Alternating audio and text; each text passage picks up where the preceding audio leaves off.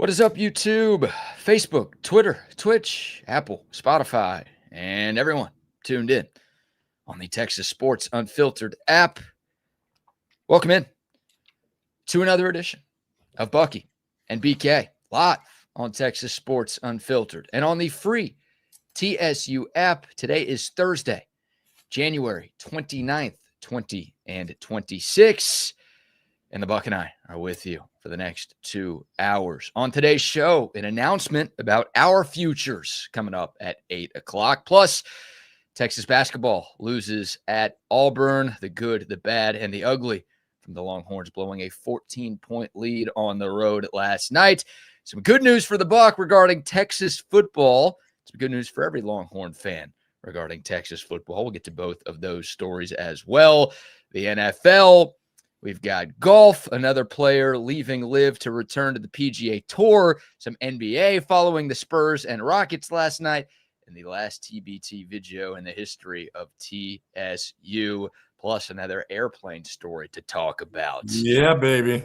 Yeah, we are locked. We are loaded. Plenty of sports and plenty of fun to be had over the next couple of hours on a Buck Off Thursday edition of the show. Buck on to all of you for starting your mornings with us. And Buck on to you, my man. How are you today? I'm great. I'm feeling good and ready to go, man. It's going to be a nice warm day today, so folks get used to this one because it's going to start to chill back down just a little bit over the weekend.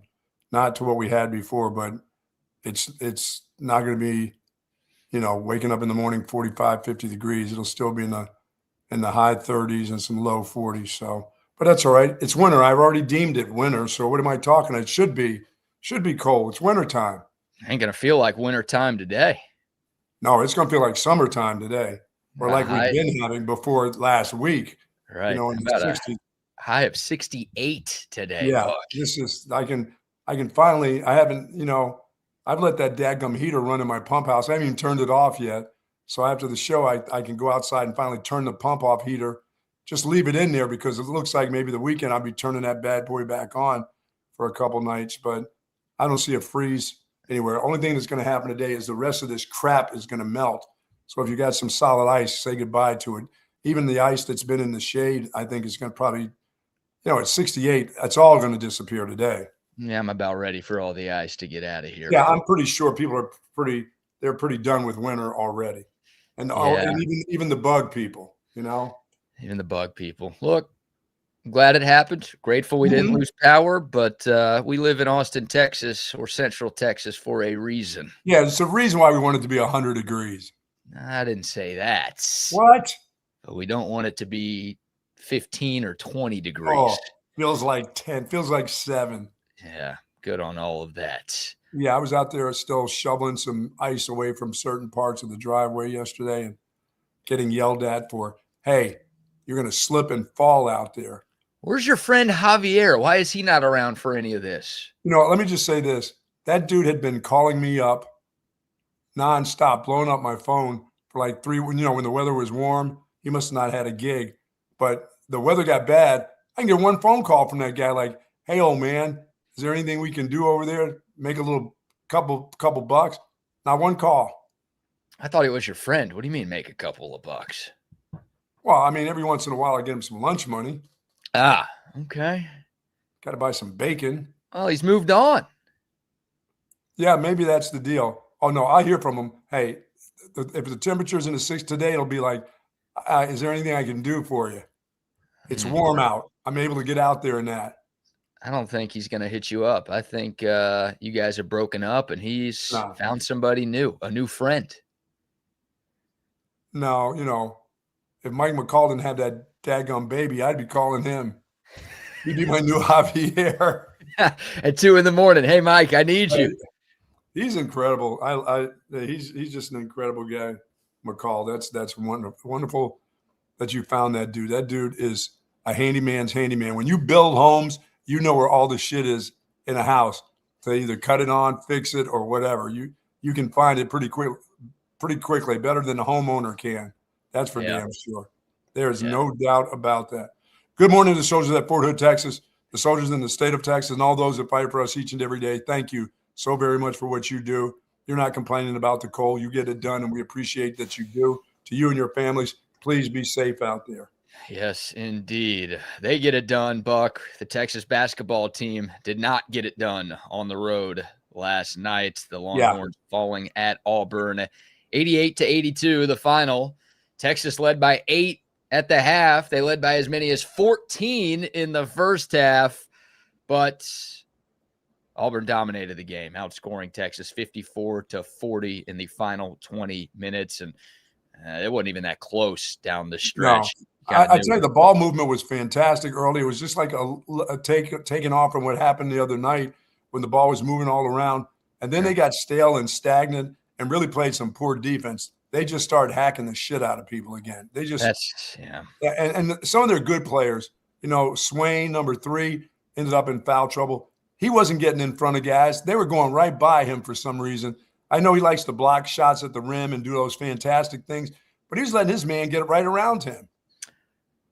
Yeah, I mean, he wasn't great. Guys, he wasn't the only one. I was going to say, I would not be starting my criticism of last night's game with Dalen Swain. Well, I mean, he scores a lot of points. He does some nice things, but he didn't play the defensive game that he's been playing. He was kind of tardy when it comes to having his feet in front of guys last night. I mean, he's a scoring machine, but everybody has to play defense, and they all look bad. And he was a guy that you weren't expecting to look bad. He's athletic enough to be in front of him. No matter who it is he's covering, he should be in front of him. He shouldn't be reaching around from behind and things like that and coming over the top. They had way too much of that last night. They look a little lazy last night on guarding their guys again. I thought Dalen Swain was the 5th worst defender for Texas last night.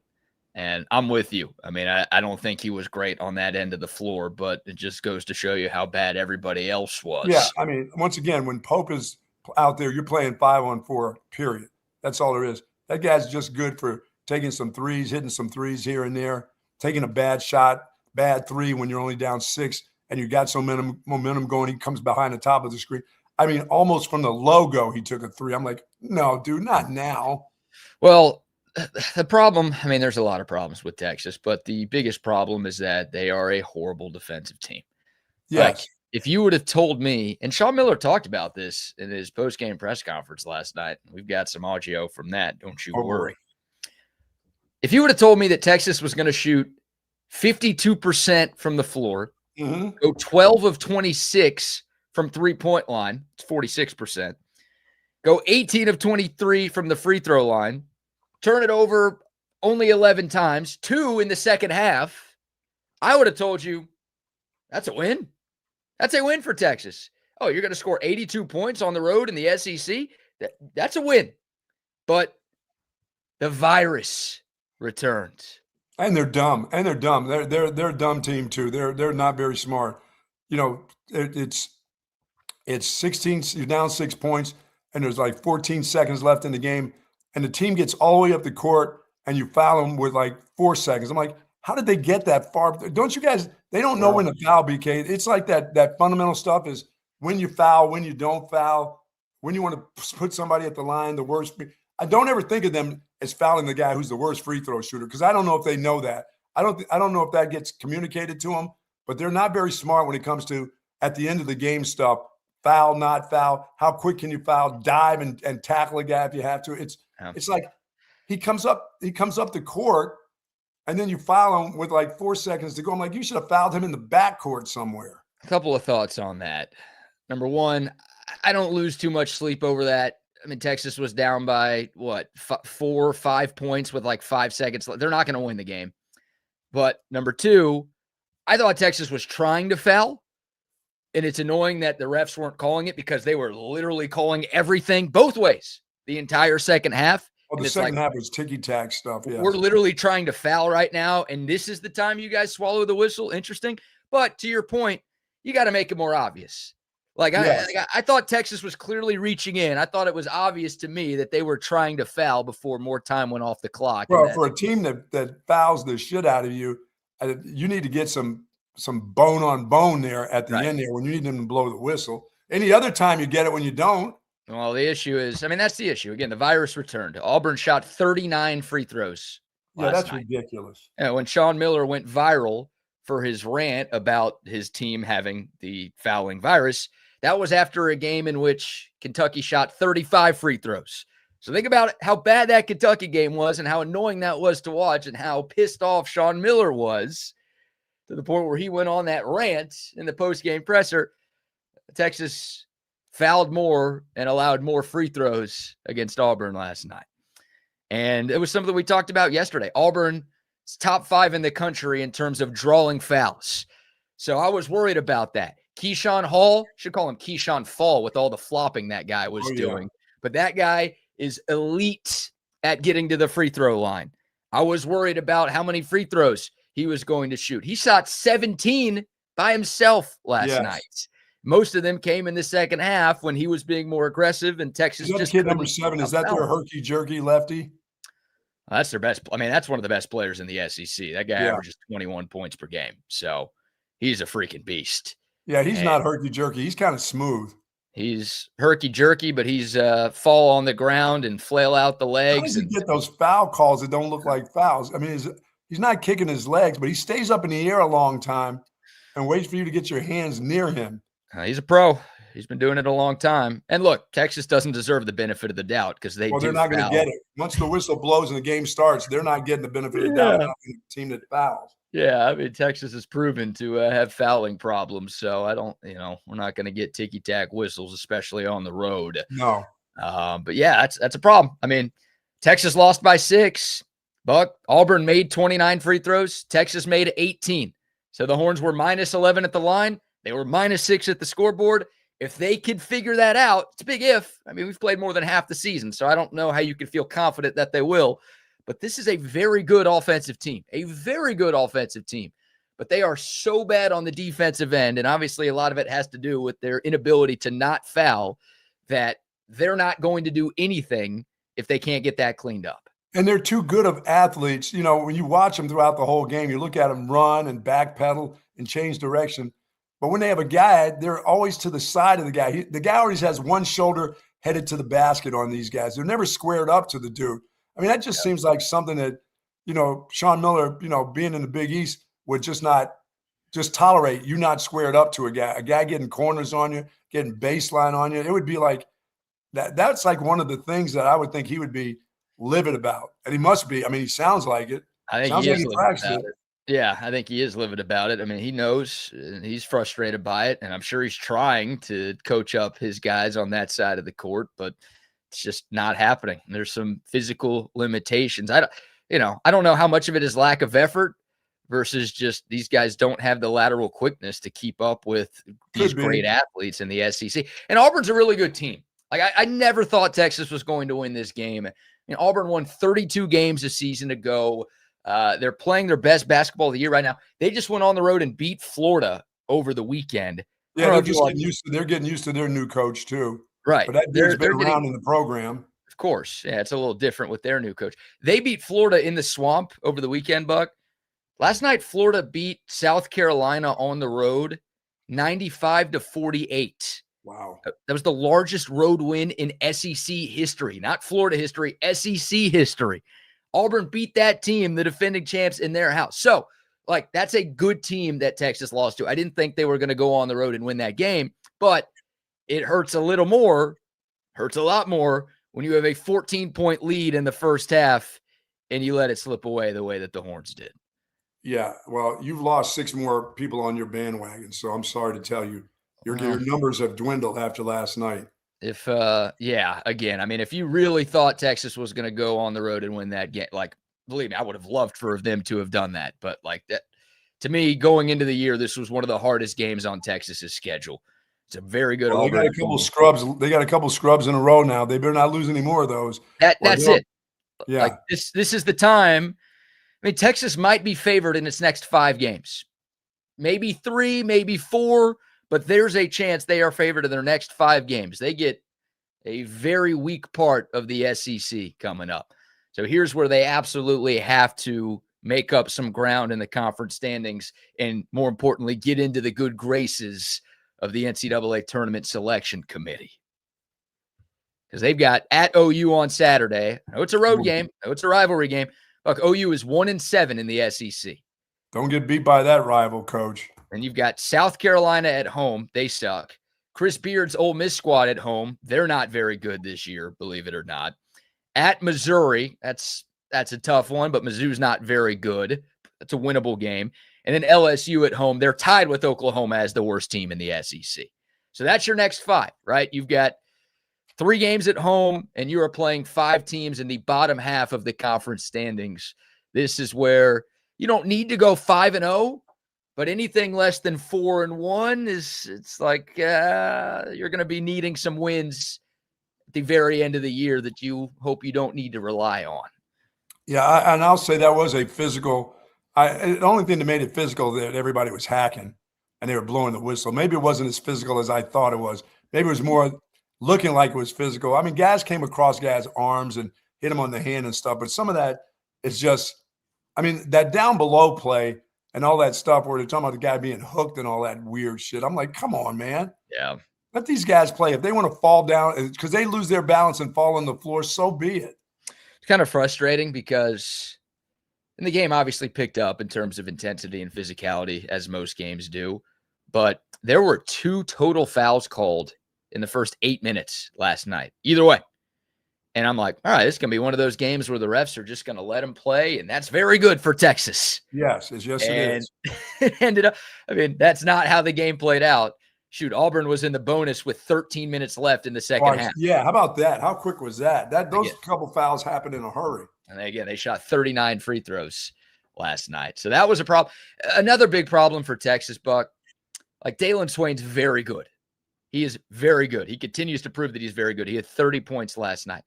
Dalen Swain has had 3 games in SEC play where he's gone 30 points, 29 points, 25 points. Love that. Problem? Texas is 0-3 in those games. Yeah. Why? Because Tremont Mark and Jordan Pope just aren't showing up enough. And that was the case last night. Like, Texas has 4 very good players. It's Swain, it's Pope, it's Mark, it's Mattis. If 3 or 4 of those guys show up and play well, Texas can win. If all 4 of them show up, you get the second half against Georgia where you blow out a very good team. But if it's just 1 or 2 of them that is playing well, you got no shot. Yeah, like I said, Pope took some outrageous shots, I thought, last night, trying to get his rhythm. I'm like, dude, do that stuff early in the game. Don't do it late. Let somebody else try to do that. Let Swain go to the line. Let him take gas to the hoop. But don't you come off of a screen at the almost not at the top of the key, but where the freaking, you know, it was like, come on, man, that's too far out for you. Well, the problem with Pope, I mean, there's a lot of problems with Pope. Well, he can't get his own shot off for sure. Well, he had 12 points last night. I was like, that doesn't sound too bad. He had 10 in the first half when Texas was playing well, and then just 2, I'll do the math for you, not that you needed me to, 2 points in the second half when the Longhorns were watching their house slowly start to burn down. Yes. Tremont Mark had 4 points. He was 2 of 13 last night. 0 for 6 from 3. Those are seniors. I mean, Tremont Mark's a 6-year player. Yeah, that guy's 24. You can't, like, those guys are solid players. We know that, but they cannot have, like, performances like that. And you expect Texas to beat good teams, home or away. It doesn't matter. Like, those guys, this team goes as those guys go. So, like, yeah, and that Heidi kid, he's just an innocent bystander out there a lot of times. That guy was making his shots last night. That was his best night, wasn't it? Yeah, he had 5 threes. He had 17 points. That's great. You don't want to waste a night like that. Now, Heidi cannot play defense at all. Such a liability on the defense. Yeah, he's always chasing the offensive guy.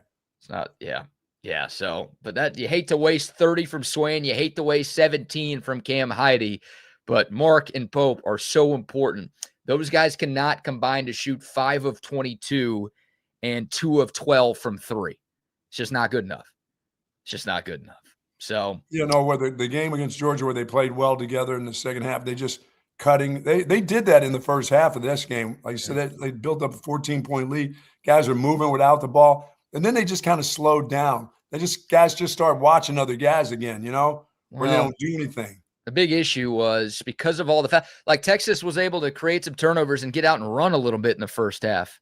But when you foul somebody, obviously they go to the free throw line and everything stops. Everything comes to a halt. And you've got to go into your half-court sets after the other team's shooting free throws. And I'll give Auburn credit. They tightened up their defensive intensity as well. That they did, yes. But, if you can't defend, it's going to impact what you have to do on the offensive end. And it's crazy, Buck. Yesterday, we brought up the Ken Palm efficiency metrics. I said Texas is 9th in the country in offensive efficiency. They're now 7th in the country in offensive efficiency. They had a good night on offense. Problem is they dropped from 99th to 111th on defense. Yeah, that's bizarre. I mean, you're letting too many guys go to the free throw line. Yeah, it's the virus. The virus is real, and it showed up last night. Not enough from Pope and Mark. I thought Texas turned it over too much themselves in the first half. It felt like, and the broadcasters were saying this too, Texas was making everything in the first half. Oh, yeah.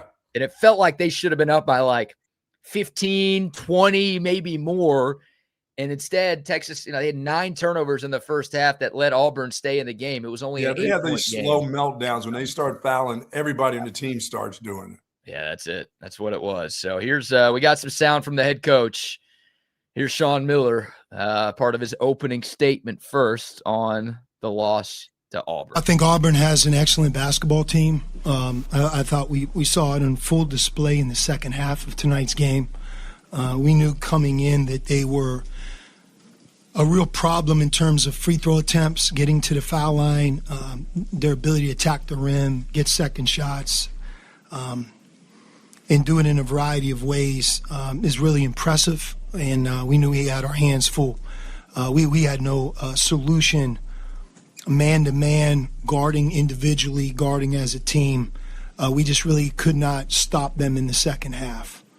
There's not a lot of games where they shot, 20, they were 22 for 28 from the free throw line in the second half.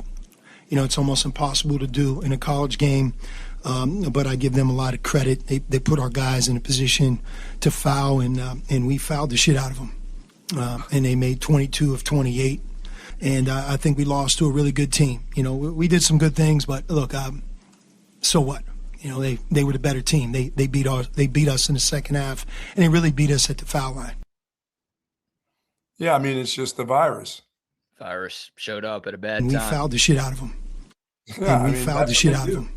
That's what they do, man. They just hack the guy. I'm like, get in front of that guy. Don't let that guy get around you, or you got to reach around, give him a reach around. You know what I'm saying? Quit doing that. Stay in the front. Get it from the front. Hit it from the front. No reach arounds here. My goodness. Yeah. And they didn't really, they really didn't do that in the first half.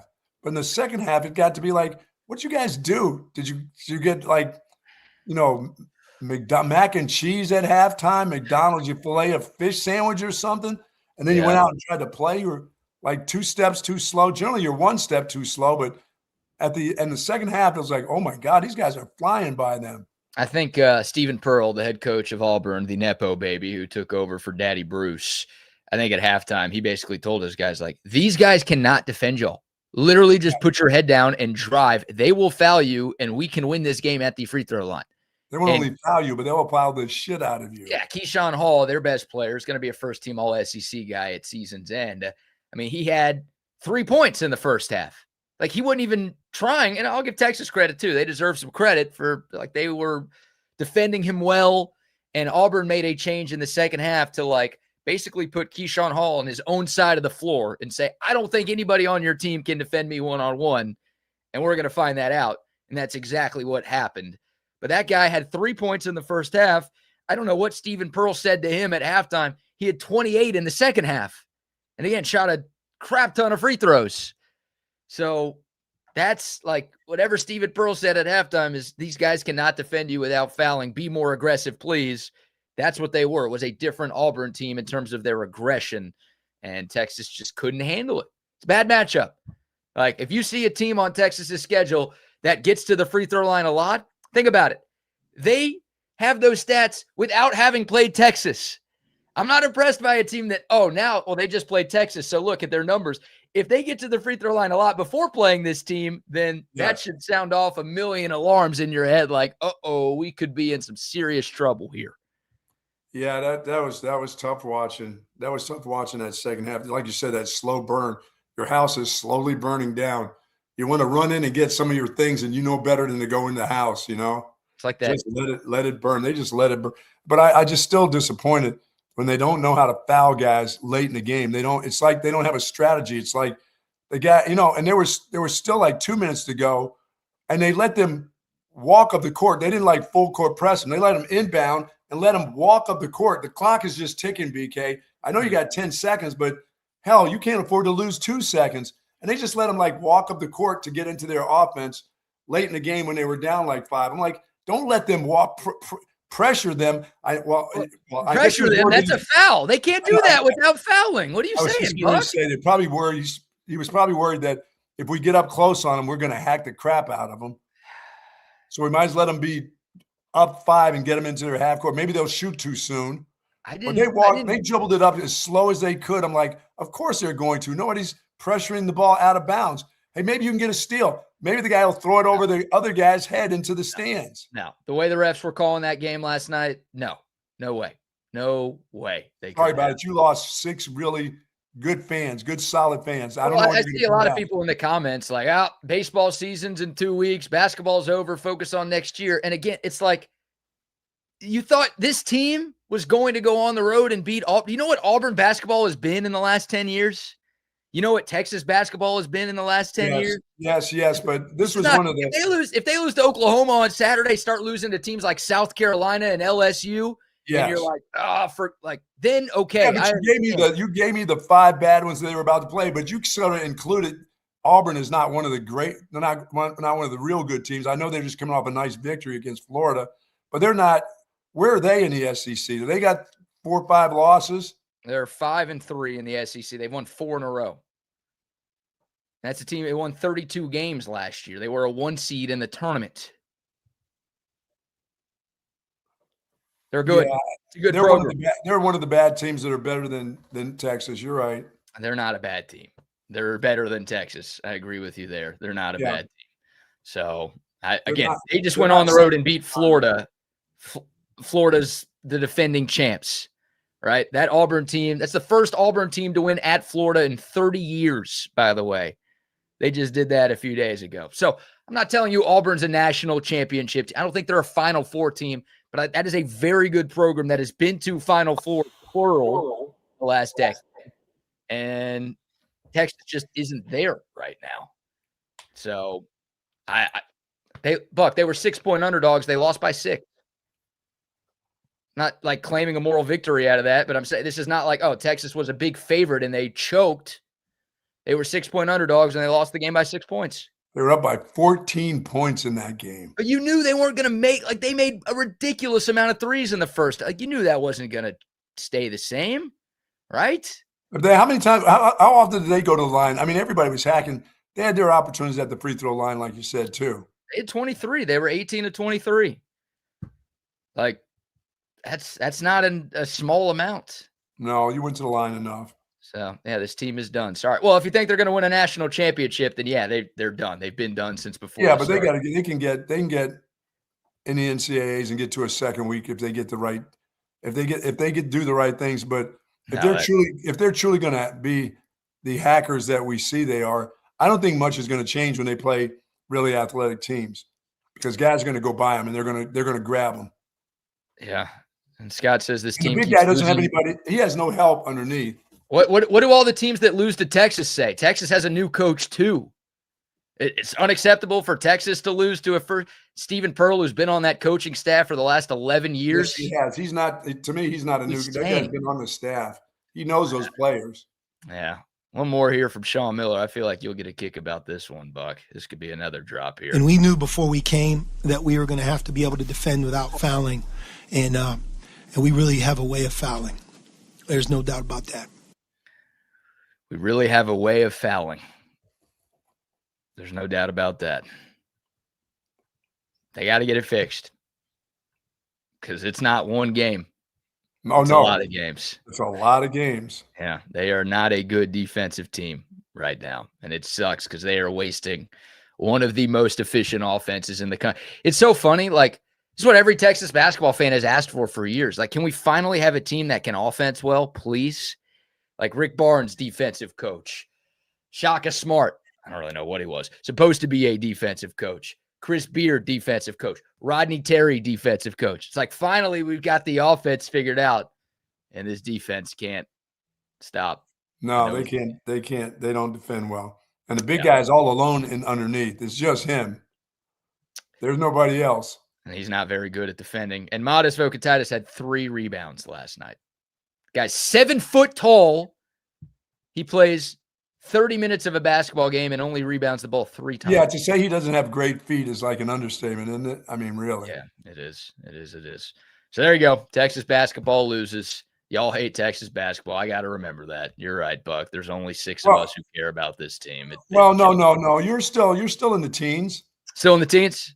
You're still in the teens. All right. I mean, being up 14, that you showed some offensive prowess, but the defense is what it is. I just, except for, Weaver is a guy will move his feet.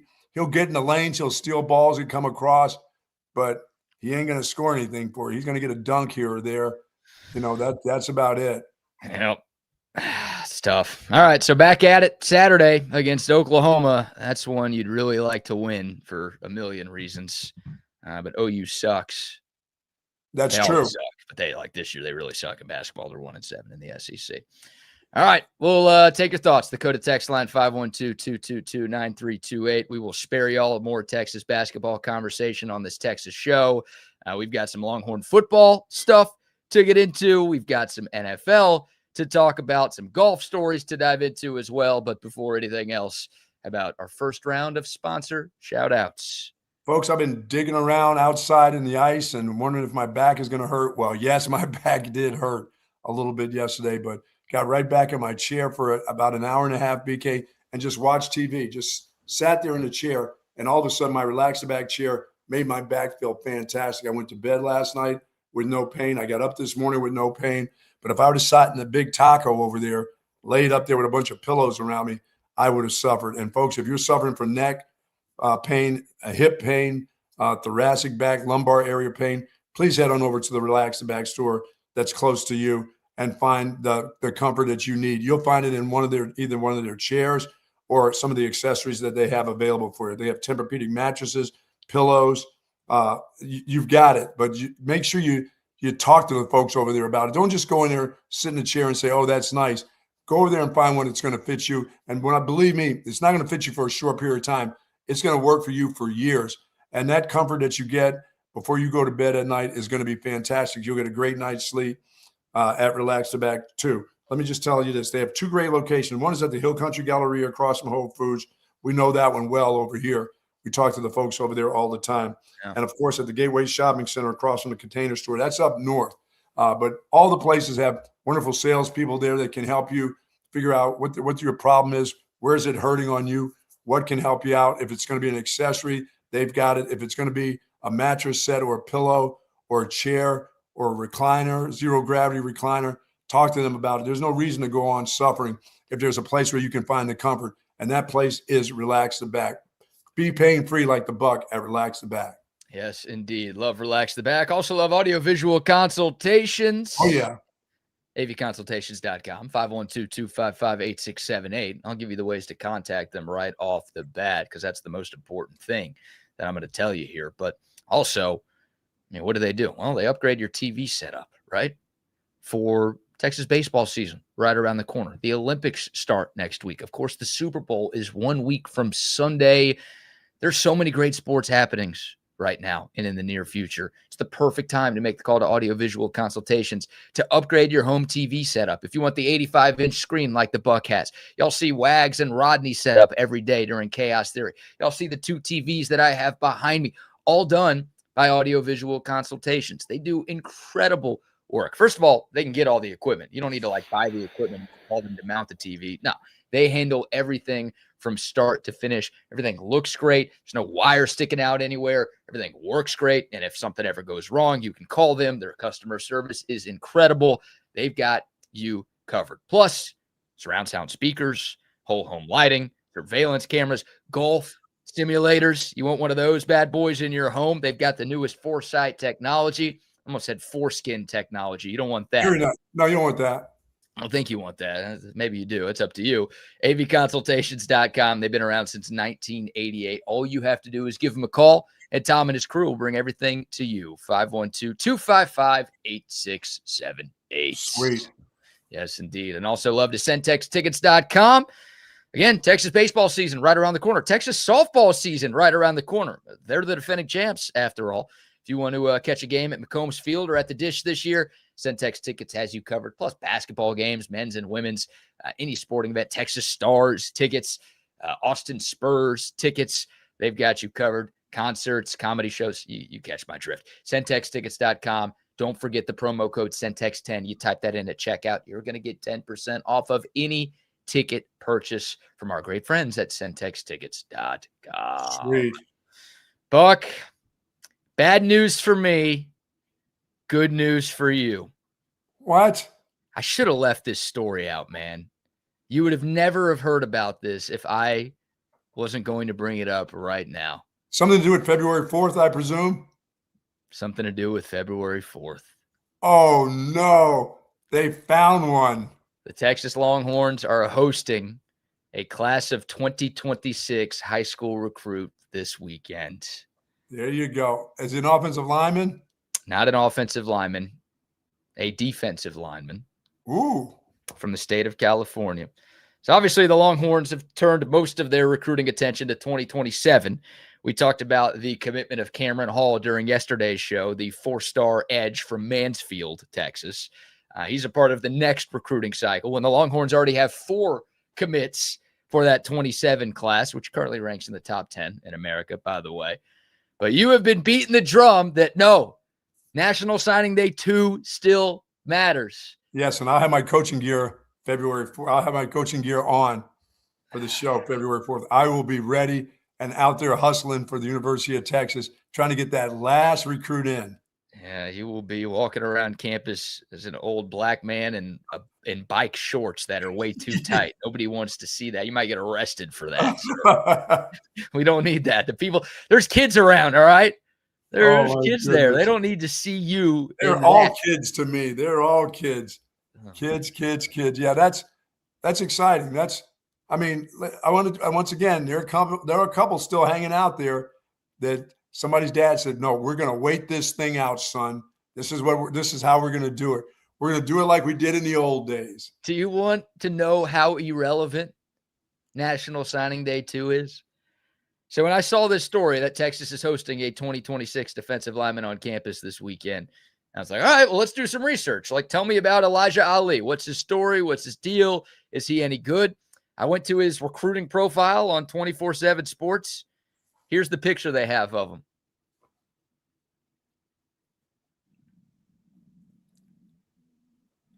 Is that like gear from like Pop Warner football or something? That's just a stock photo. That's not him. There's no picture of this guy. What do you mean? His own recruiting page does not have a picture of him. He's a defensive. Is he on the defensive line, you said? Yeah, they just chose a big fat guy and put him in a 97 jersey and said, here's our guy. Come on, look at the guns on that dude. What do you miss? Am I missing something here? That looks like I almost thought you said defensive lineman. I'm thinking that dude looks like a big tight end. That's a defensive lineman, or I guess 24/7 Sports iteration of a defensive lineman. Really? There's no picture of this guy. That's an AI-generated piece of junk? That's just a stock photo right there that I guess they use when they don't have access to a real photo of a player. Maybe the University of Texas just had a photo of Hammer Hands still hanging around. Maybe that's him. I don't think that's Hammer Hands. That guy's repping Carolina blue with the non-Hall of Famer Bill Belichick right now. This is absurd. So Elijah Ali will be here. There you go. Texas went. He's from California, by the way. I don't know if I mentioned that. The Santa Monica area of Cali.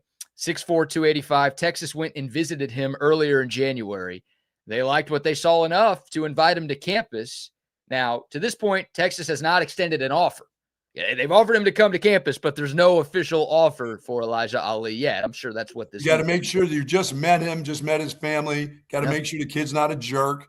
Got to see how he's around your other players. If your players come back and say, no, we don't want this dude, he won't fit in with all of us, then they probably won't, especially since they don't have a photo of him. So no photo, no stars on his recruiting profile. And to this point, from what I've gathered, the best offer that Elijah Ali has to this point is San Diego State.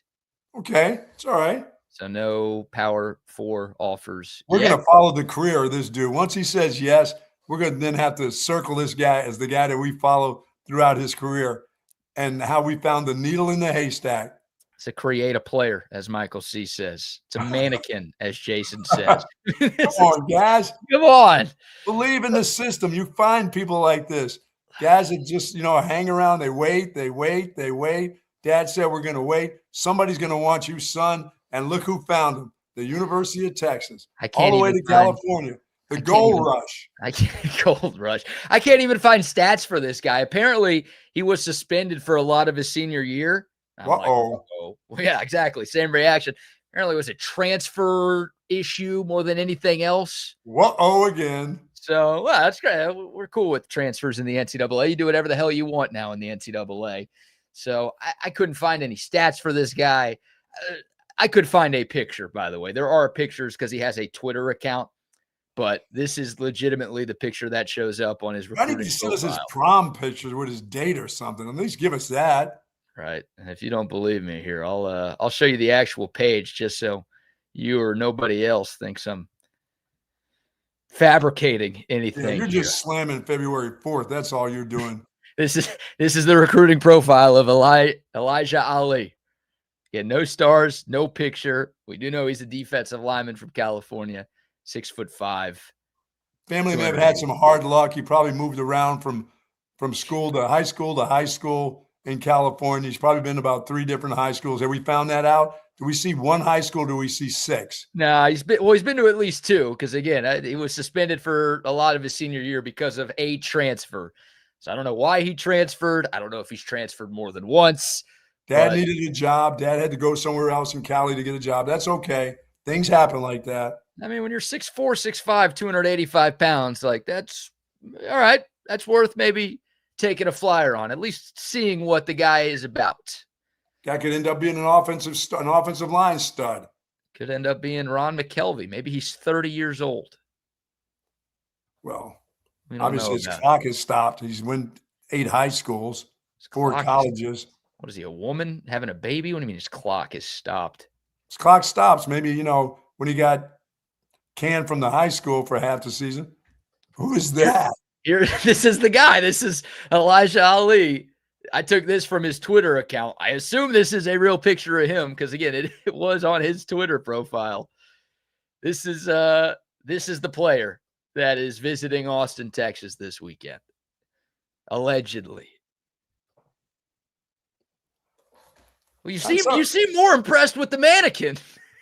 I kind of was.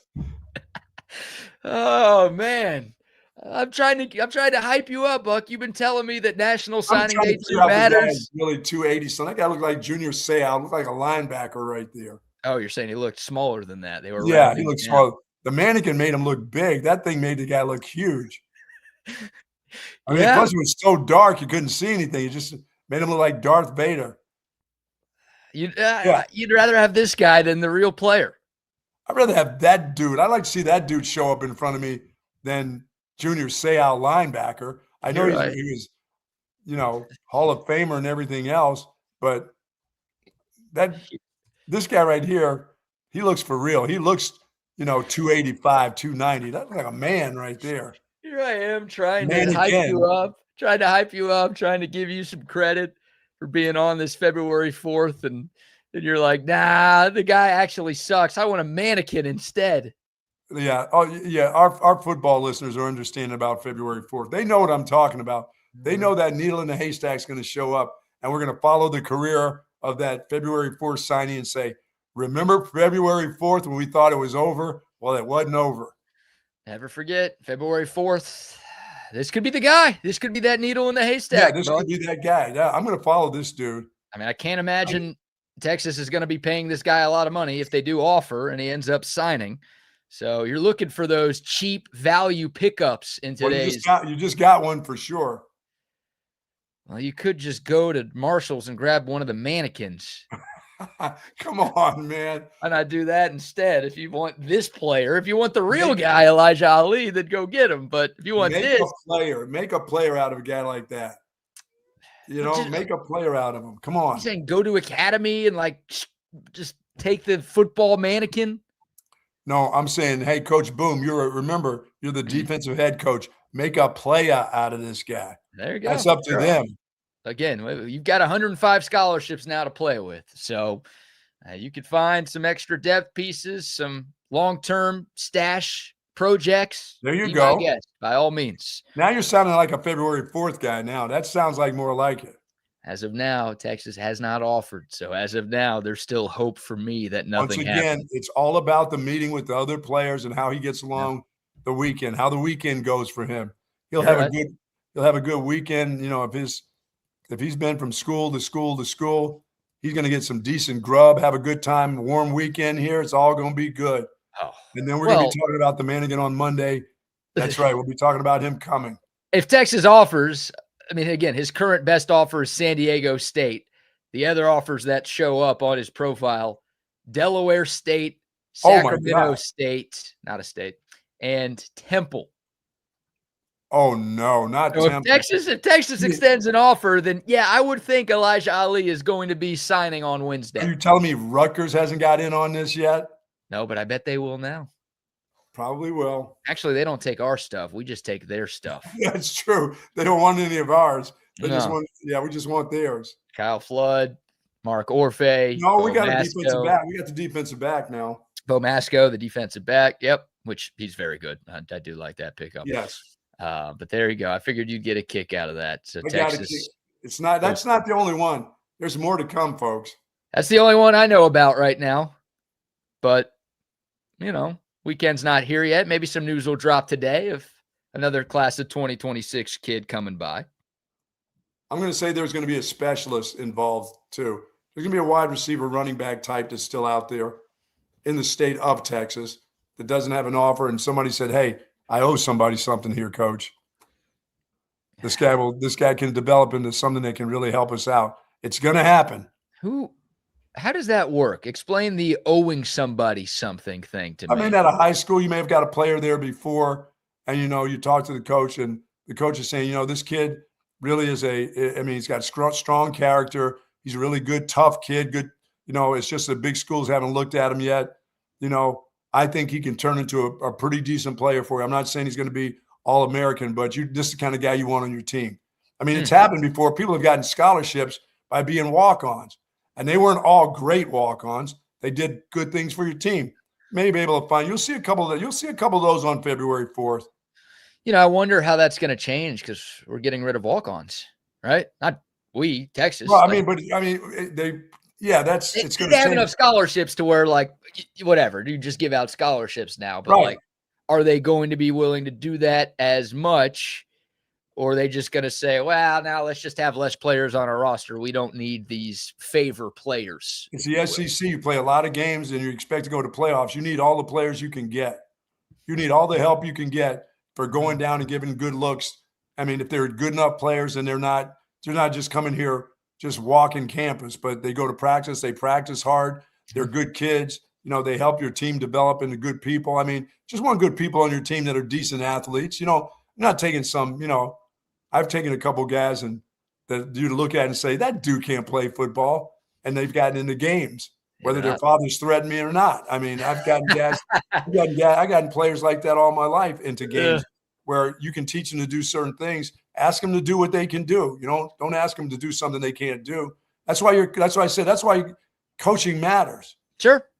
Yeah, it's I'm interested to see how it plays out. And now you're interested in February. Well, look, here's my thought on that. Like the NFL, you've got 53 guys on a roster. Right.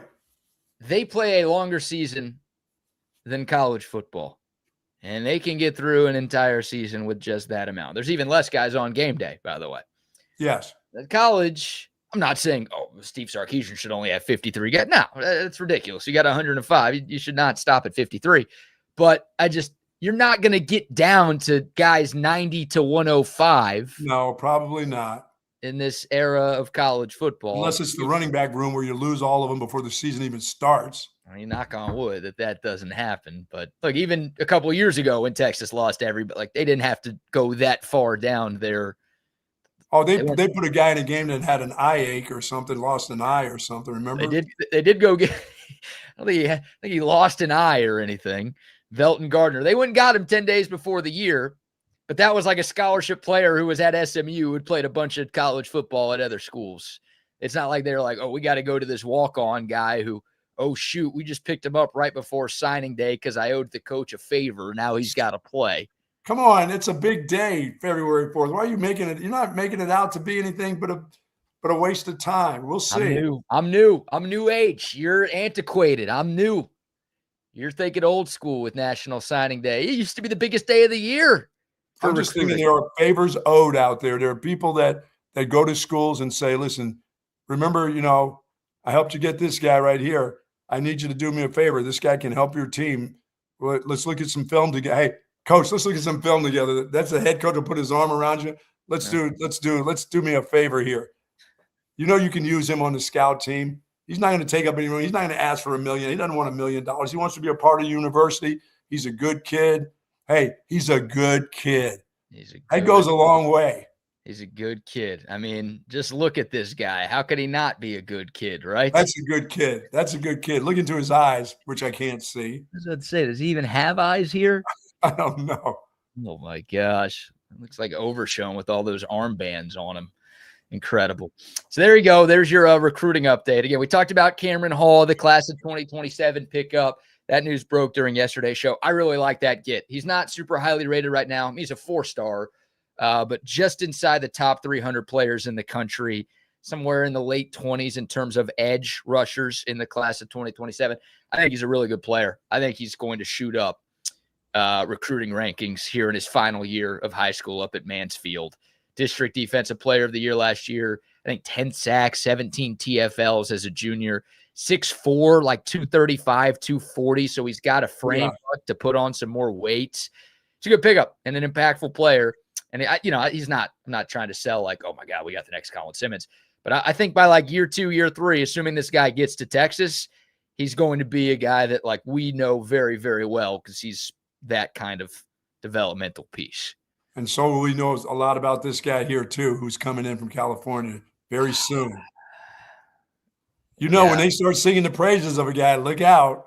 We will. They haven't done that yet. They just invited him for a visit on campus. They haven't even offered him yet. They just offered him some snacks. Come on by. Yeah, come on by and get some snacks here. I'm excited. I'm excited about next week now. Yeah, I know you are. You already were. Now I'm mad at myself for telling you that story. Why? That's hope, man. That's hope. That's for the team. That's hope. That's hope. Another quick football headline here, Buck. I read this one yesterday. This one caught me off guard a little bit. Texas is hiring Georgia's Cox. Why do they need their Cox? Trying to be like Georgia, so whatever we could possibly get from them, I think we'll take, right? Whatever it's working there is working for sure. Texas is hiring Georgia's Cox was the headline I read. And part of me is like, should I click on this? Should I not click on this? Oh, boy. I got to click on this, see what's going on here. Worried my computer was going to get some sort of virus. No, Texas has hired Garrett Cox as defensive analyst. He was an assistant on Georgia's staff this past year working with Will Muschamp. I don't know if he was technically under Coach Boom, but Texas yesterday announced that they are hiring another analyst on the defensive side of the football. His name is Garrett Cox. Yeah, that's going to be more than $20,000 a year. I don't know. I mean, this guy's been around. He's coached at Michigan, TCU, Tennessee, Alabama, number of different schools.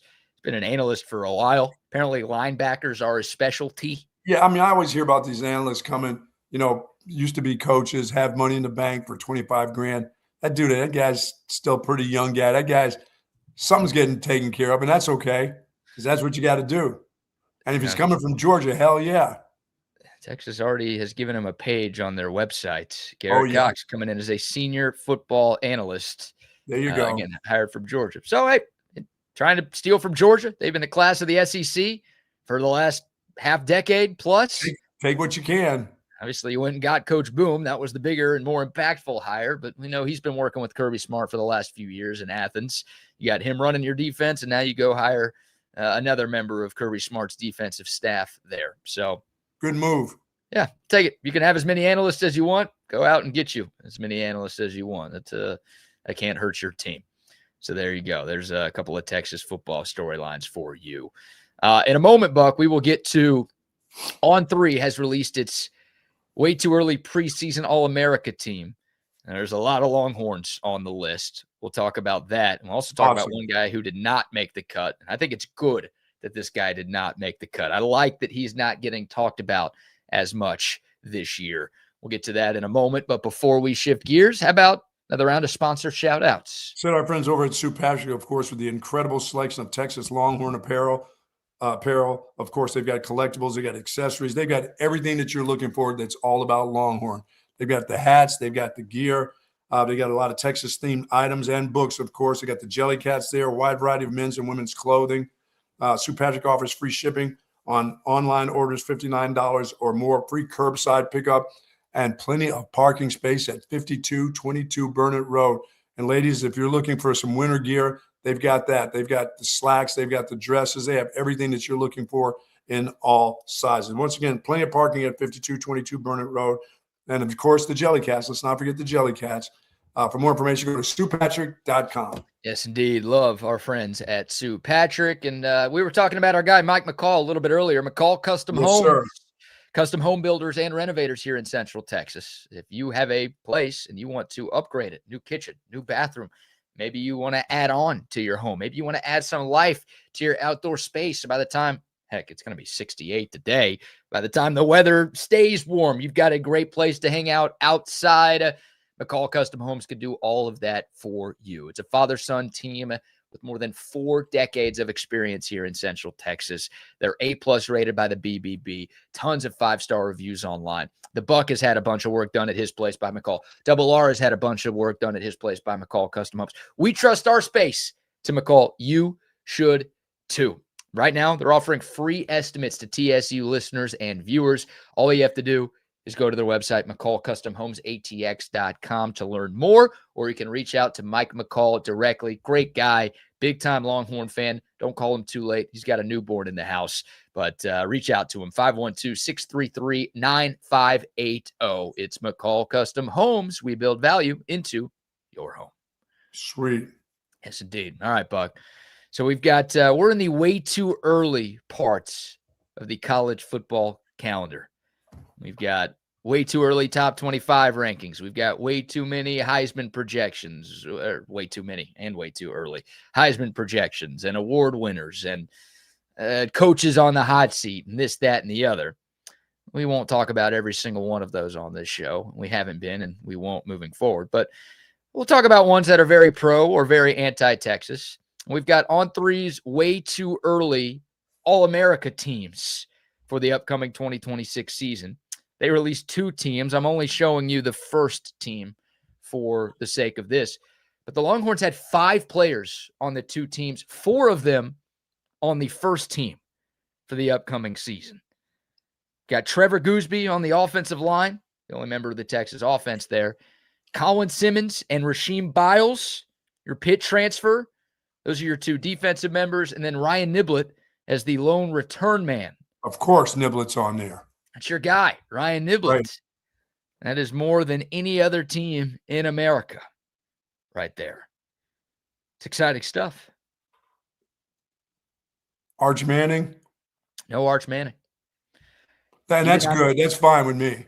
That's where I'm at too. Like he did not make the first or the second team. Cam Coleman, by the way, was on the second team. He was the one Longhorn representative on 3's second squad. But no Arch Manning. Now, I did find it interesting that the quarterback on his first team is Trinidad Chambliss. We have no idea if that guy is even going to be playing college football. this year? Well, they'll flip that. Arch will be he's got to be the second team guy then.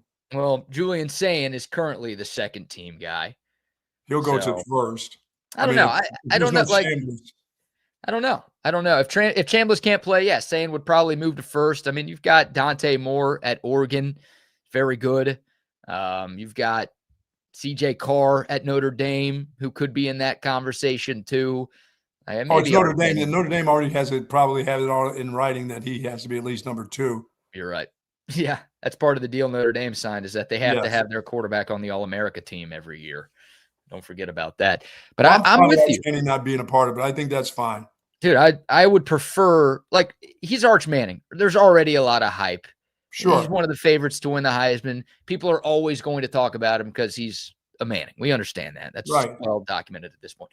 But any lists, any ranking, anything that omits Arch Manning is not a bad thing at all. Not for me, it's not. I'm fine with it. I definitely think that pressure. I mean, Arch Manning last year, before really playing a game of college football, was the favorite to win the Heisman on the team that was favored to win the national championship. And everybody and their mother was talking about him. And we're talking about like a 19, 20-year-old kid having to deal with literally the weight of the world on his shoulders.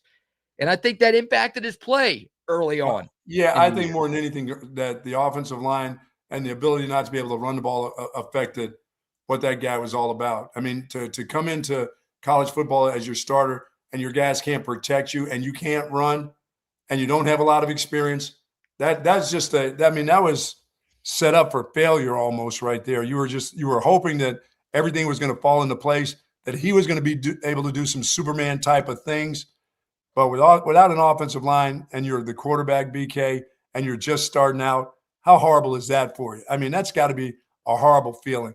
And the thing about that, you had to know that as the player yourself during the course of before the season started because you had a pretty salty defense. As I said, that defense was kicking the living crap out of that offense during summertime. Remember how the coach was saying, well, the defense is a little ahead? I guarantee you they were knocking those fools around all day long at practice. I mean, throughout the year. I mean, that guy's been getting pressured throughout. I mean, when he first got here, he's had to be thinking, my God, this defense is killer. I don't have time. How am I going to learn anything? I can't even drop back here. Well, I will say this. I mean, you're not wrong, but Arch Manning was really bad at the start of last year, too. Like, I do remember you and I after the Ohio State game were like, Texas ran it okay. Like, better than we thought they were going to run. The offensive line held up okay. Like, better than I thought they were going to hold up. It's just Arch Manning was really, really bad in that game. And again, like, obviously a tough situation going up against the defending champs, top 3 team, and one of the most hostile environments in the sport. With all of that pressure, throwing behind guys, down at their feet. Yeah, he was bad, and he was bad against UTEP too. Again, he wasn't alone. The other guys on the offense all have to shoulder some blame. There's no doubt about that. But it just felt like, and it was inevitable that it was going to happen, that all of the hype surrounding him was going to have some sort of impact. And it did. And then it's like once people, after the Florida game, Buck, you have the article coming out saying Arch Manning's college football's first ever flop. And it felt like everybody nationally, there were even Texas fans who were like, done with this guy. Overrated. What's Caldwell have? Can't watch Arch anymore. He sucks. I had former players calling me, telling me that Texas is shooting themselves in the foot with his Nepo baby at quarterback. And then it's like, once everybody kind of gave up on Arch, it's like, whatever. Once that pressure went off him, he went off and had a great second half, really last 8 games of the season. He was one of the best players in America. So I think he's better served now to be able to handle preseason hype and expectations of the experience that he now possesses. And that's exactly right. The experience. I would love for him to be left off of all, like, just don't be talking about Arch. We can know how good he is here. Not everybody else needs to be hyping this dude up. That's perfectly fine. Well, in order to handle anything, you have to have experience in it, whether it's bad experiences or good experience. You have to have the experience, period. You can't sit around and do it at practice and think it's going to show up when you're playing 11-on-11 in a football game and call that experience. You need under fire, and he got a lot of it. And it wasn't all good. It was some bad stuff, when it's people talking bad about him. I mean, that experience is what you have to have. I mean, that's part of the whole thing of life. Is it's all about the experiences that you have. Yeah, he got a lot of it, a lot of He valuable certainly did. experience. In a hurry, got it. In a hurry, right? I mean, obviously, he was thrown into the fire with that first game at Ohio State. And it's college football. Season happens quick. It's not like you get a month to clean some things up if things aren't going your way. You're back at it 7 days from now, and here we go. Yeah, and I just saw, I always look, and I always thought, how well does the head coach really know this kid? I mean, they always talk about, oh, we know each other well. I know what makes him tick. He needs to be, maybe he needs to get hit before the game. All this weird football shit. You know what I'm saying? Just weird shit. Like, okay, yeah. Let me ram my head into the stadium wall, then I'm ready to go. I mean, how well do you really, really know him? To be in his shoes is really different. For sure. Well, they figured it out. They figured it out together down the stretch. And obviously, it came from experience. It came from getting more experience. 100%. Working with each other, not just during practice, but on game days. Sure. And yeah, you can be a great practice player, but you got to bring it on Saturdays. And yes, you do. It took Arch a little bit of time to get there, but once he got there, I mean, we all saw how good he can be. Yeah, you can leave him off of all that stuff. I'm fine. I mean, that's it, I think Texas fans are fine with it. And I think the kid's probably fine with it. He knows at the end of the year, if he gets you to where you want to get to, he's going to be, like his uncle and his uncles and his dad. He's going to be a really good athlete. He's going to be a really good quarterback. He's going to get everything done the way he needs to. It's just going to take time. Did you say uncle? It's uncle. How it is if my aunt had male parts, she'd be my uncle. Yeah, thank you there. Thank you there, Mike. What is Mike doing this year? Is he going to be in the booth? Mike Tomlin, as of now, he hasn't accepted another job. That guy's just chilling this year. I think he's just chilling this year. But yeah, like that kind of goes for the whole team, right? I mean, it's a stat that we brought up last year before the season when the preseason poll came out, when Texas was preseason number 1. There have only been 2 preseason number 1 teams that have won the national championship since the turn of the century. There's almost like a curse that comes along with being preseason number 1. Sure. So I love, look, Texas is going to be top 5. There's no doubt. They should be top 5. But hey, let Indiana have it. Let Ohio State have it. Let Oregon have it. Let somebody else. Give it to Notre Dame since they're getting in for free anyway. Give it to Notre Dame, Georgia. I don't care. Like, I want people talking about Texas because they should be talking about Texas. That's great. The days of 7-5, 6-6, 5-7, all that crap well behind us. That's awesome. But I any list that's going to leave Texas off or Arch Manning off the very top, perfectly good with me. I know some Longhorn fans are like, how are we rated this low? Or how is Arch behind this guy? To me, it's don't worry about it. Let it be. Let the Beatles say, let it be. Should not be your worries. Yeah, should not be your worries. Should be about how many penalties they have in a game that can cost the team because they're dumb. That's what your worries should be. But don't worry about the quarterback. He'll be fine now. Yeah, I'm worried about the penalties more than I'm worried about the quarterback. Yes. That's for sure. There's no I'll tell you what, if there was a way too early top 25 penalties prediction, Texas would be at the very top of all of that list. Like at the top? Yeah, well, they were second to last year in terms of most penalties, not fewest penalties, not like best at not committing penalties. No, we're talking about worse. We've got a virus, Buck. It is a campus-wide virus now. I've got my eye on the head coach getting that fixed. That's something that, supposed to fix this offensive line, and you're supposed to fix that virus. That's, now that you got more time to do that because you don't have to run around making defensive calls anymore. I need Steve Sarkisian to say this. And we fouled the shit out of him. Because that's what they did last year. They fouled, they held, they grabbed. Hey, we're dumb as shit. That's all you need to say. One time. The virus. It's football and men's basketball. I shouldn't say basketball because it's not a Vic Schaefer problem right now. No, it's not. It's football and men's basketball. By the way, the ladies back at it tonight against Florida. Best of luck to them. There you go. They're on the road, aren't they? Yeah, in the swamp. And then OU in town Sunday for Texas women. So the Texas men, we had this with the Aggies a couple weeks ago. Now it's with Oklahoma. Right. The Texas men are playing OU on Saturday. I guess that's a road game. And then the Gooners will be here. The Land Thieves will be here at the Mood Sunday for top 10 women's matchup. Yeah, boy, I loved the breakdown we did yesterday talking about those positions. football. That was awesome yesterday. That gave me a great feeling about the upcoming season and the future of Texas. We were just breaking down the recruits and what do you expect from this group and that group. That's never way too early. That was awesome. Yeah, And man. that got me kind of fired up to I know it's I got to go through winter workouts. You got to go through the dreaded, hateful winter workouts. Oh my God, that's so hateful. That's hateful for the coaches. They don't want to do it. They would like to skip and go right to spring ball. Why do we have to do winter? Why do we got to make sure that these goofballs are not on 6th Street every night just guzzling down everything in sight and do winter workouts so we can see them puke in the morning? I mean, really. Is that your least favorite part of coaching? That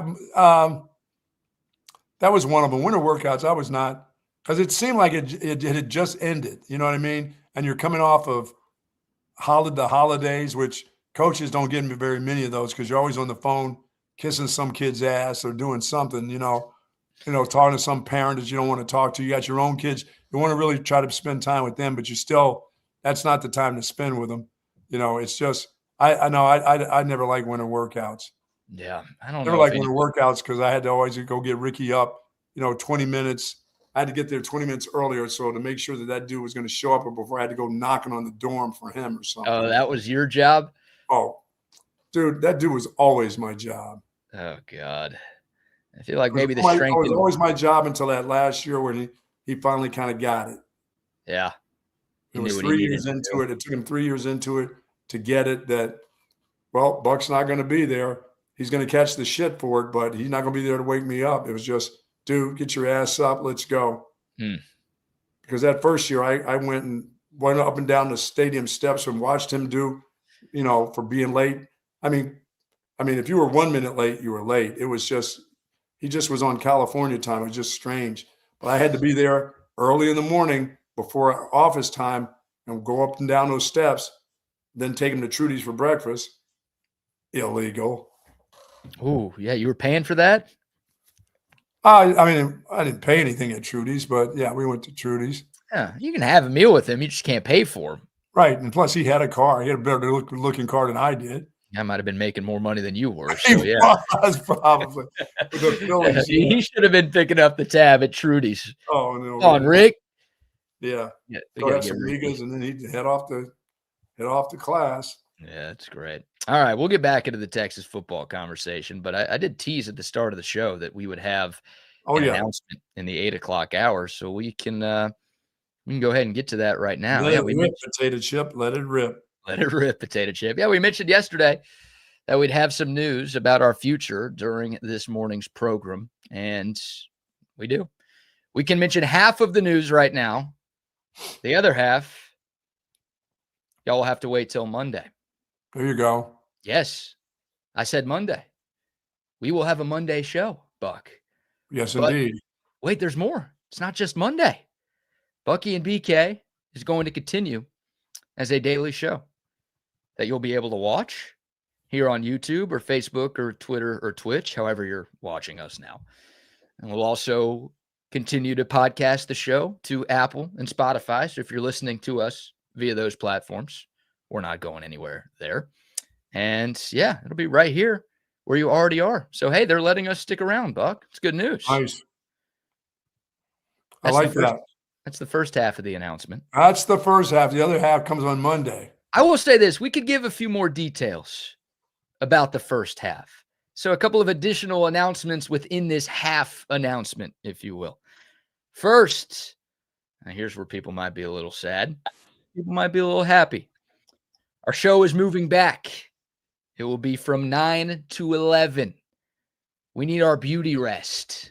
Yeah, so for those of you who are not working anyway, who said they're at work, but really listening, it's just, you'll do the same. Do the show, 9 to 11, 2 hours back. I'm very much looking forward to not waking up at 6 a.m. every day, but I've become soft in my old age. That's the first bit of news. Second, I think y'all are going to like this one. We're going to be taking callers now. Oh, no, Paul Feinbaum. Yeah, we're going to be providing a link every day Oh my in the God. comments section So for you folks viewing the show, you're going to be able to chop it up with us. More of the people, Buck. Oh my goodness. I'm pretty sure that our good friend Jay Willems can't wait to hear some of his folks that listen actually call us and talk to us. I'm terrified. You and I were back and forth about this for a long time. Should we do this? Should we not do this? What's going to happen? What kind I of was always thinking it'd be kind of cool to go back. There was a one time we did these kind of things. People actually did these things. More of you people on the show. Yes. And bring back more of us is always better than more of them, but this is an opportunity. Bring back, I don't know if it'll be the Blitz, but, you'll be able to chime in and chop it up with us. So we can have a little Blitz type of format here. Ladies are welcome too. Ladies are always welcome. We're on camera. Of course the ladies are welcome. We need some good-looking people to offset the twos of us. That's true. Also, we're going to have more guests on the show. Fun conversations with former players, coaches, analysts, some other folks y'all may know, perhaps some familiar faces to our great audience here. So be on the lookout for that. And last, well, we can't tell you what's last. That's the second half of the announcement that we will unveil Monday morning at 9 o'clock. Somebody said this is the countdown to February 4th. Not quite February 4th. February 2nd is when the new iteration of Bucky and BK will launch next Monday. So you will not have any weekdays away from us. We will be doing our final show on TSU tomorrow, and then Bucky and BK will start up on Monday, again, at that new time from 9 to 11, and we will have a big announcement. Again, we are very excited about what we just announced. Don't get us wrong, but very, very excited about what we have to share with you people Monday morning. Oh, my God. It says blitzes are coming out of hibernation. I'm hoping not. I'm horrified of that. Hey, as a Jew, I'm not sure I'm allowed to do this, Buck, but I'm going to go ahead and do this right now. Oh, yeah. Oh, yeah. Father, Son, Holy Spirit. Everything for that. If that's, yeah. So, wow. Yeah, we might need to hire a call screener or something. Kidding.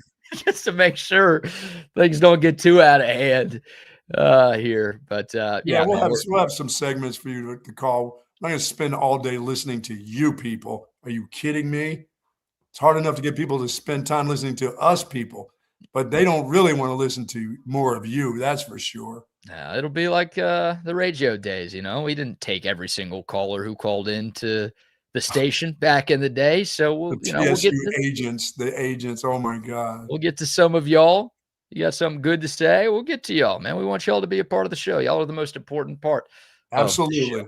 There's no doubt about it. Yeah. Groundhog Day is January 2nd or February 2nd. What yes. Are we in? So it's us again on Groundhog Day. Wow. Get ready for that. And it's that 9 o'clock gives you people a chance to actually go to work, maybe get some work done before that time, Mm-hmm. If you get there at 8, you get at least a full hour in. Maybe try working for that hour. Telling people I don't know, it might be cold next Monday. They don't want to work when it's cold.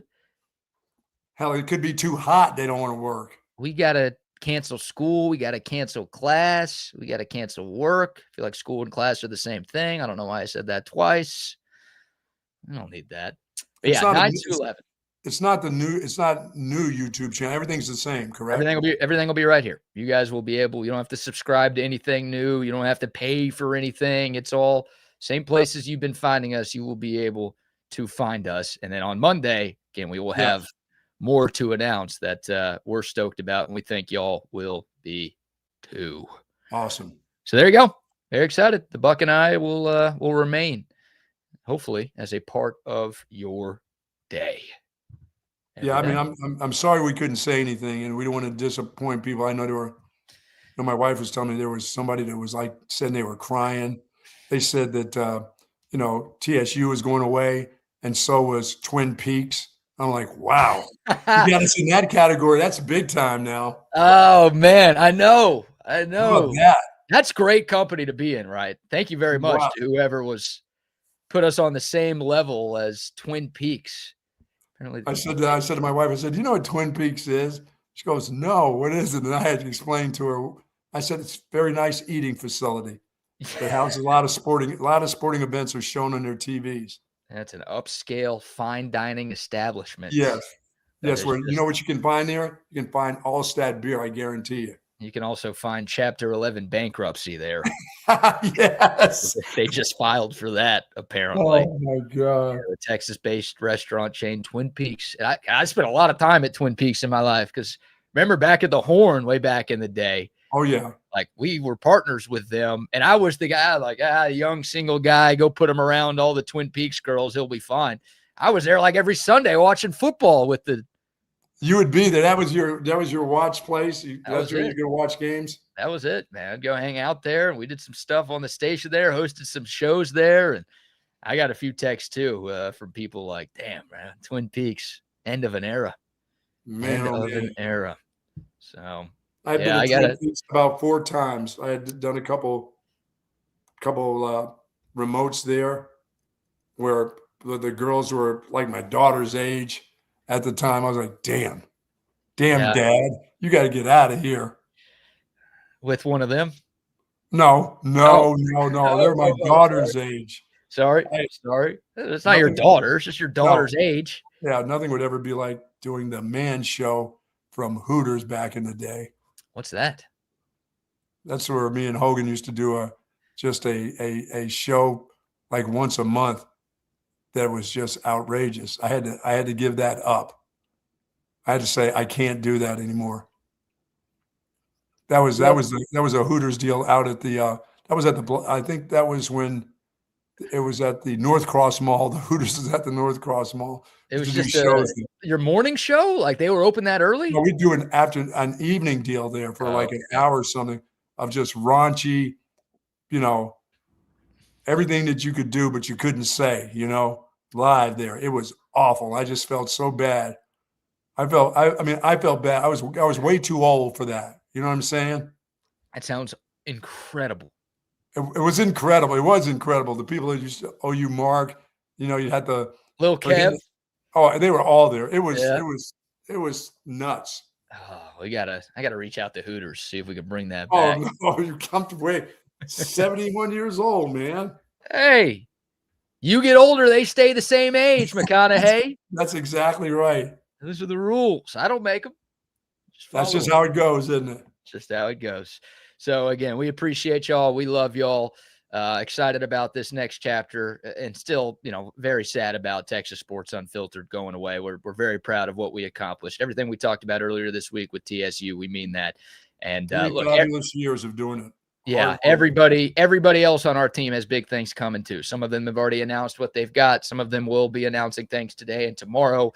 Definitely follow every TSU host on social media to stay up to date on what our whole team has, because we've got an amazing team and guys that we consider great friends, and that will never change. And we're going to support them, and we hope you all do too. So, but that's what's on the radar for Bucky and me.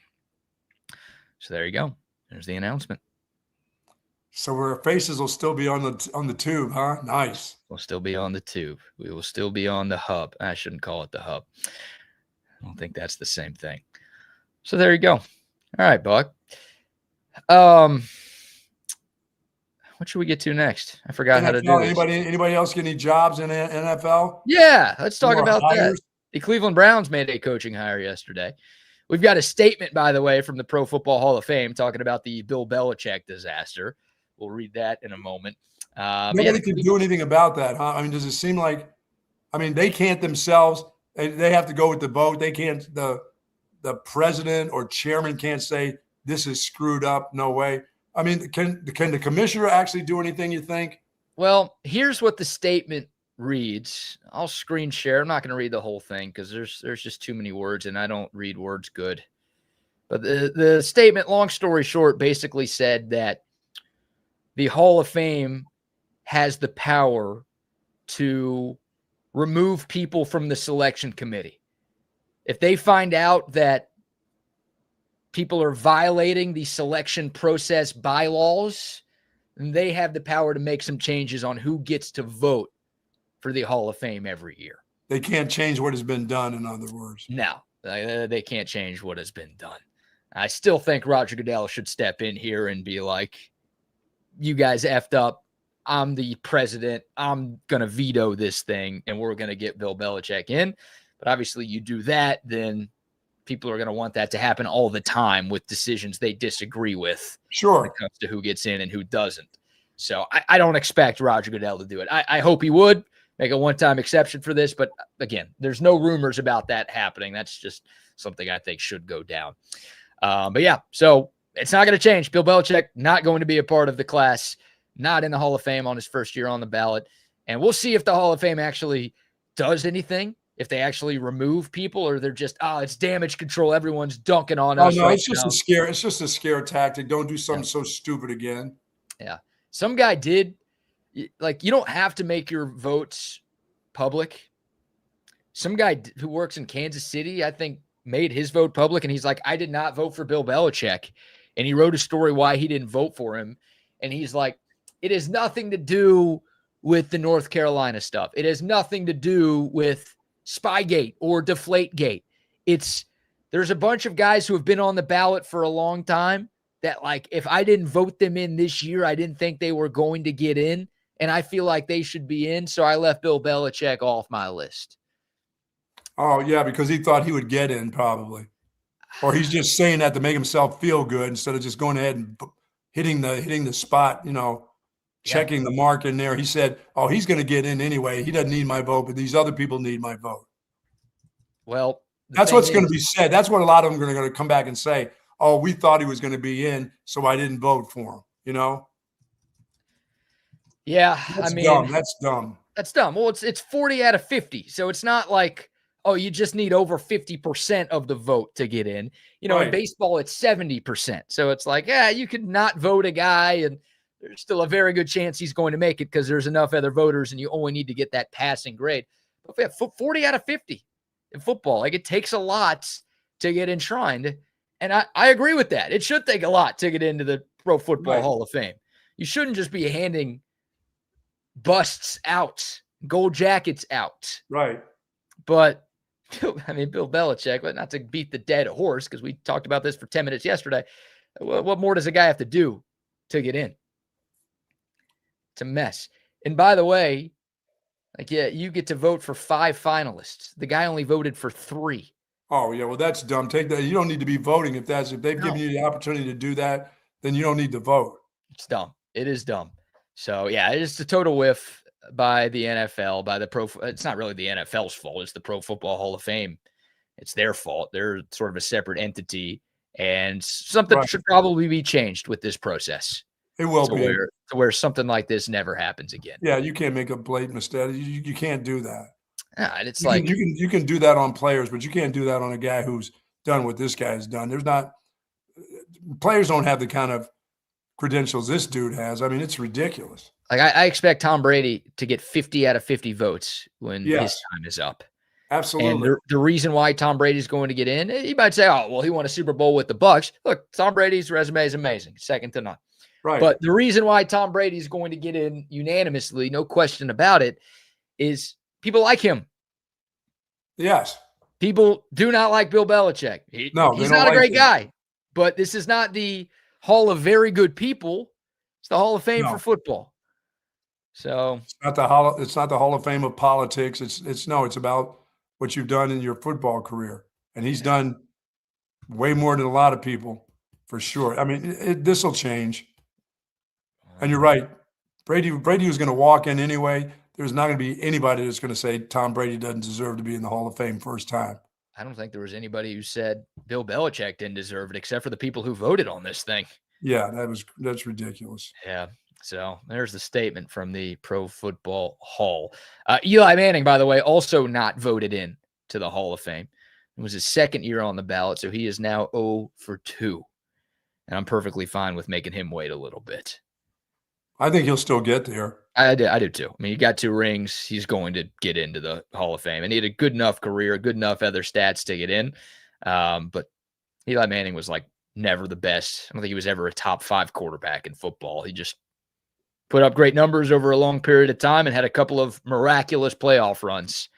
and beat Bill Belichick. Jimmy Johnson is livid about Bill Belichick. He called the dudes a-holes. Yeah, who didn't do it. He said a couple of a-holes. He was pissed. He said he had booked a private jet to Canton this summer, like, because he and Bill Belichick are great friends. He's like, oh, well, for sure, he'll be inducted, and I'm going to be there for him. And he called into McAfee's show yesterday, and he's like, I canceled that shit. I'm not going. He said, I am not going to it. Yeah, he is. There's a lot of people who are mad. Jimmy Johnson might be the maddest of them all. Yeah, he sounded very upset. Crazy. All right. The NFL hiring that happened yesterday, Buck, real quick. Cleveland has hired Ravens offensive coordinator Todd Monken as their next head coach. That name sounds familiar to you college football fans. Yes. Monken was the offensive coordinator at Georgia for their back-to-back national titles in 21 and 22.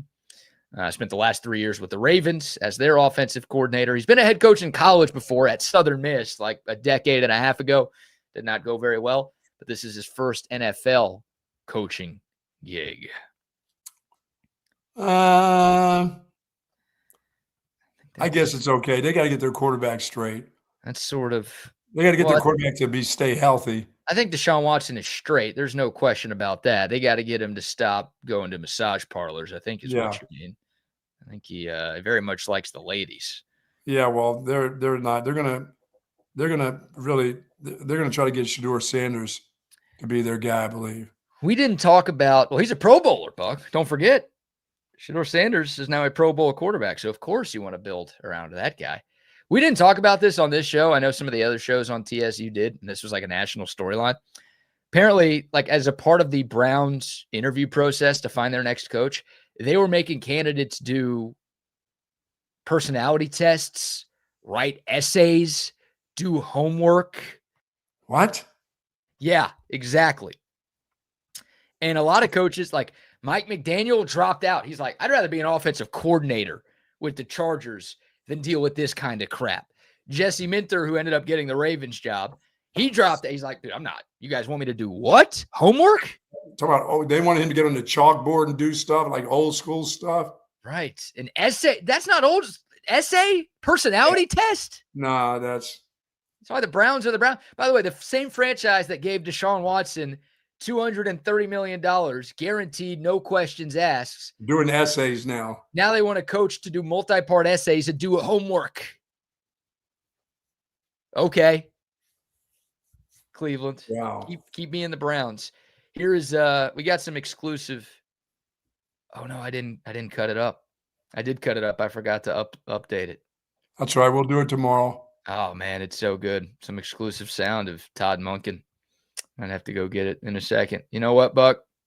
We got some sponsor shout outs to do. While you give a sponsor shout out, I'm going to go do this. All right, buddy. You got it. Our friends over at Hat Creek Burger is a great day. Of course, Thursdays, generally my day to head on over to Hat Creek Burger. And I will, of course, get myself, of course, one of those great doubles with cheese, the whole works, and a shake. Get myself one of those banana pudding shakes or strawberry shakes with whipped cream. They've got it all at Hat Creek Burger. Over 25 locations, folks, throughout Texas. They started right here in Austin, Texas as a little trailer, and now they are all over the state. Love Hat Creek Burger. Last week I had their chili. It was fantastic, but it's about the burger. Some locations throughout Austin, they also have breakfast. Find out the locations nearest you and head on over there and get yourself a nice taco or get yourself some of those pancakes in the works over at Hat Creek Burgers. Mom and Dad, don't forget, in the evenings, you want to have a cocktail, get yourself a nice margarita while the kids are playing at the Playscape. You can have a margarita at Hat Creek Burger. I love Hat Creek Burger. Yeah. Tell them Thursday's Hat Creek Burger Day. Could be chilly day, but I don't know. It's going to be 68 degrees. Probably not, but it certainly is a burger day. Any day is a burger day at Hat Creek Burger Company. Any day is a burger day. Very good turkey burger, too, at Hat Creek. Oh, now you got me going turkey burger? Don't sleep on that. Don't sleep on the turkey burger, huh? Solid. Very solid. They got grilled chicken sandwiches, too. I mean, the burger's the go. Don't get me wrong. But if you want to switch it up a little bit, something a little lighter, turkey burger. They don't have squash sandwich. We don't do veggie sandwiches. No. No, I'm not about that. All right. Please don't ever get to be about that. Thank you. I won't. I will be about the Altstadt beer, though. Yes, you will be. It's the best beer in the world.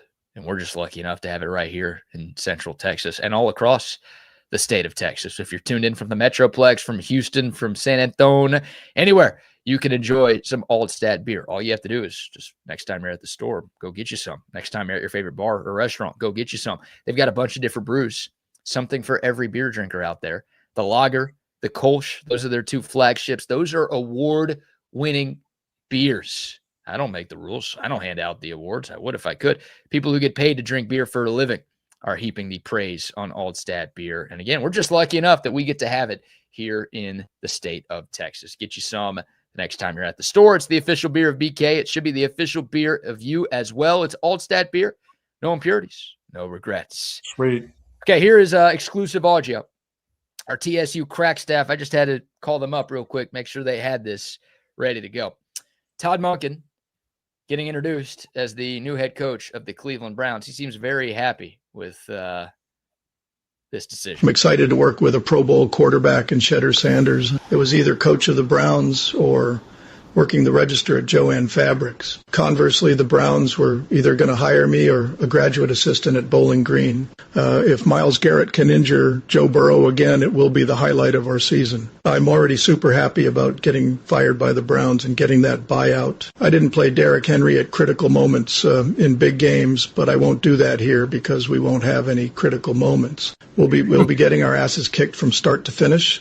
And we don't have any players worth a shit. Make no mistake about it, I intend to win in Cleveland. We're going to win 4, maybe even 5 games if we get hot. I came to the Browns because I have always been a masochist. I feel really confident that we'll be last in the division for the entirety of my tenure. Every week I would royally f*** up the Ravens game plan, so the Browns said we need this guy.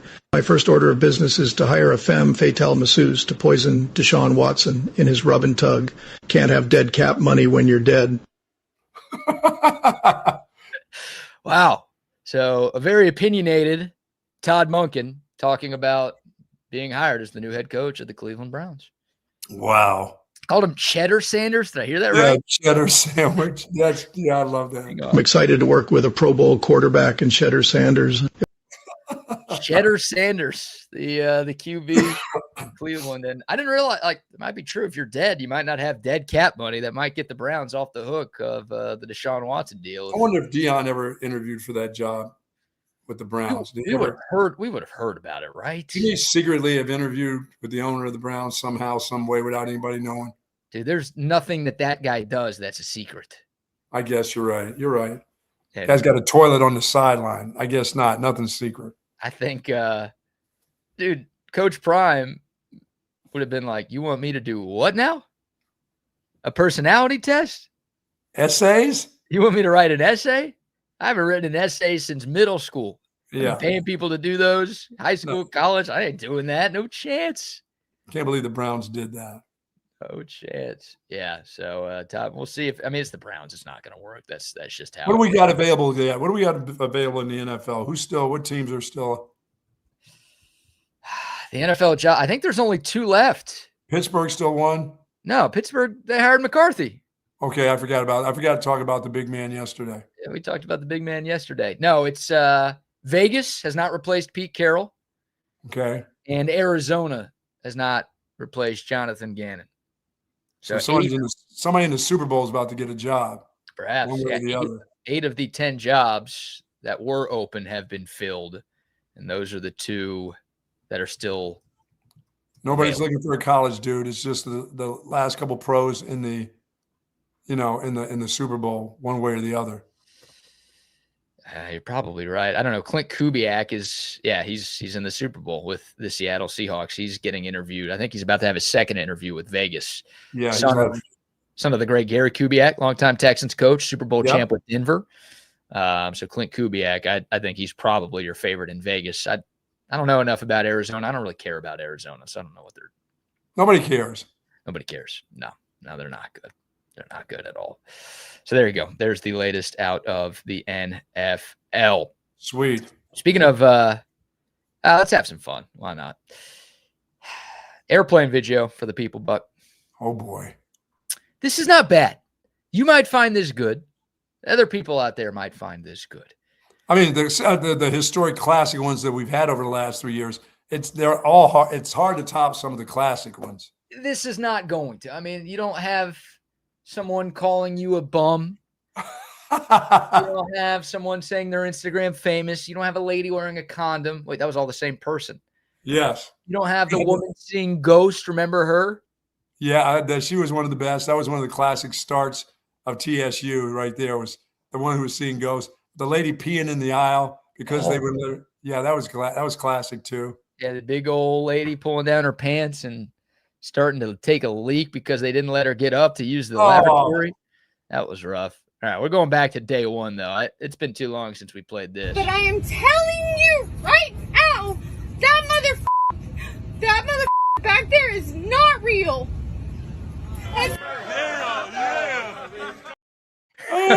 I forgot we still had the Kirk Cousins version. Kirk Cousins is doing well. He's doing well doing these games too. He's pretty good.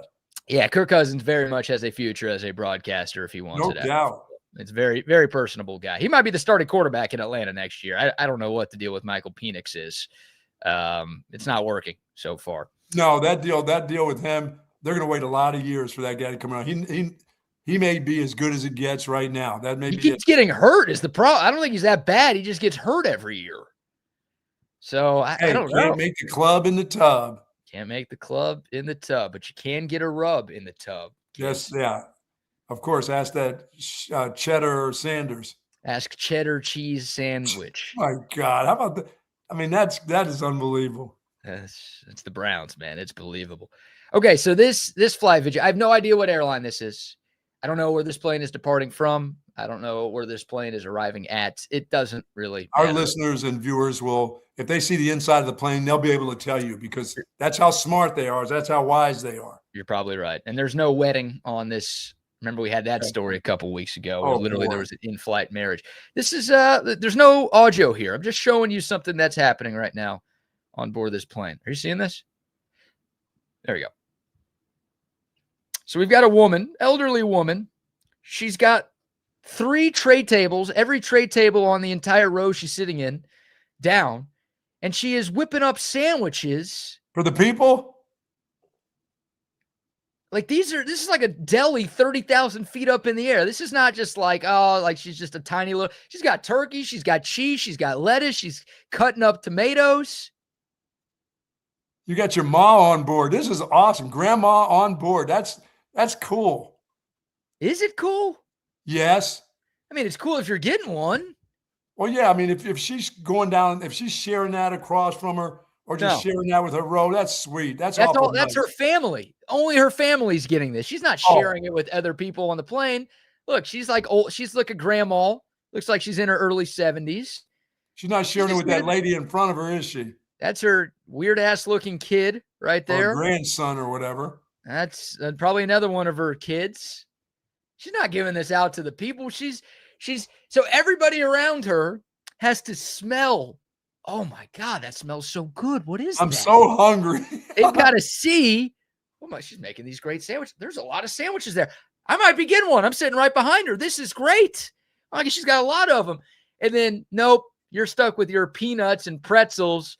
Everybody else is getting these nice Subway. Yeah, order off the menu for $35.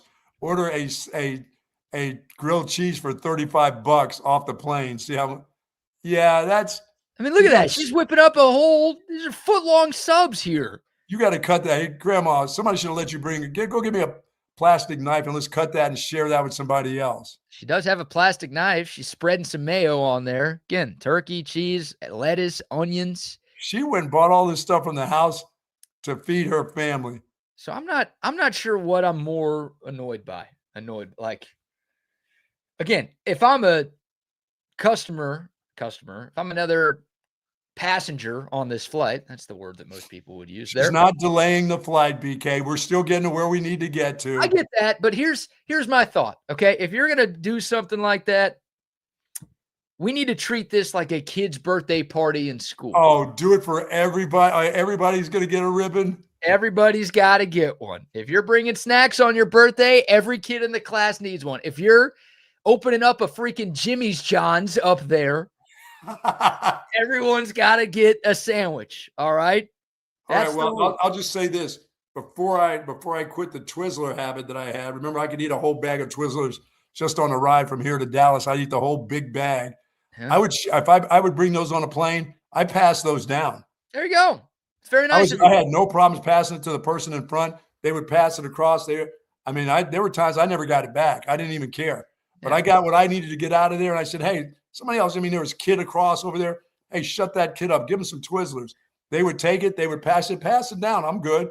I got enough right here for me. That's very nice of you. And that's an individual snack too. Like if you order something for yourself, you don't have to be handing it out to people, but you can't be, again, opening up a ghost kitchen up in the sky, make everybody see it, make everybody smell it. And, oh, no, sorry, I don't have enough for you. And okay, so that's one half of the frustration. The other part is, dude, why would you not do this at home? Like make the sandwich at home, put it in a baggie. You can bring that on the plane. Why are you doing all of this on the plane? Yeah, I'd like to have my stuff refrigerated before you hand me something like that. I don't know how many trips you've been on before touching all that. Oof. I don't know, Granny, where your hands have been. That's a scary thought, right? I don't know there. if you and Grandpa did had some in-flight action, so I'm going to think about taking that sandwich. How crazy would that be if Grandma and Grandpa with 5 kids around were doing some in-flight action stuff? all the kids in the row next to them? Oh, they just go back to the bathroom. You go to the Mile High Club in the bathroom and come back and then start making sandwiches. That is an absurd and terrifying thought right Look there. at Look at that. that. Yeah. I'd be hungry as hell. I would be kind of mad. That's the thing. It's not like just a crappy little PB&J. It's like a well-made 6-inch sub. She brought a damn toaster on there and toasted the bread. So I don't like it, man. Yeah, you can't be doing stuff like that to me when I'm on You're your okay flight. with Twizzlers. The reason I didn't take the Twizzlers back because everybody was sticking their hand in the bag. I was like, no, you guys keep those. I already got mine. Yeah, you got your fix. You got your fix. She didn't. That's it's a bad bit right there from that lady. That's a pretty good bit. I like it. I'm good with it. I know it would make me hungry because I love me some Jimmy John's or some Subway Eat Fresh stuff. You know what I'm saying? Yeah. And that thing looked good. That thing was done well in flight. You know what I mean? No turbulence screwed up the way it looked. Looked great. Well, it's a good bit, again, if you are getting part of the sandwich or I a would full say to Granny, hey, you got any Lay's potato chips there, Grandma? It'd be nice. Yeah, anything for me, Granny, you old hag? You bring any Twizzlers with you? Or Hey. everybody, we all have to eat this? You sure you Or is- want to spend your dying days making sandwiches here, Granny? Is this just for you did this just for your family? We all don't get some of this? Oh man, I'm calling her out. I'm calling out Granny right now. I like it. I think we should have more of that in flights. Again, I want cheesesteak next time. a cold Philly? No, I want a warm Philly. Send it up front on the card, bring it back warm. There's got to be a microwave somewhere on board, right? They serve course hot there is. drinks. They've got one. Go downstairs and put it on the engine or something. Bring it back warm. Go downstairs and put it on the engine or something. Yeah, whatever you have to do. I don't want a cold Philly cheesesteak. I need that warmed up. Just open up the emergency exit door and let's heat this up for a little Whatever bit. we have to do, let's go. God bless it. All right, there's your airplane video for the day. I don't know if that would bother me. I think I'd be okay with that one. I mean, it's far from the worst thing that we've talked about or shown. No, on the an lady airplane. peeing in the aisle is pretty bad.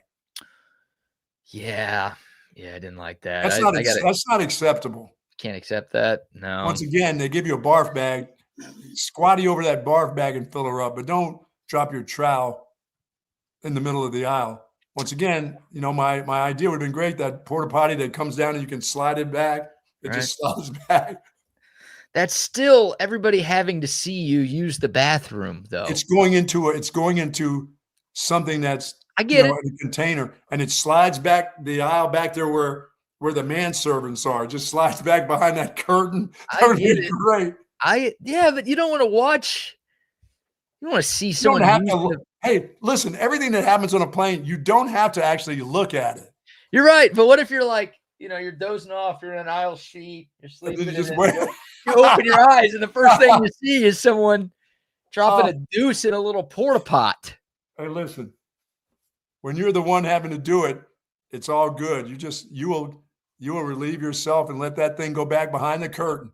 No, I'm going up. If I really have to go, I'm like, you guys need to let me up right now. Like I would rather die in that bathroom than have to sit here without being able to use it. About the ones right? you can't get in, that the person's in there just doing their makeup and everything else, but they're in there like for 15 minutes. You're like, the hell did you just do in there? Apparently you got Granny and Grampy in there joining the Mile High Club, at least according to you.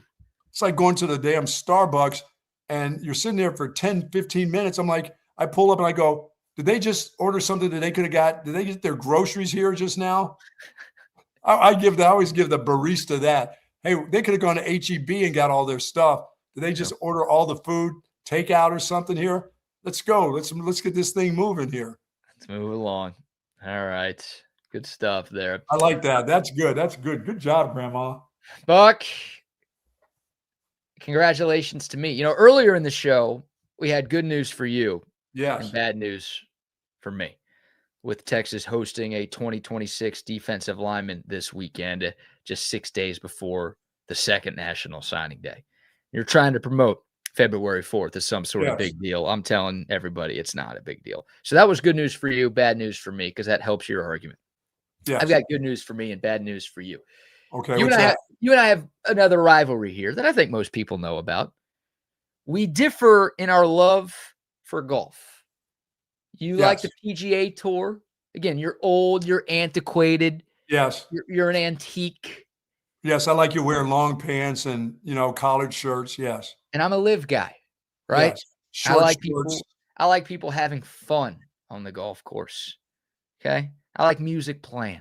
The live is the golf of the people. All right? That's what I'm looking for here. I want people drinking, partying, having a good time.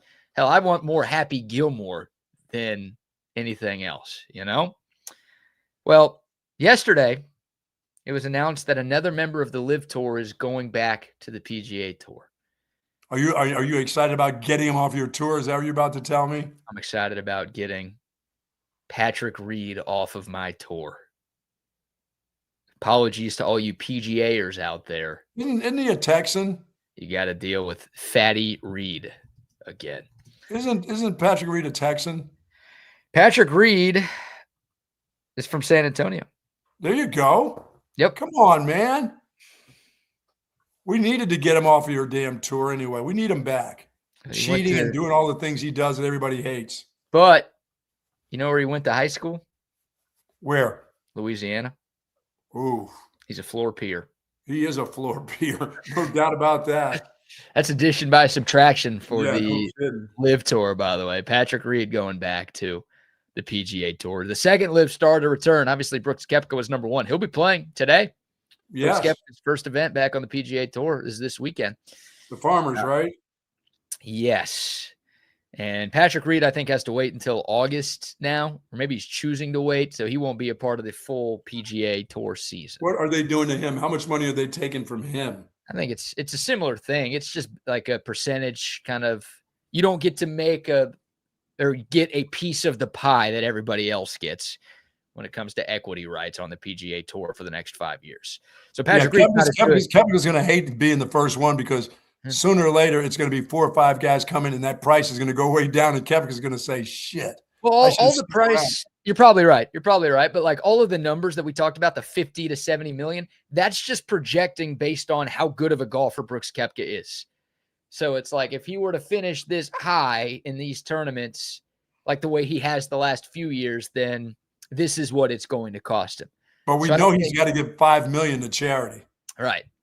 So I don't know if the financial ramifications will be as bad for. Yeah, Patrick. Once again, a tax write-off for him. Yeah. I mean, these guys are all fine. Right. I mean, there's nothing to worry about with them. They're not hurting for money at all. No. But there you go. There's the second returnee. Congratulations to you. And you were ready to get rid of that dude from the look, I'm not a big Patrick Reed guy. I'm willing to admit that. I know he's a Texan. Now I know he's a Texan. There you go. Spurs beat the Rockets last night, 111-99. Rockets were up by 16. What? Hey, the Longhorns weren't the only team to blow a big first half. Oh, my God. The Rockets were up by 16 early, and the Spurs just killed them in the second half. The Rockets could not get anything going offensively. I think they started the fourth quarter like 3 of 23 from the floor. Wemby's just a freak. The Spurs are really freaking good. The Rockets, they lost Steven Adams to a season-ending ankle injury yesterday. Ooh. That's not good. And they don't have a point guard because Van Vliet's been hurt the entire year. The Rockets are good. They're having a very good year, but they just have some limitations that, against elite teams, and San Antonio is very close to that right now. I just think they're going to struggle, especially in the playoffs. So for the Horns, is it just going to be a viral thing with them basketball-wise? Yeah. Is it the virus just going to keep them in games that they should be just winning flat out, or is it going to keep the other team in them? Yeah, I think so. I mean, look, like we've seen Texas beat some good teams, even with the defensive issues that they have. They're good enough offensively to where they can win some games, but to really compete, to be consistent, to not only make the tournament, but actually have a chance to do something if you get in, you have to be able to play both ways. And again, Texas, 7th in the country in offensive efficiency, 111th in the country in defensive efficiency. Like Sean Miller talked about it last night. If Texas was playing 4-on-5 on defense, he literally said, I think Auburn maybe would have scored like 94 or 95. They scored 88. He's like, if we were playing 4-on-5, I think they would have gotten to like 94 or 95.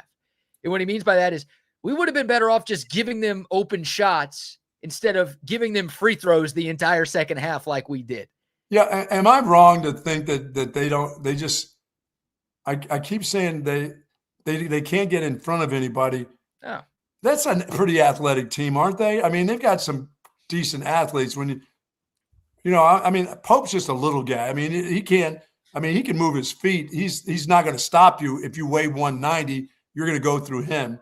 If you're 190 and you're 6'1", you're going to go right by that guy physically because he's not going to be able to stop you. But they have good enough athletes that are athletic and move their feet. And maybe I'm just wrong. Maybe I'm giving them way more credit for having pretty good athletes on that basketball team. I mean, you have to be a good athlete to play basketball at the University of Texas, right? Like, yeah, all of these guys are good athletes, but there's the separator between being a good athlete and being a good defender.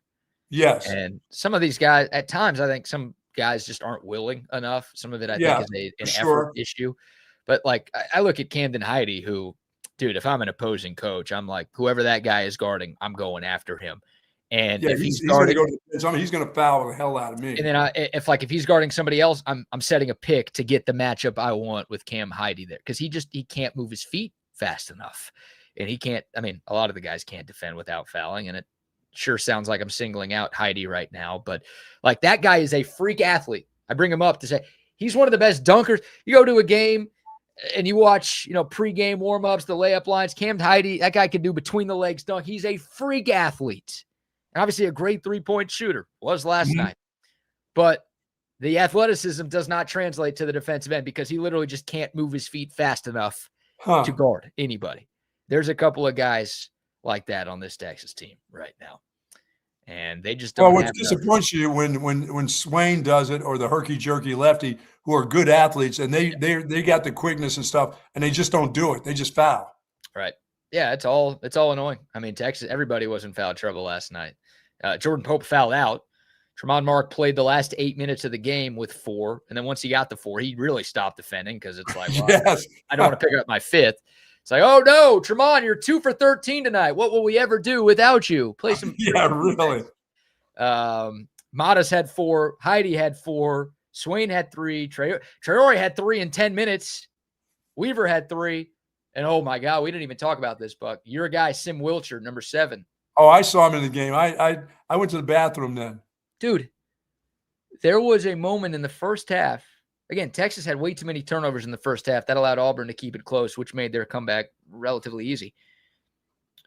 Auburn had just scored a bucket. I think it was Tremont Mark trying to inbound the ball to Simeon Wilcher, and he wasn't ready for it. Do you remember this? Literally, it was like a basic. Off him and go out of bounds? It was just a turnover. Like, Simeon Wilcher, who is the point guard. He is the point. It's not like, oh, we threw it to a center and he just wasn't looking. And it's like, why would you throw it to a center? It was an inbounds pass with no pressure.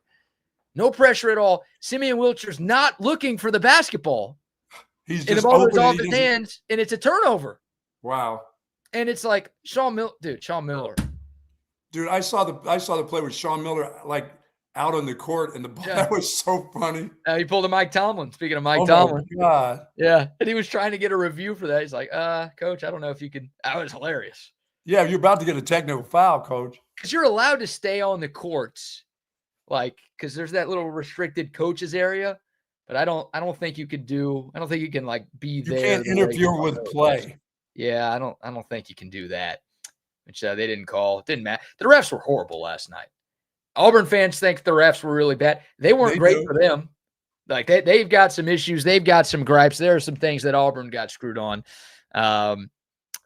Texas got screwed on everything. But again, Texas fouls a lot. So most of the calls that were made were the right call. Some of them were. They're not going to get the benefit of the doubt because those coaches are going to go to the refs before the game and say, you know what?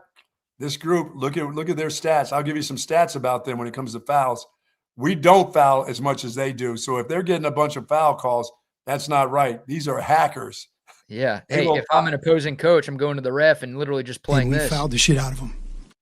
Yes, they will. We will foul the living shit out of you, or we fouled the shit out of them.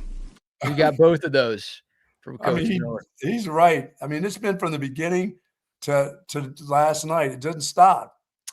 No. How many times did they go to free throw? Did you say 39 times?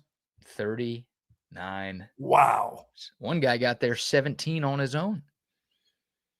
Keyshawn Hall. Man. Again, I mean, I talked about it yesterday. That was my biggest concern with this matchup. It's a bad matchup for Texas. Teams who draw fouls against teams who don't foul as much as Texas, you know they're going to draw a bunch against this team. Gravy. Yeah, they got it. And Miller knows it. He's got to coach it. They can get better at it. Not ever. I mean, that was the worst of the entire year. That was worse than the Kentucky game. But it's not going to ever be a strength of the 25-26 Texas men. Oh no! All of a sudden, they're not going to play great defense. No, that's just not what they are. So, all right. I can't remember. We'll bring on the boys here. It's Wags. It's Double R. It's Chaos Theory. I can't remember, guys. TBT. Y'all stop me if we've played this before. Double R, you actually resent this to me earlier this week, which is why I'm not sure if we've done this already, but we'll set it up like we haven't. And we got new listeners and viewers all the time. We go back to July 2015 for this one, fellas. A local TV news interview.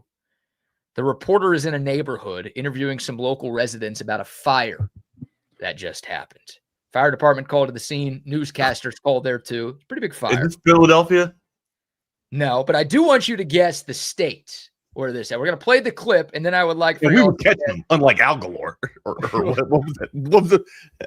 Oh, the baby's falling out of the. Unlike Al Galore. Yeah, that was great. So here we go. News clip, little over a minute.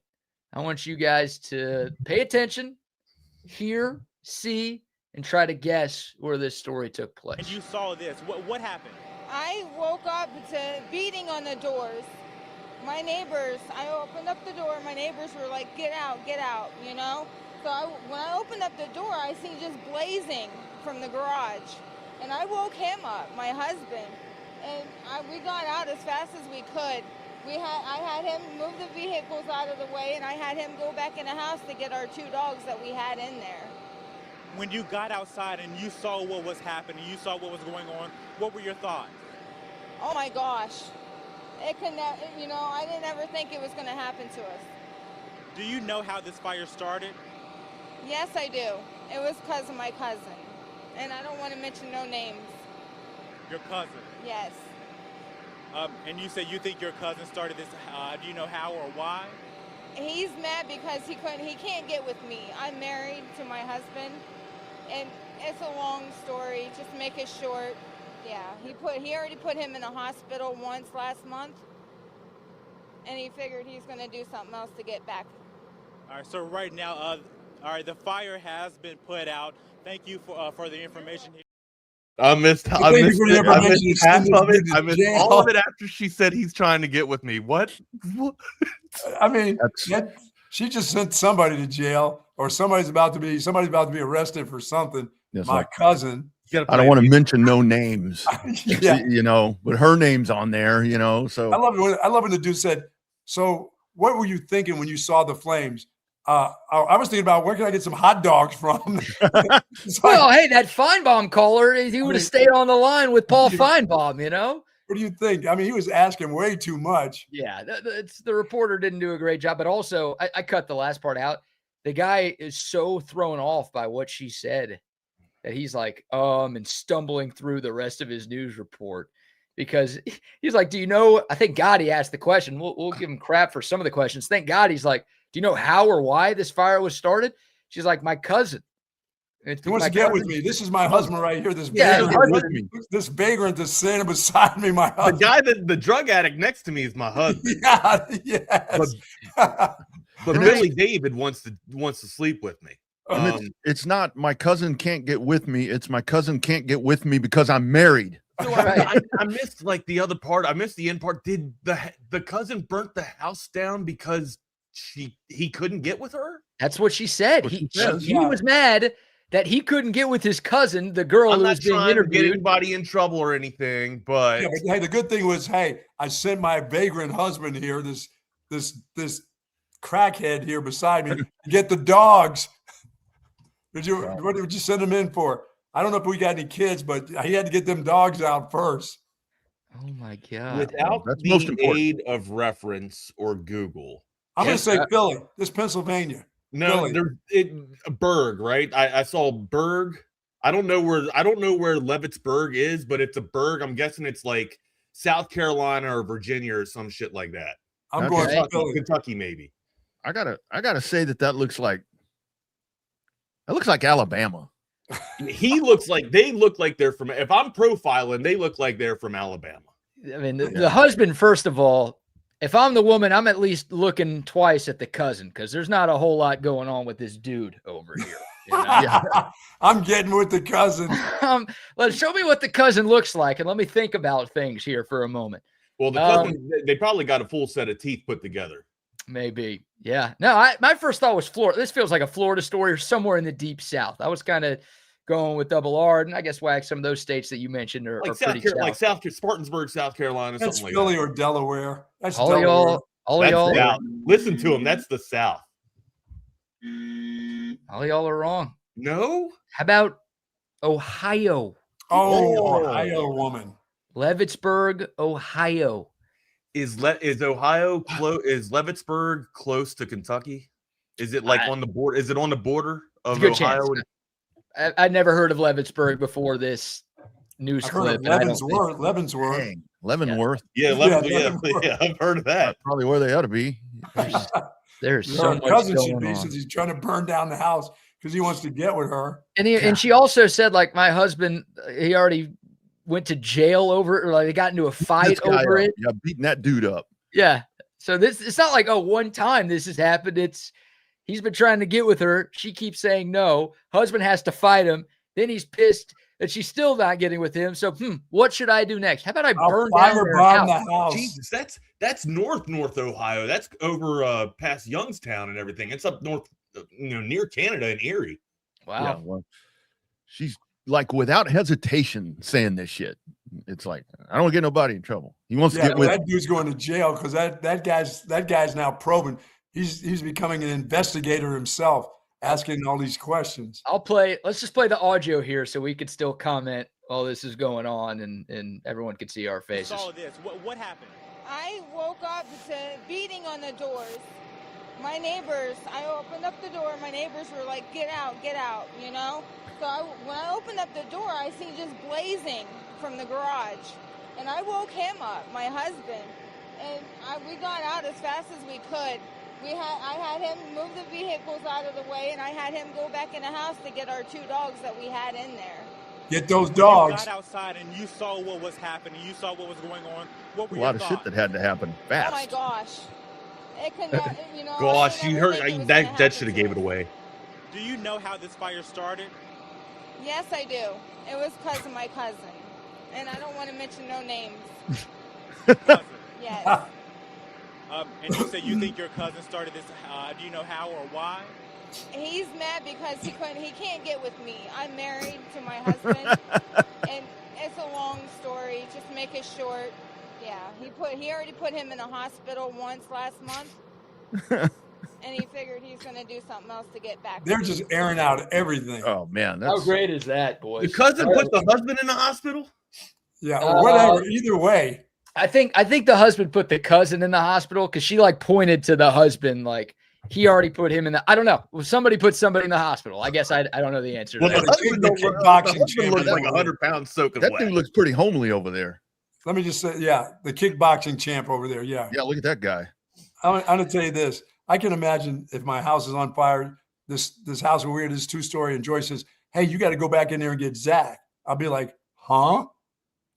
BK, what about that? Go get the 2 dogs. Oh, I'll get the dogs. Yeah.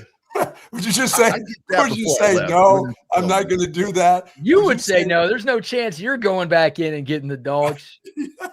There's plenty of people who would be like, no, I got to go get the dogs. I'll go get the dogs. Yeah. Okay. Yeah. Yeah. You go right ahead. Yeah.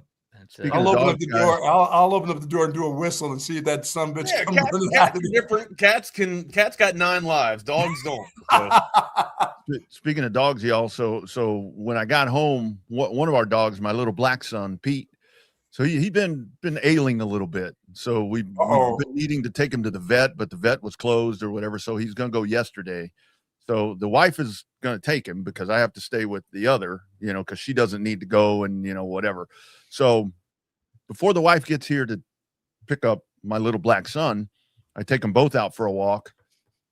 Not only did he make me bust my ass once in the ice. Oh, no. Twice. How does that happen? What do you mean he made you? They're like 10 pounds. How are they pulling you? He's just walking along, and we're like on the home stretch, and he surged. And when he surged, my feet got caught on black ice. It's straight on my ass. Straight on my ass, buddy. Are you sore that back sore this morning? Back, shoulder, and that's not enough. We get up, and now we're really in the home stretch, like almost in front of my house. Somebody's at my house, so he surges again. More ice. Oh no! You go down the second time. Front ways. Oh no! Oh, that's not good, buddy. Did you keep your head out of the deal? Kept my head out of the deal, but I've got skin knees, elbows, damn near, just like that. That guy didn't keep that guy kept his head out of it, but he didn't keep that rear end out of it. That's for sure. Got a big bruise on my ass. You want to see it? Oh no! Oh my God. Yeah, let's go. Hey, come on. Fucking Tina. Tina setting me up, getting in my kitchen. Yeah, if only we had video of Double R like we have with Wags. Athlete Adam right there. I'm sure some of I these. blame it on the shoes. Honestly, I blame it on those Air Maxes. Air Maxes. You better get yourself some sketches. Have a ring cam. I got to be on ring cam somewhere. Those Air Maxes did not max out at all right there. You got some air before you hit the ground, that's for sure. I mean, I got some air after I hit the ground too. You need to have Skechers, dude. You're getting to the time where you need to put them Skechers on. Oh no, that's the meanest thing you could say to a That's person. what I was wearing yesterday. Them slip-ons like Romo has. No, Really? No. Yeah, like them Romo ones. And that was the problem because it was going to be a short walk. And shit, it was all thought out over there. This is just the 2 spots. You, Jim and Tony, Rodney. You, Jim and Tony. Yeah, I got yelled at for going out and trying to shove off some more ice yesterday. It's like I get told that you're asking for a problem. It's going to be 70 degrees. You know when you want something done immediately, you don't even want it to be there the next morning when you wake up. It's going to be 70 degrees, Buck. Dude, that's why you call Mike McCall. It'll be done here in a couple of hours. It'll be done. It'll be over. I don't want to pull my car out of the driveway and slip over the edge with the car. When that thing, the other day I was trying to back up, BK, and I can't turn my neck. I have to turn my whole body. Oh. So I'm trying, and I don't trust the little camera, and I'm backing up, and I'm just slightly braking, but the car's starting to slide, dude, and it's starting to slide towards the wall. And my wife is yelling out, "No, you're getting close to the wall. You're getting close to the wall." I'm used to doing all these different turns and going out forward. I am not a truck driver. I'm not a military person. I sell the military people back into everything because they got to get out fast, right, Wags? That's the deal. You don't back in. You don't leave that car with the rear end sticking out. I usually back in just in case like there's a failure with the engine or the battery. That way I can charge it or something like that. If Are you thinking that far ahead of time and shit? I just find a parking space and pull right into that shit. I got one buddy that I asked him once. I'm like, why do you always back in? He says, because when I get out, I'm gonna be so tore up. I need to be able to pull out forward. When I get back in my car drunk, I'm gonna be wasted. I can't back this shit up. I'm gonna hit something. I gotta do the one eye. And the truth comes out. McCall says, Buck, I had to push you back up the hill, literally push you up your driveway. He was doing that the other day. He was like pushing me. I'm like, dude, I'm good. He's pushing me up the driveway. Yeah, I went out. I must have used buckets of hot water on that stuff. And that shit works. Just don't put it on your windshield if it freezes. You know about that, Wags. We know about that. Oh, yeah. Yeah, that'll break your ice right away, man. Never put hot water on there. You might be able to just put like a warm cloth, but if you put a whole bunch of water on there, it's going to break right through. It's going to expand the glass. That's the shit that your kids do when you live back east, and they have no clue. They've been living there forever. They've never seen you do it, but they say, you know what? Why won't hot water work on this snow? Yeah, chemistry. Go to chemistry class. Yeah, really. Then you're calling. I guess it would be physical. Then you're calling Safe Light Repair. That's exactly right. All right, boys. Later. See y'all tomorrow. Hey, you there with the jingles? So what do we got going on today, buddy? What's up? My ass hurts, man. I can't even think straight today. Damn That's dog. I told my wife, I said, "There's nothing wrong with this guy. He's playing possum. He's playing possum." Where? Who you talking? Oh, the dog? Yeah, my little boy. How the hell does a 10-pound dog pull you around? I got a 60-pound dog, and he's chill. I've been getting lighter, Wags. You know we haven't. So have I, but still, we're talking about 60 pounds running at a full speed and in ice is compared to a 10-pound dog that weighs less than It was a shoe. It really was. It's in loafers. It's in Romo shoes. Well, I did just like Romo. Get out of those Romo shoes, man. Did just like Romo. Busted my ass. You know who busted ass last night? Texas Longhorns. We'll talk about the Texas Longhorns. Did you see any of your Spurs in action last night? I did. All right. And we'll be getting into that then a little bit too. And anything else you want to bring to the table, amigo. Make sure you follow us on our socials. I'm at Not the Fake Wags on Brand X/Twitter. And then on InstaFace, I am the Wagner Wire. You can reach me at the Wagner Wire there. My partner in crime, the co-host with the most, he is the Rodney R on Brand X/Twitter. And then the _ Rodney R on InstaFace. Smash that subscribe button if you haven't done so already. Hit us up on that code at text line 512-222-9328. That's the lottery numbers, and let's get this thing cracking, baby. Where you want to go on a Thursday? Did you find an athlete? Were you looking for an athlete, or were you bringing that? I'm working on that for tomorrow for the finale. Okay. Are you bringing back our Michigan insider? You want me to get her on? No. Maybe she can come back on. I think we're okay. I forgot to ask you yesterday because we were all consumed with Coach Bill not going into the Hall of Fame and so forth and so on. How did Cheddar Sandwich become a Pro Bowler? I don't know. I don't. That is the standard for an all-star right now, right? Like was there not anybody else? It had to be, right? When this happens, or I guess, I don't think people thought too much of the Pro Bowl anyways. Yeah. But this is kind of I don't want to call it a slap in the face to all the other athletes that don't get a chance to go to the Pro Bowl. But I think by now, if you didn't make the Pro Bowl at this point in your career, I don't think you can put that up there as an accolade, right? Because it's kind of a bullshit fucking, little vacation here for the football team. Did Shedeur Sanders deserve to be a Pro Bowler? Pro Bowler equaling all-star player. Is he one of the best players in the league?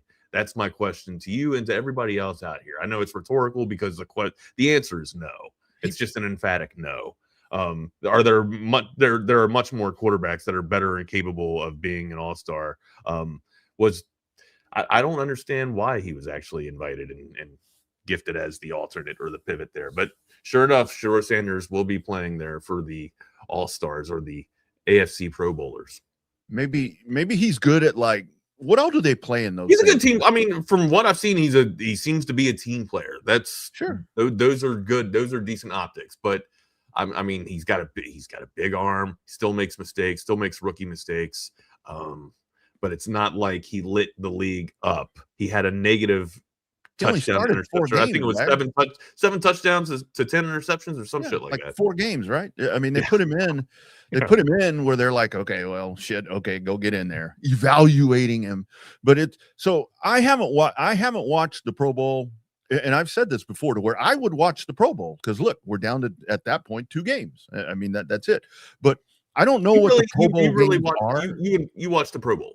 Oh yeah, I would watch the Pro Bowl all the time. I watched it more when I was a kid. I was more into it when I was before I was like 12 and shit like that. Yeah, I watched the East-West Shrine the other night. I watched the Shrine Bowl. I basically watched the Shrine Bowl because there wasn't much on. Now I had it on one of the 4 cubicle TVs. I didn't have it on the main screen. I had the caps on. So I mean, I'll honestly tell you, if I hadn't been on the road for so long and I didn't have this dog that's ailing a little bit, I would have maybe driven to Mobile, because I've been in Mobile for the Senior Bowl, not actually there for the Senior Bowl doing race work. And I actually found some time to go over there and check that shit out. And that's pretty cool. I would have maybe made that trip, but Shedeur Sanders on a few snaps. I didn't looked like he was playing a nickel there from what I was able to see. I didn't see too much more of it, but yeah, a couple snaps I saw Gilbo in the game there. Didn't really the plays that I was watching, he didn't make any plays though. Mobile is stinky. I will give you that, Jake Bayless. So what are the Pro Bowl games? Maybe Shedeur's good at like the 3-legged race or the hurdles or well, I mean, there's a skill competition. There's a skill competition, right? So like, bad and shit, that was some of the best entertainment of all the Pro Bowl, right? Was watching the quarterbacks of the day go back there and see, who could throw who has the strongest arm, or who actually has the superior arm in the league, right? Was it Brett Favre? Was it? That's why they got him.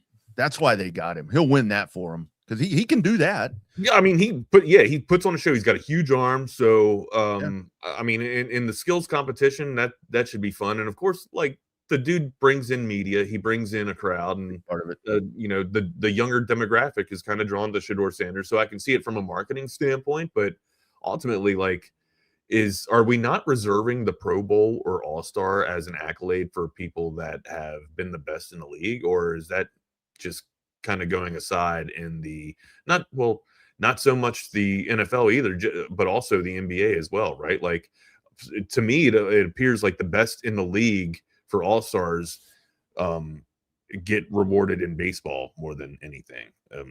Or I guess I guess how they're having their season that year, or how their season's unfolding, it's more rewarded for baseball than it is, NBA or football. Usually people just, we're going, based off the old vote that we know. I saw that Matt McGlung isn't going to compete in the dunk contest for the All-Star game this year and All-Star weekend. So there we go.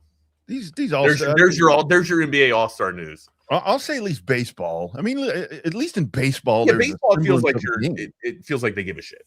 Yeah, and hockey too. Hockey, they really give a shit. It seems like. I mean, hockey, and that's like this weekend. There's supposedly it's a type of NASCAR All-Star race if it doesn't get snowed out, and you turn that on and it just looks like a regular thing. They're in their regular cars, they're in their regular thing, but but do the points count towards the playoffs?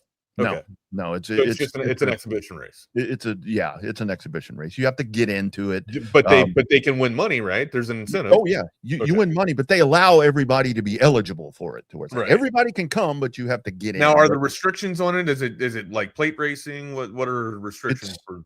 So the one that's this week, it's called a Clash. It's at Bowman Gray Stadium, which is a quarter mile, like the track around Dragon State. Let's say Dragon Stadium was a racetrack. That's where they're racing this week at Bowman Gray Stadium. They will get after it. They will beat the living shit out of each other. No points, all money, tear the cars up. Then you go to Daytona. But yeah, Shedeur Sanders. Come on, man. His arm's fresh. You got to be able to really swing. I mean, sure, it's.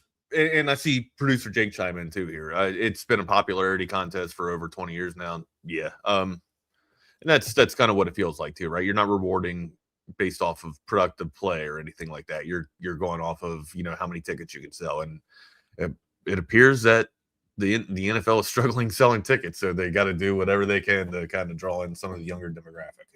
Shedeur Sanders can do that. Shedeur Sanders can definitely draw in a younger demographic. You know what they had to do on the Pro Bowl games? They had to have Shedeur Sanders take on this guy in a game of Minecraft. Kyler Murray. I don't even know what is. I don't even know what the hell Kyler Murray's doing. He's probably looking for his next team or where. He's probably trying to figure. He's updating his resume. Many years quarterback of the Arizona Cardinals. Yeah, we all know he's playing Call of Duty. We all know that. Yeah, he's playing Call of He Duty. ain't doing nothing but playing Call of Duty. Where do you want to go next, partner? We got some Longhorn basketball to talk about, and we got some NBA basketball to talk about. Maybe the Texas men's basketball team ought to play some Call of Duty. Because what are you trying to get? What are you trying to get at here? Can you foul people in there? Can you learn how to not foul people in there? I don't think that's gonna. I mean, I would say maybe it's a better correlation would be playing 2K or something like that, and you're trying to have a simulated game to where you're not fouling. Yeah, it's bad. And that's it too. Like I was buying in the other night. The other night it was 35 attempts. Last night it was 39 attempts. You can't put that. You can't put the opposition on the charity stripe and give them that many freebies. Okay. Sean Miller said, if we probably, if we would have played with 4 guys, we would have lost by a couple more points. To me, that's a bad insult to how undisciplined your team is. Exactly. They constantly foul. They continuously foul. This is a matchup that you should have won, but it was a bad matchup, right? We talked about how Hall was going to be able to get his, but you're going to have to be able to shut down the perimeter. You allowed Overton to get 20. What did Overton get last night? Hold on, let me pull this up. I know it was scored 25. Scored 25, but 17 of them in the second half. 25, yeah. But this is a guy that averages 12. All right, you can't allow guards to double up and have their best nights when they play you, right? And that's just that tells you how bad the defense is, man. And we can play downhill. The Longhorns can play offensively, and they're good in the half court set, and they're good when they can run too. It's just when they get on that. Some nights the defense is there, and then last night it just was not. They couldn't close on the perimeter. They couldn't do anything down low, and hell, you saw Hall. Like Hall's going to be able to. Hall can shoot. Why make if you're not going to foul him before the shot gets up? Why in the hell shoot him or foul him and then let him get a shot up to where he's going to be getting on the charity stripe and getting another one in, man? It's just it's not fundamental basketball. Some nights it is, and some nights it's not, and that's why it's very frustrating at this point, right? It's like, which team are you going to get? Kind of we talked about too, right, with Auburn. Auburn's kind of built the same way that Texas is right now. I feel like they're a little bit more disciplined, and of course the Longhorns are a lot more efficient on offense than Auburn is. There's more people that can get buckets for the Longhorns last night. It's just you let 2 guys beat you, and not just that, you basically said here, get to the charity stripe, and you beat us that way. So, and then the explosion in the second half, just like the meltdown, and just being lethargic and lackadaisical. It's a polar opposite of Saturday. Yeah, I mean, it was the exact polar opposite of Saturday. And when the game starts, it really seems like you're having the carryover from Georgia, because I mean, these guys are firing. I mean, these guys are hitting 3-pointers. I mean, Texas did a hell of a job containing Hall in the first half. I think he only had like 5 points or 6 points in the first half. And I'm thinking, okay, I mean, there's that carryover, but that was the absolute opposite of Saturday with the collapse part. And towards the end of the game, Wags, it's like, I mean, it didn't even seem like they were attempting to get into their set. Do you give a shit? Yeah, I don't know if it was fatigue or if they just gave up, but they mentally were checked out. Yeah, or at least in the last 2 minutes. And we talked about, Tremont Mark, a lot yesterday. God, was he there? I mean, just absent. It's undisciplined. It's inconsistent. But that's part of this. It's a new coach. It's a new system. This is the team he has. But God bless America, man. It's frustrating as hell.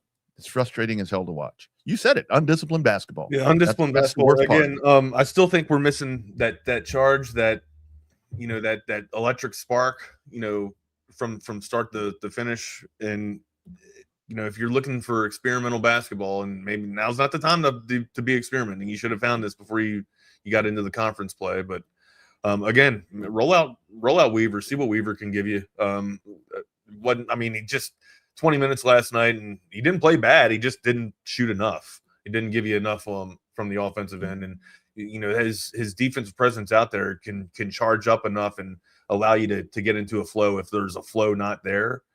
That's my justification for putting in Weaver. At this point, you're not getting much of a differential with Pope or Weaver. We got to have something that because right now it might be tournament basketball, but it's a one and done. They're not going anywhere in the tournament, especially if they have inconsistent basketball or inconsistent nights where they're beating teams like Alabama and losing to Auburn here. Not that you're sitting here saying, well, Wags, Auburn's a tough. This isn't the same coach. It's in Auburn of a couple of years ago. Yeah, right. This isn't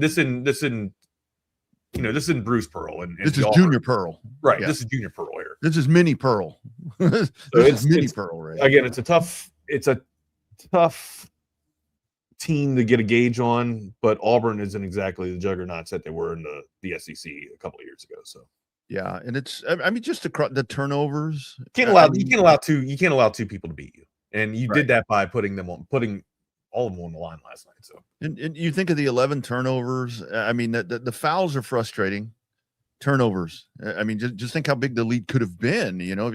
There were 9 turnovers in the first half, and you're just giving them. You're giving the gifts between that and the charity stripe, and then your big man 3 rebounds for Bucky, as I've seen him called. Yeah, he's all 4 fouls too. Not just that. Heidi was in foul trouble last night.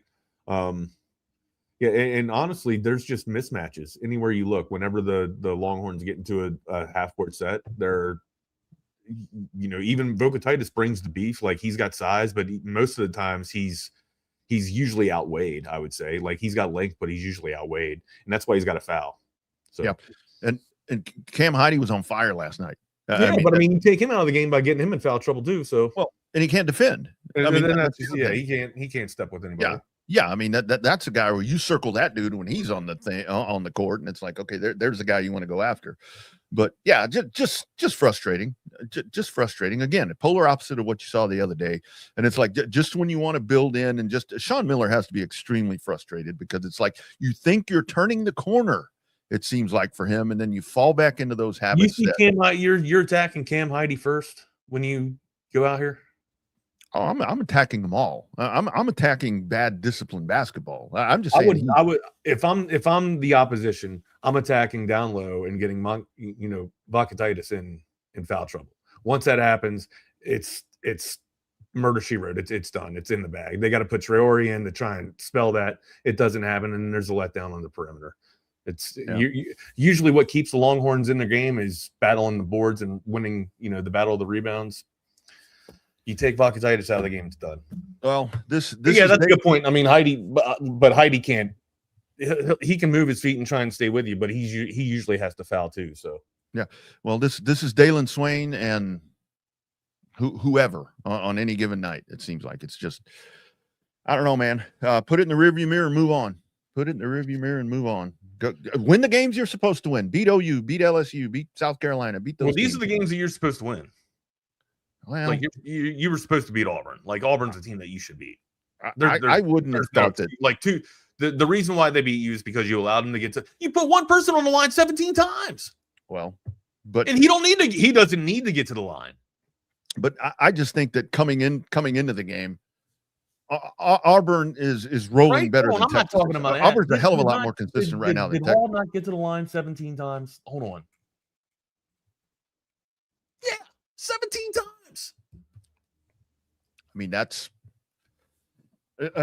That's Texas. You're not going to beat many teams doing that. Overton 5 for 7, no close down on the perimeter here. They weren't closing out on 3-pointers. Again, 2 people beat you. You allowed 2 people to beat you.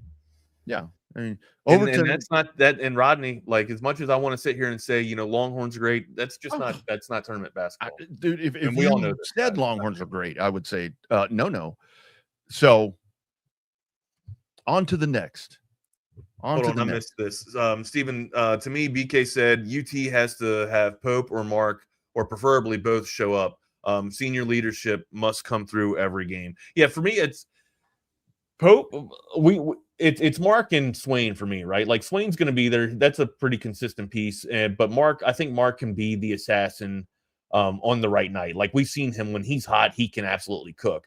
Pope, I think when Pope gets, off his game and he's, going 2 for 8, he starts, trying to make it happen and trying to force it a little bit more instead of being a facilitator. But yeah, if Pope is hitting that night and usually the other 2 are hitting, that's probably pretty good success for the Longhorns, or a good recipe for an outcome win.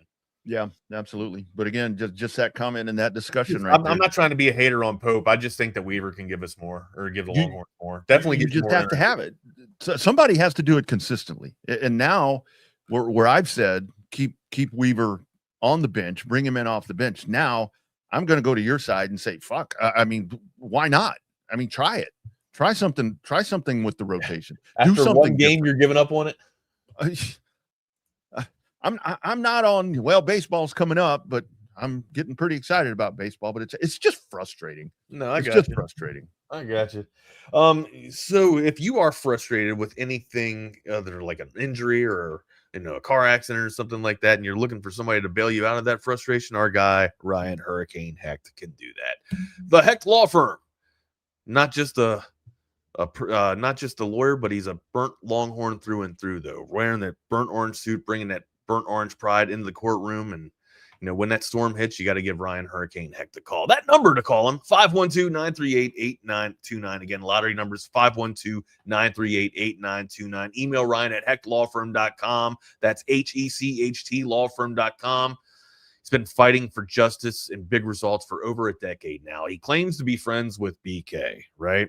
Passionate Longhorn. He knows what you're going through. He's going to fight like hell to make it right. Austin-based, Texas proud, supporting local sports, local businesses, local families, and you when you call him today. Again, that lottery number, 512-938-8929, 512-938-8929. You will hit the prize when you call that number. I guarantee it. Ryan at hechtlawfirm.com. That's Ryan at HECHT lawfirm.com. Tell him the crew from TSU sent you.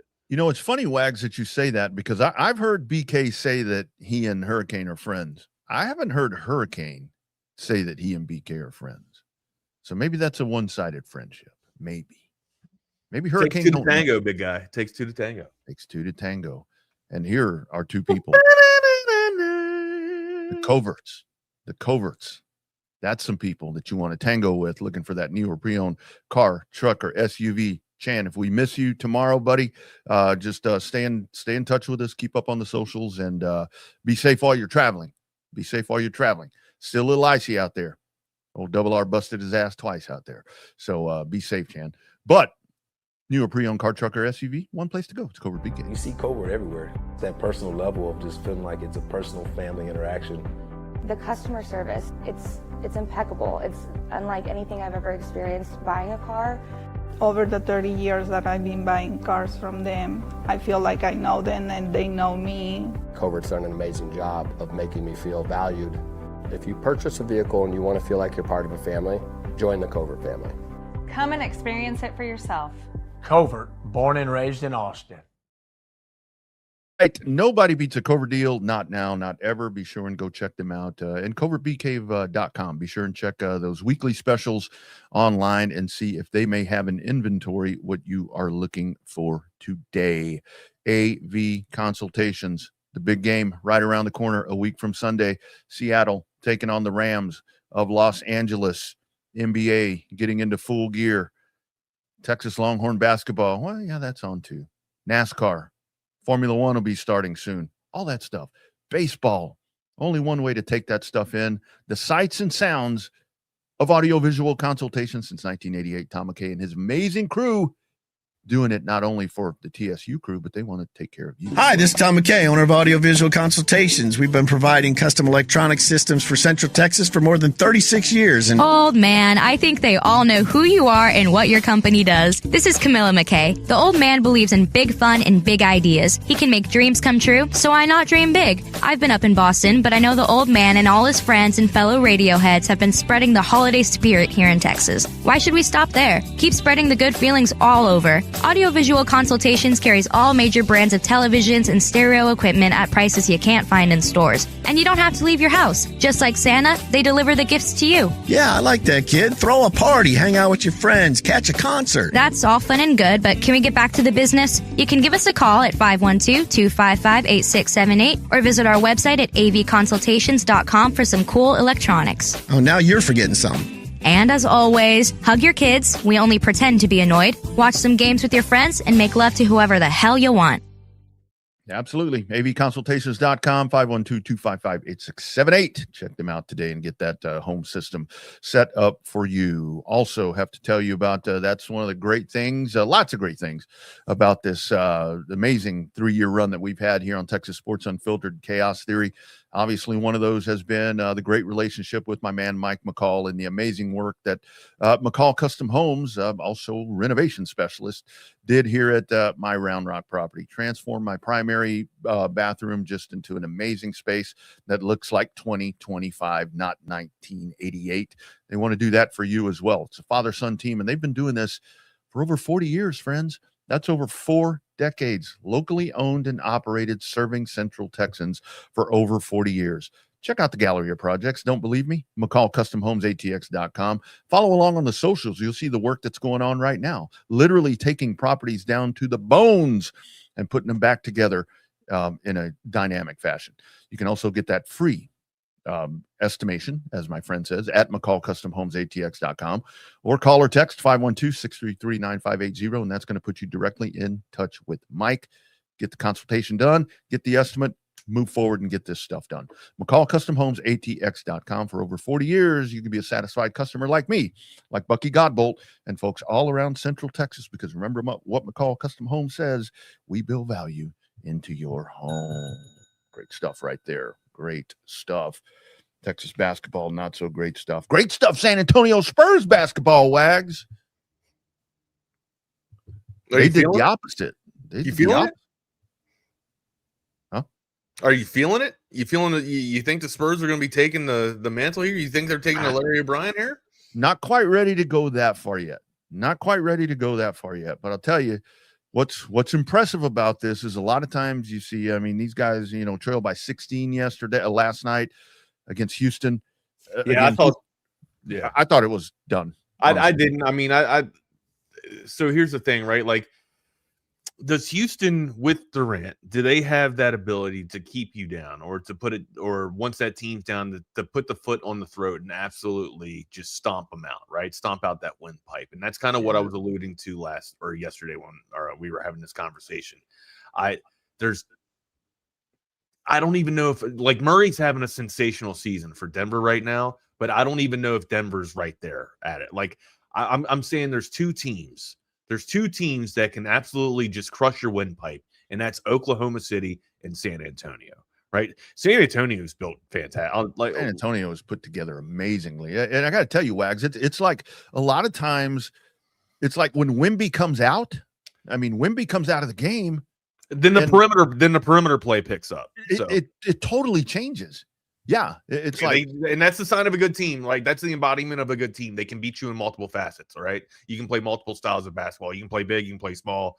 Outside, you can play downhill slash to the basketball, or you can play on perimeter. And that's San Antonio is playing it well, and they play good defense too, which is what you need to do. So in like for Houston, like saying, like, can Sangoon be that piece to lock up Wemby or lock up Chet, right? Yeah. I don't think so. I don't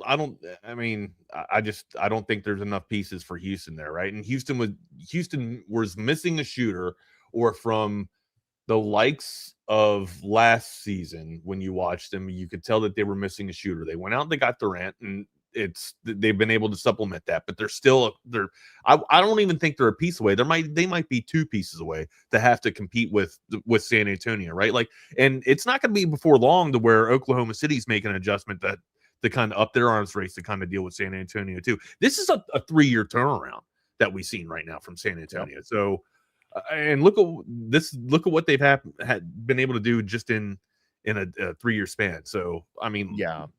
I don't think I'm placating to the to the San Antonio crowd here, man. Like, this is a real legit rise. This is a rise to victory again, a rise to the contention again. And you look in the fact that Devin Vassell is back. I mean, I think that's something that's only going to help intensify the bench, with Dylan Harper and Cornette and these guys that are able to get some minutes in there. Cogs coming back, and then they've been doing this without the Cogs too, man. Yeah. And I saw about a month ago, there was this big push for a lot of folks in San Antonio to go out and get Giannis, before the injury. But So I don't see this? I don't want him giving up Castle. I don't want him giving up Fox. I don't want to give up those guys for Giannis. Well, that's a good like. What would be the return haul for a Giannis, right? And at this point, you got Giannis is not needed on that team now. Houston,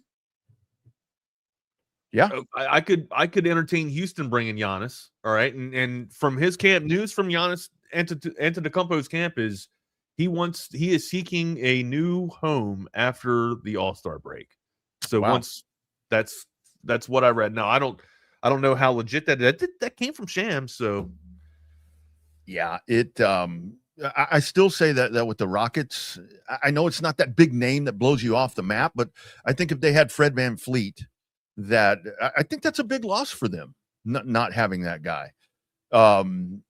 That's a quality dude that you have in the lineup. I think that with the addition of Durant, it's another person on the perimeter that you can swing it. Now Jabari Smith, I think, is a nice piece, but usually give me VanVleet out there on the perimeter with Durant, and that's a tough backcourt to guard right there. That's pretty nasty. And not that Durant's in the backcourt, but the way that he stretches the floor when he's in there,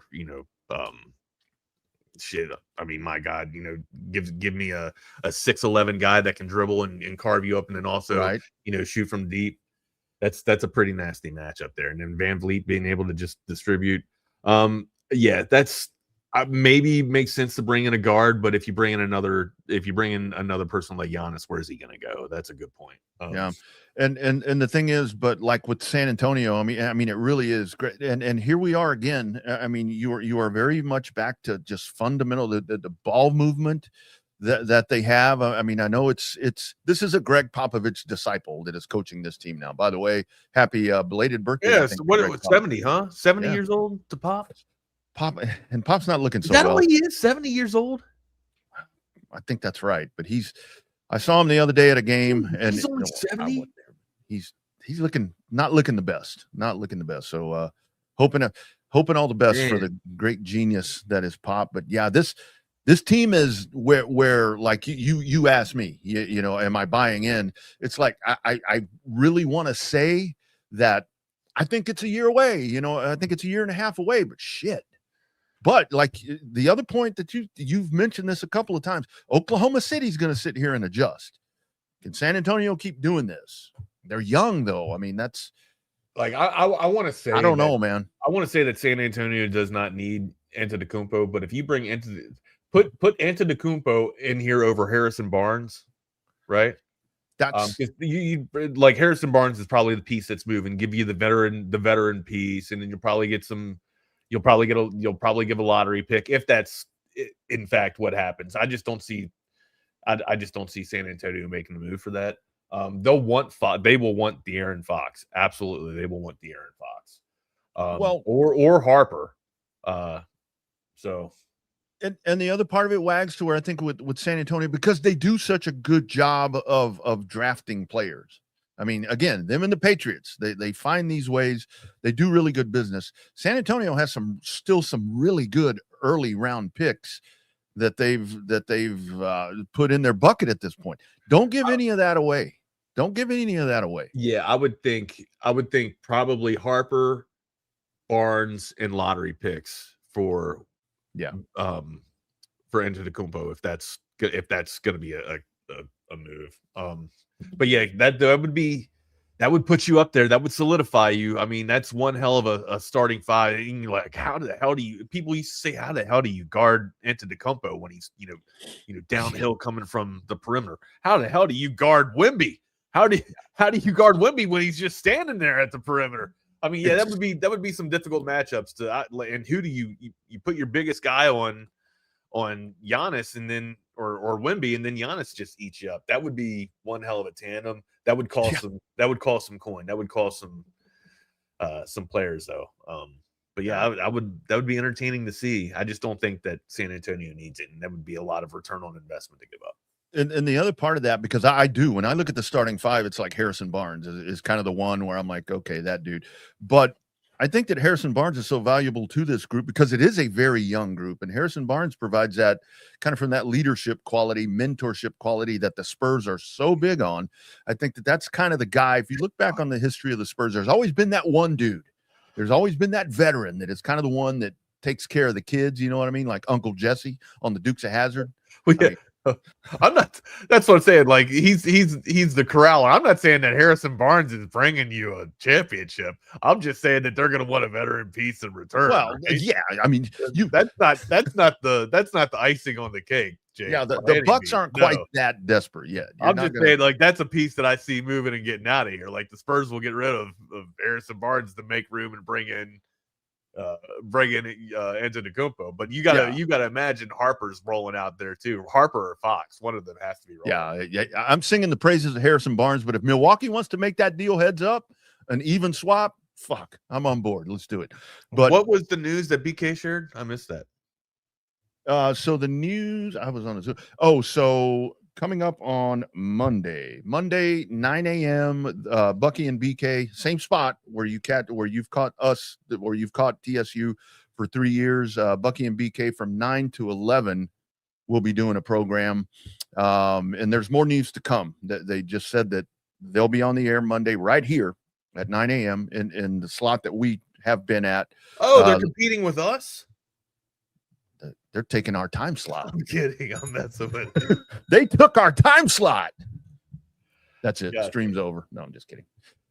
And for Wags and I, at Not the Fake Wags at the Rodney R, just stay and we'll let you know what we're doing. I got some things sizzling. I just don't have anything solidified. So I've been having some meetings, and once everything kind of comes together, I'll put some news out there. I don't want to give you guys, some, hey, I might be going here, I might be going there. I'll let you know when I land. So, yeah, my agent's working on it. I've declared for the transfer portal, so I haven't committed yet. So we'll see what happens. I'm in the portal. Wags, we're in the portal. Like Diego Pavia in the portal. I can't be had. I don't have the energy to put up with the portal. Yeah, I'm not in the portal. I'm a free agent. Where do you want to go next, partner? On the plate. Did you see LeBron? Is LeBron going to retire, Wags? That dude was all crying and shit yesterday after. I don't know if he's crying because the Lakers got whooped or because he was in Cleveland, but maybe LeBron's going to retire. Thinking he's going to retire. It was LeBron. Was it not his birthday or something like that? Oh, I don't know. Was it? I don't know. I don't know. What the hell is he crying for? I don't pay too much attention. Because it was his last game in Cleveland. It's his last game this year in Cleveland, unless somehow Cleveland plays the Lakers in the finals, I guess. I mean, I'm sure whatever it was, I'm sure it was crocodile tears if it's LeBron. Not too much is real with LeBron. Yeah, that's just my take. I'm a Jordan and Kobe guy. I'm with you. The great ones don't have to go out and tell you they're great, buddy. Remember that. The great ones don't have to fucking mouth it or don't have to voice it. They just play. They let their play speak for itself. Yeah, there you go. That's what always. That's the one thing that always deterred me and drove me away from LeBron James. LeBron, when LeBron became a Laker, I like that, like 2014. LeBron, to me, the time that I really enjoyed LeBron was when he was with the Heat, because that was, I don't know, it just seemed, and again, that he was kind of on one of those super teams but he just showcased his skills a little bit. I liked when he came back to Cleveland. I think that's true. That was my favorite era of LeBron, like when he was teamed up with Kyrie Irving, and Love. So yeah, that's probably the only time that I could stomach LeBron, and when they were going up against KD, and like that's, I'm a huge KD fan. I love KD. KD coming from Montrose Christian Academy, the Maryland DC area. Big fan of him. A little parallel there between he and I going to Texas and all being hoopers and everything. Yeah, big fan of KD. I just when he went to the Golden State. That's just a very cupcake and soft thing for KD to do. I'll never forgive him for that. But it broke the league. Well, like we talk about baseball. Talk. Yeah, you know who else got screwed? Wiggins. Wiggins got screwed too, man. I mean, did we ever talk about him? Rodney, you talk about emotions and you talk about the mental game, all the time. Did we ever talk about what could have happened to Andrew, or what might have happened with Andrew Wiggins' mental game after being, the number one pick and, he's supposed to be the savior of Cleveland, and we're getting you out of here, buddy. You're gonna leave. We're gonna get Kyrie in. We're bringing Love in here, and we're gonna run this thing here with LeBron. He just basically just said, "No, Wiggins, you're done." Wiggins bounced back. He was able to bounce back though. He had a little stint there for the Warriors. Is he still in the Warriors? He might be on the Warriors still, I think. I'm telling you, dude, that emotion is real. I mean, when we want to talk about these athletes and all that, I mean, as quickly as things change, to where it's like, oh yeah. Man, nasty. He was all Minnesota had. Yeah.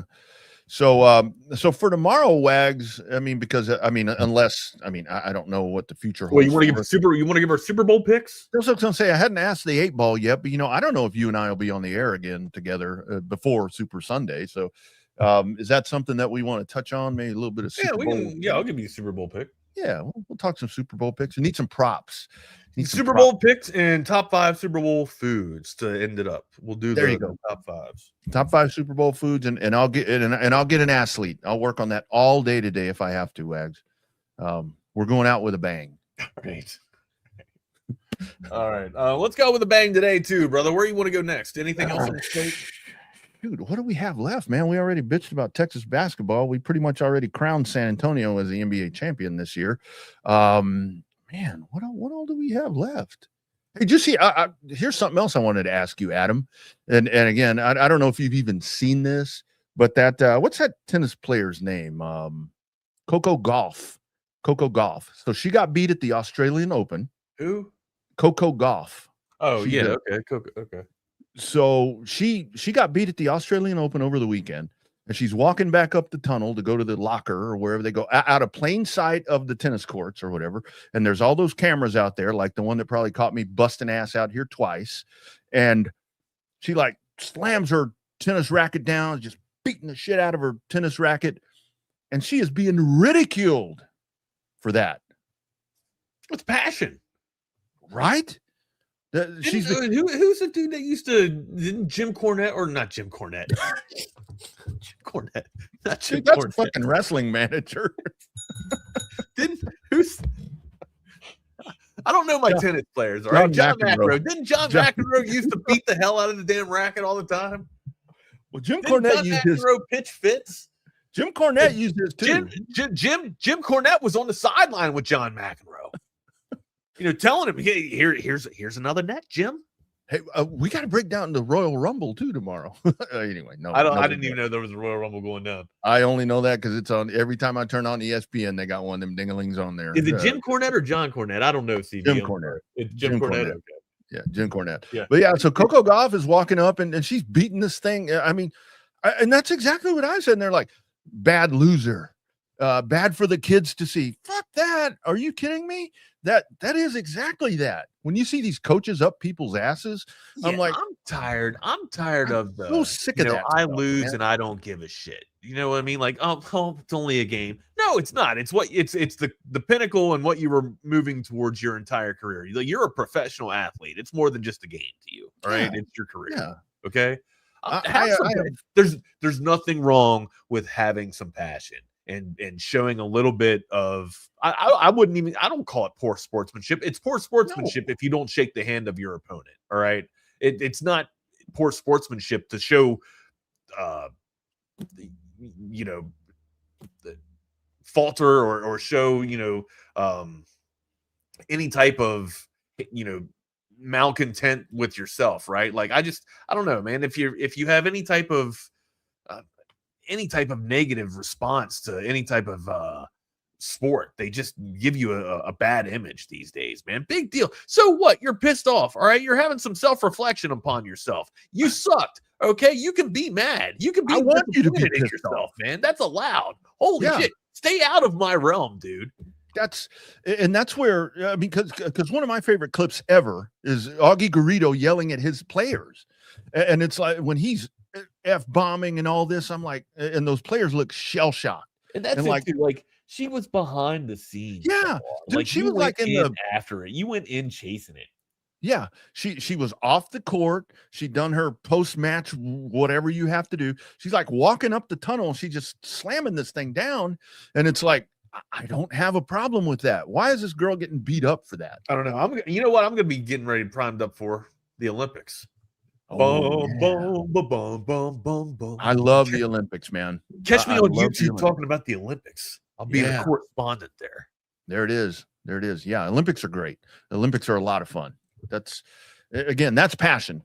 So these are Winter Olympics. Yeah, this is going to be fun. When are the Olympics? End of February? I don't even know. To sum it up, though, LeBron James crying crocodile tears over the video and the, I guess, tribute that Cleveland gave to him last night is the epitome of the Charmin that we have in the association, which is why I think if San Antonio makes a pretty hard, callous move to go get Giannis into the Kubo, not that they need it, but yeah, I think that would push them over the edge pretty mightily there. They would probably be losing a lot of depth for sure, but who would be able to guard that starting five? That would be a tough starting five to guard. Those two dudes out there, I mean, God bless. I mean, you want to talk about trees, my Lord. But I honestly don't think that even with an athlete the quality of Giannis, I wouldn't make the move. I wouldn't make the move. I would hold on to what you have, because I think what you have, forbid any type of career-threatening or career-ending injury. And that's the two things. Every time that I watch Wemby, it's like I'm just amazed by the ability that he has and all the different things that he's able to do. And then I look at his little bitty skinny legs, and I'm like, oh shit. Yeah, so that's the two things that I notice about Wemby: his amazing talent and his little legs. I'm like, I could see him on Detroit too. Yeah. I mean, I don't think Golden State would make a deal. That's why when Jimmy Butler went down, I thought maybe, all right, is this now the time that they make some moves and get Giannis into the Kumbo over there? But maybe they just stay put. I've seen things and draws for articles saying that Houston could have a nice little piece to get Giannis Antetokounmpo. I just don't know where he would go. Like, he's so, like, Durant's going to be your shooter for sure. Sengun, you can't give up Sengun for him. You're going to have to keep Sengun as well. So, I mean, it could work in Houston. I just think that they don't. I don't know how many pieces they have that are able to, be a factor for the Bucks. Who else is out here? Minnesota. I've seen Minnesota factoring in for him as well. I could also see him as a Knick. Oh man! I've seen this reports in there that he might be able to pull a trade to the Knicks, but it's a difficult trade to get down. It's about 8 of 10 in terms of difficulty for it to get. So what do you give if you're the Knicks? I mean, you give up Cat. You're gonna have to give up Cat. I mean, you're going to want to keep Cat there. That's why it's a difficult deal. You'll want to keep Cat, and I would assume that Brunson's staying put as well. You can't be giving up your focal piece with Brunson. So the big three would probably be it's got to be Giannis, and Cat stays, and also Brunson, and you build off of that. Well, we'll see if a deal happens, because it is. But again, I'll reiterate, for San Antonio, don't make the deal. I kind of like where you're going at this point. Yeah, busted the racket. I mean, it's all right showing frustration. Again, don't do it out there on the court. I mean, and it's not bad sportsmanship, and it's not being a bad loser. It's not being whiny. It's what Wag said. It's called having a little passion in what you do. Yeah, and you don't play tennis or any other sport to lose. I mean, maybe in Pee Wee football, it's okay to lose. No, I mean, you can tank in the association to get a better draft pick. I think that's what people have been doing over the past 3 years. I know that's what Washington. Hey, I don't know. I say Washington's been tanking, but Washington got a win the other night. I tell you, man, it's that big move. Washington got a win. You got your man. Why does everybody say that? Yeah, he walks a little light. Rodney. He does. He walks a little light in those footsteps, bro.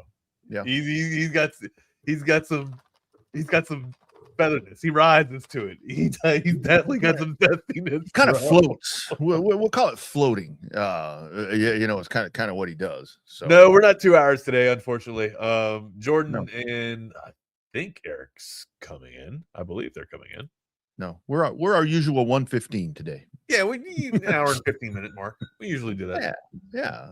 Even though we've covered the entire sports world, now we're just talking about bad sportsmanship and questioning NBA players. That's kind of what we're doing. Cat, yeah. Everybody says that about Cat, man. I mean, even the one comic. Who's that dude? Who's the comedy guy? The comedian that went up there and did the ESPYs. But Cat, hey girl, did it right in front of everybody. Yeah. Hey girl. Oh my God. Yeah. What else we got going on? Anything else? Dude, I think we've got it covered. I think we're just ready to get this thing wrapped up, man. No, I got you. Yeah, I got you, man. What are you gonna get into tonight? Thursday night. What's going on tonight? Probably gonna check out some NBA. I've got to do some NASCAR stuff. We've got to do a little NASCAR podcast thing. Not anything new, but I got to take care of that tonight. I will check out hockey tonight if there is some on because there's some on. We're in business. We're in business tonight. Stars versus Golden Knights should be a really good matchup tonight. As a matter of fact, got Capitals and Red Wings too. So good slate. Good fun little slate. Yep, and I will be on the search as well. I'll be doing some investigating for our final athlete of the week. Code to text line. No, it's not going to be Erica Kirk. She's not an athlete, as far as I know. So not going to be her. Kirk. Oh my God! Come on, guys. No, not her. Not her. She's pregnant, for crying out loud. We're not going to be doing that to a pregnant woman. Wait, what? She's pregnant with Charlie's baby. I hope. God, I'm assuming. Yeah, I would assume. I don't even know. I don't even know the story. I don't even know the story. The timing would line up. I mean, let's stick to sports. Assuming still around. Sports. Top three favorite mattress actresses. Oh, you know what? We never did the top 5 porn stars. We never did the porn stars. We never did that. Autumn Falls is pretty. She's pretty on it. So, those of you guys that don't know who, Autumn Falls is, check her out. That's when it comes to the top of the mind right there. You know what else? Come on. What else we got cooking tonight? I was talking to a guy in Oklahoma that apparently the porn rules are different in Oklahoma than Texas. I did find that out when I was on the road in Tulsa. Not that matters. So if you go to Oklahoma, you can apparently watch that a little bit more than you can here. But anyway. Yeah, I'm not going to be going to Oklahoma just to watch porn, buddy. Yeah, I don't. No, I don't want to watch porn that bad that I'm going to go there. Don't want to watch it that bad if I'm going to go there. Yeah, Caps on tonight. They play the Red Wings. They start the slate off, and then another good. I don't think the Canadians are too much of a stalwart here, but the Avalanche, they could put on a pretty decent show against the Avalanche. I'd look for the Avalanche to kind of take them down too. Another one, if you're into a little bit of a rivalry there, we got the Islanders and the Rangers. The Islanders playing a little bit of decent hockey there. We'll see how that rounds out tonight. And then also another one that you should be in for on ESPN Plus, the Mammoth and the Hurricanes. Guys, make sure you guys check out Utah and Carolina tonight too. Other than that, man, you do have your obligatory watch with the Stars and the Golden Knights. Not that you're going to want to miss that. That should be one of the best games on the slate tonight. Is the Edmonton fan still doing her thing up in the bleachers? I don't know. Is that the only thing you care about? No, I saw it pop up on Twitter a while ago. It was a picture of her doing it. I didn't know if that was recent. She was busted as hell too, by the way. She what? Like all she had was a pair of plastics. That's it. Oh yeah, I mean, she did that, and they're like standing like this microphone. Yeah, that was not very. Yeah, any of that. All right, man. Anything else we got to get to? Man, I think we can. On that note, let's bring in. This man is not plastic. This man is genuine. It's our man Eric Henry. What's up, boys? All right, what's up? How are we doing? What you guys got cooking today, man? I missed the top of the conversation. Breaking some news, breaking some stories. What you guys got cooking? I missed the topic of conversation, fellas. What were y'all talking about? We don't even know, dude. We were just waiting for y'all to get in. Oh, Yeah. okay. Just random stuff. Filling. We were filling. Talking about it's stuff you don't want to talk about, Eric. Read the comments. But Eric might want to talk about it. I don't think Eric wants to talk about it.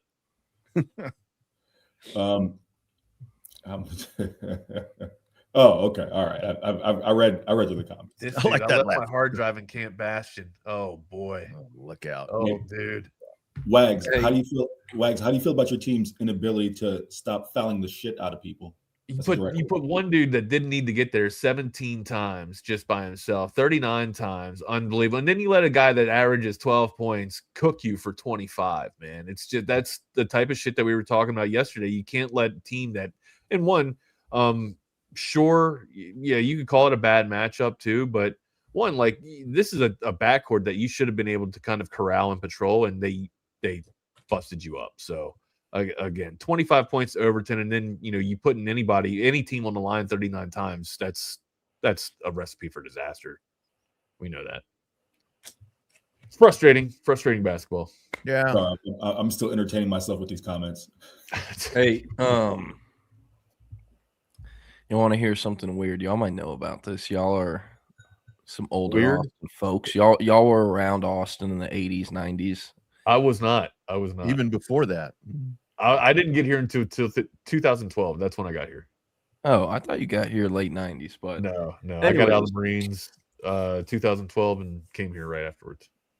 Do y'all know of the One World Theater or Amphitheater? It's on, God, what is that road? Yeah, that's over on where the hell is that? I'm familiar with it. It's in Westlake near Yeah. Barton Creek. I can't believe I'm forgetting the name of this road. I've spent days Bee of my Caves. life. Is it on Bee Caves? Bee Caves, yes. Bee Caves Road, yeah. It's on Bee Caves. Yeah. And it's at like the bottom of this hill / turn on Bee Caves. Oh. And in elementary school at Lake Point Elementary, we took a field trip to go see a play at this place. I found out this morning it's abandoned. I saw a reel on Instagram, someone walking around there. It's completely abandoned. And I also found out from this reel, a cult was who built this. They built the One World Amphitheater, which I had no idea they did. David Koresh? No, it was the cult leader's still alive. He's in Hawaii, apparently. I actually read a little bit about it, but it was some cult and thing I'd never heard of. Here, I'm gonna pull up photos of this place so people know what I'm talking about. Whoa. Yeah, they used to be a bitchin' place. There's a lot of stuff that would go on out there. Oh yeah. These aren't. I'm trying to. What were you? Did you used to go out there, Double R? I've been out there a couple of times. Yeah, little skiing, do some rails out there. What's up? This is kind of what it looks like from the road. Yeah. Okay. But yeah, I love the thing. It says best jazz clubs in Austin. Yeah. Yep. But there used to be plays in a theater here. Apparently a cult built this, and it disbanded in like the early 2000s. But they apparently were known for like showing up to Barton Springs, and they would like lock arms and get in the pool together, some weird shit like that, and it made everyone else uncomfortable. Sounds pretty like 1990-esque if I've heard it. I mean, how many cults do we hear about nowadays? Yes, that sounds like 1940s, bro. Like, no, we didn't. I graduated in 99. We didn't sit there with hands. Okay, Wags, when was Dave Koresh and the Branch Davidians? When did that happen? I don't even know. know. 90s. Right? Was that the 90s? That was 92, 93, 94, sometime in that. David Koresh was in the 90s? Yeah. Absolutely. Yeah. But like, when is the last big story of a cult in the United States? That would have been it. I think that would have been the last one. The cult Davidians or whatever they were called. The Branch Davidians. Yeah. I've seen a lot of stuff on that. I've always wanted to stop at whatever like the Camp foundation Carmel is of that place. But yeah, Mount Carmel, I think is what it's called. but I've never taken the time driving through Waco to go do that. So did you guys know? So here's some Austin history. I know a lot of folks in the chat. Did you just look her up? Not. So did you guys know down South Park Meadows, where they have all the stores and the restaurants and all that shit down there? Did you guys know that actually used to be a bitchin' music scene right there? Wait, that where at South Park Meadows over there at right past Stastny, Slaughter Lane over on the right side, going south on the right-hand side, Slaughter Lane back in there. South Park Meadows, that is now a booming retail space. That used to be, I mean, you saw some of the best concerts there that you would ever see in the late 80s and 90s. I mean, I'm talking about the best music. You get out there, smoke dope. I mean, you're still in the 80s. We've heard you use bitchin' twice now. Smoke dope. 5 minutes. You're in the 80s, buddy. Pretty rad back in those days. Pretty rad. It was shit. That's bitchin', bro. They're out there smoking pot. Smoking dope. It's funny. The only people I've ever heard refer to weed as pot are people over the age of 30. My mom calls it pot. Smoking that pot. You smoking pot? No. Yeah. Them old dudes say, you want to go get a doobie? A what? A brother? Doobie Brothers, yeah, man. Michael, we come from some place long ago. Eric Henry's like, let's move on to the sports. We don't give a shit about this. He wants to actually get into the basketball match. Yeah. All right, boys. I got to get out of here. Y'all be good. Tomorrow. One more time. White flag in the air. Well, hey, welcome into the non-culty Lone Star Playbook. I'm Jordan Scruggs. That's Eric Henry. Going to start it off some Texas basketball, unfortunately. Sorry, but Longhorns lost another one, and another one in which they had a decent lead, led by double digits. So I don't know. Where do we want to start, Eric? The Horns are now 12-9, 3-5 in conference play. Fell to Auburn 87-82. Where do you want to start? Give me 2 seconds. I got to respond to something, Jordan. Sorry about that. This is not a way to bring the final edition of me being on the show. Give me 1 second. No worries. Okay. I think where you have to start with this team, as I said, and forgive me, it's been a long morning. I had to take my better half to the ER early this morning. She's all good, Just since you came back from Hawaii, temperature's just been all over the place and whatnot. So they gave her the IVs and all that stuff, and now she's resting. So run a little bit of sleep here. Sorry. No, it's all good. You have to start with Sean Miller's team, their inability to not foul the shit out of people. That's Sean Miller's quote again, right? I haven't had a chance to get his entire postgame up on the site at Horns 24/7. It'll be up later this afternoon, but it was a combination of all the things that, like, when this team is at their worst, Jordan, it came out. And the crazy thing about it is, again, I said it yesterday, I asked Tremont Mark, right? Like, hey, how does this team take the 20 minutes of the Georgia game and make that 40 minutes? It's not about how we do it. It's the fact that we go out there and do it. For the first 20 minutes, they looked like they were going to be able to do it. You knew the threes weren't sustainable, right? They started out like 7 of 10 from three. Jordan, like Dalen Swain is hitting threes from Steph Curry range. Like, you knew that wasn't sustainable.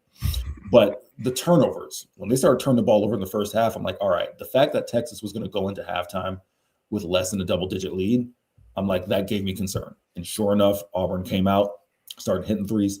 Texas started fouling the shit out of people. To the comment that you threw up there from CB, Tremont Mark had a horrible game. I think he finished 2 of 13 from the field, 4 fouls.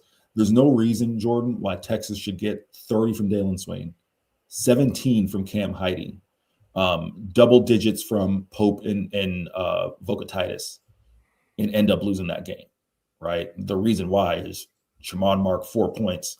As Jordan, you see, Sean Miller refuses to go any more than 8-man rotation. Jordan, did you see? I don't know if you saw it. The Texas basketball Twitter account posted, like, they tagged Nick Cody and him like taking photographs of the players during shoot around. If you just go to Texas men's basketball Twitter account, maybe you can pull that up real quick. But someone like quote tweeted and was like, they got this man doing everything but playing because like they got him taking photos, they got him doing all kinds of stuff. So yeah, if you're going to have an 8-man rotation, there's no way that you can only get 4 points from Tremont Mark. The flip side of that is if you take a look at Auburn, I said Tremont Hall, Keyshawn Hall is a complete stud, right? That's another reason why this game was disappointing for Texas. If you hold Keyshawn Hall to only 6 points in the first half, that's a game, and you build a lead like that, you should be able to win. Yeah, there's the from Big on Basketball, right? It says they got him doing everything but play, right? Photos by Nick. So yeah, Nick Cody can, despite the fact that Sean Miller said that, you know, hey, Nick Cody's doing what he needs to do to play, him actually playing doesn't seem like it's going to be on the horizon anytime soon. Man, so, whenever you said they tagged him on something, I thought you were going to say he like removed his @ from the tag or something. Nah. But yeah, man, this is definitely, and granted, like I said last night, I felt that Auburn would win this game.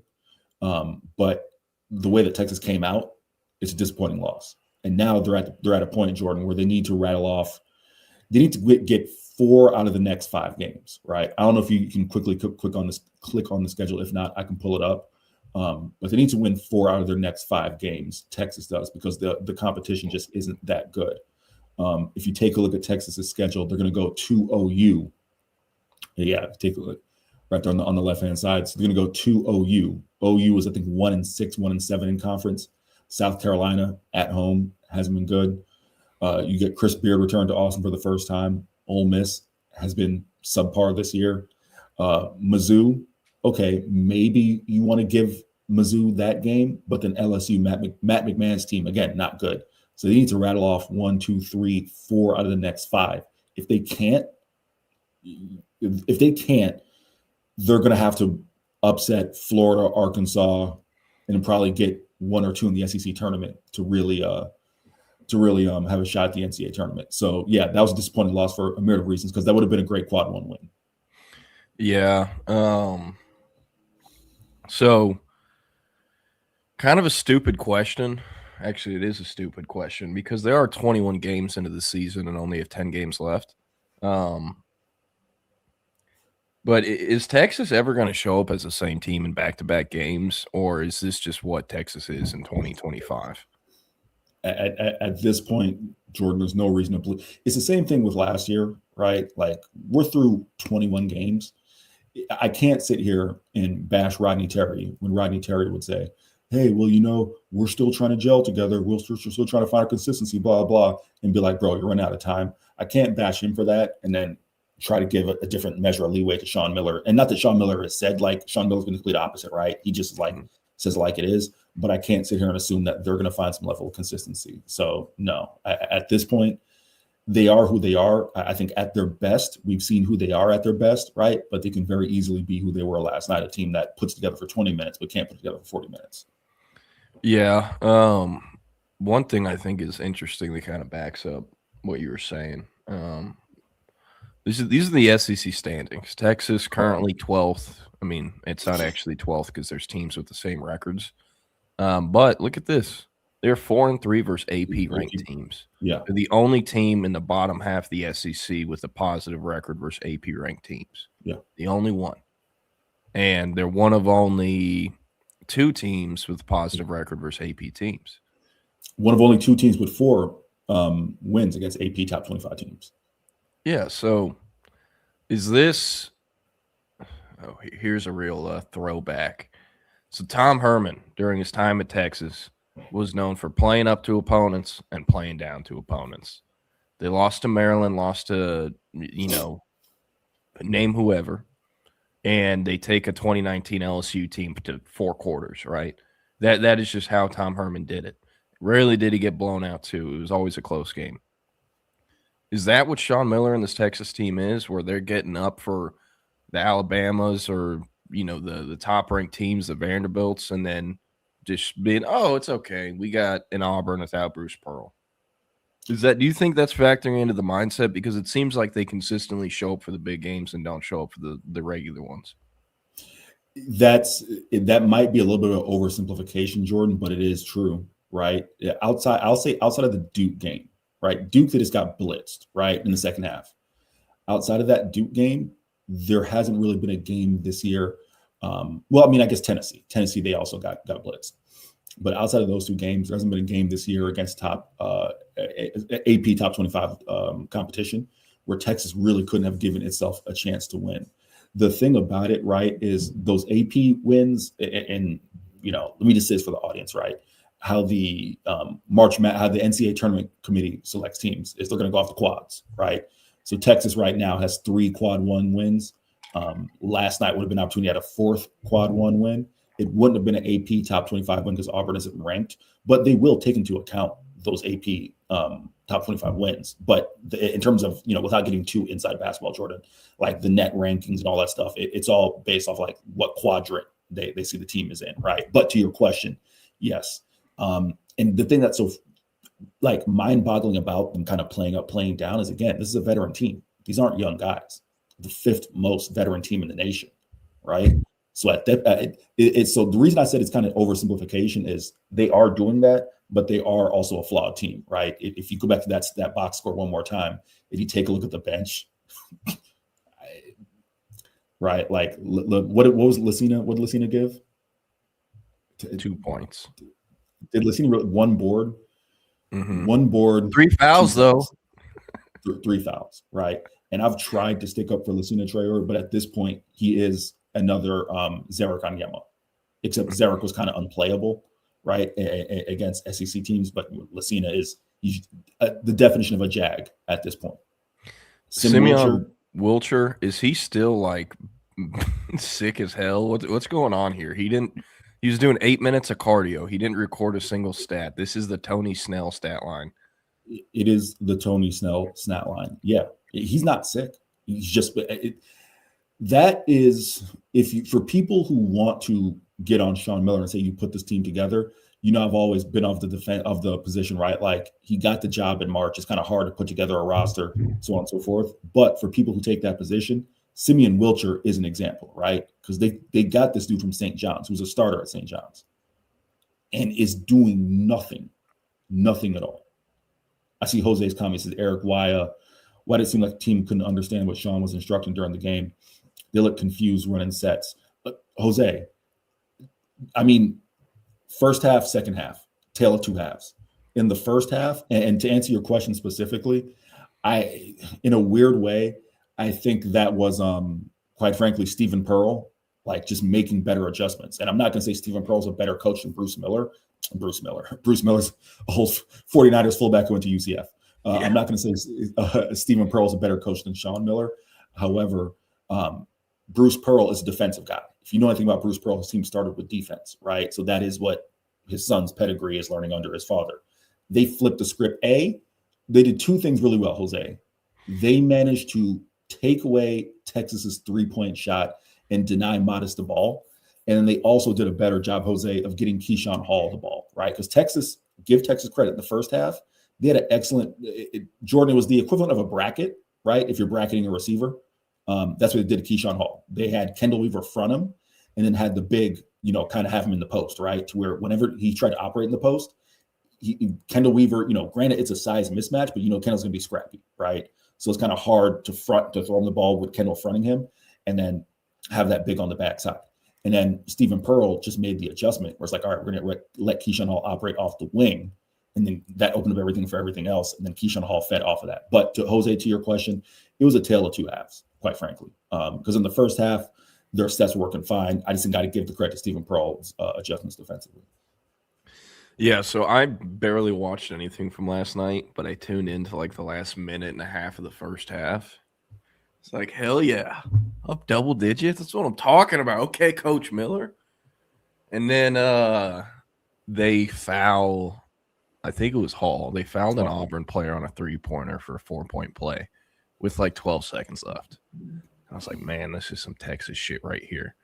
And then I think it was Dalen Swain got them to jump on a 3-pointer, and he got 3 shots. He went 2 or 3, and then there was 0.2 seconds left, and the half ended. But I mean, that is a perfect example of Texas basketball. And again, I barely watched them this year, but hearing like your analysis after each game and 2 days a week on the show, they are who they are. That that's what it is. And I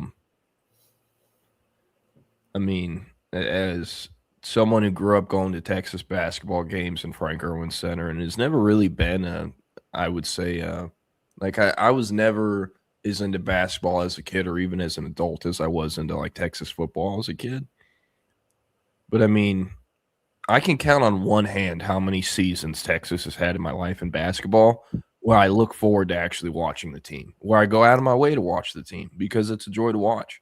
And the main one I can think of is that I think it was 2023, that Chris Beer team that went to the tournament, and obviously all that stuff was happening during the season. That team was awesome. Serge Abari Rice, one of my favorite players till this day. I mean, they were loaded. It was a great team. They had NBA talent. They had, guys that had no shot at the NBA but knew how to play well together. It was a fun watch. And it seems like ever since then, ever since the fallout with Chris Beard, it has just been a horrible product. And one of the really interesting things to me, I'm blanking on his name. It wasn't Danny Davis, but one of the guys who works for the Austin American Statesman got he FOIA'd the Freedom of Information Act. David Eckert. Yes. He FOIA'd the Texas Athletics revenue for this past calendar year, fiscal year, whatever. And the only program that made money was football. And they made over $100 million in revenue.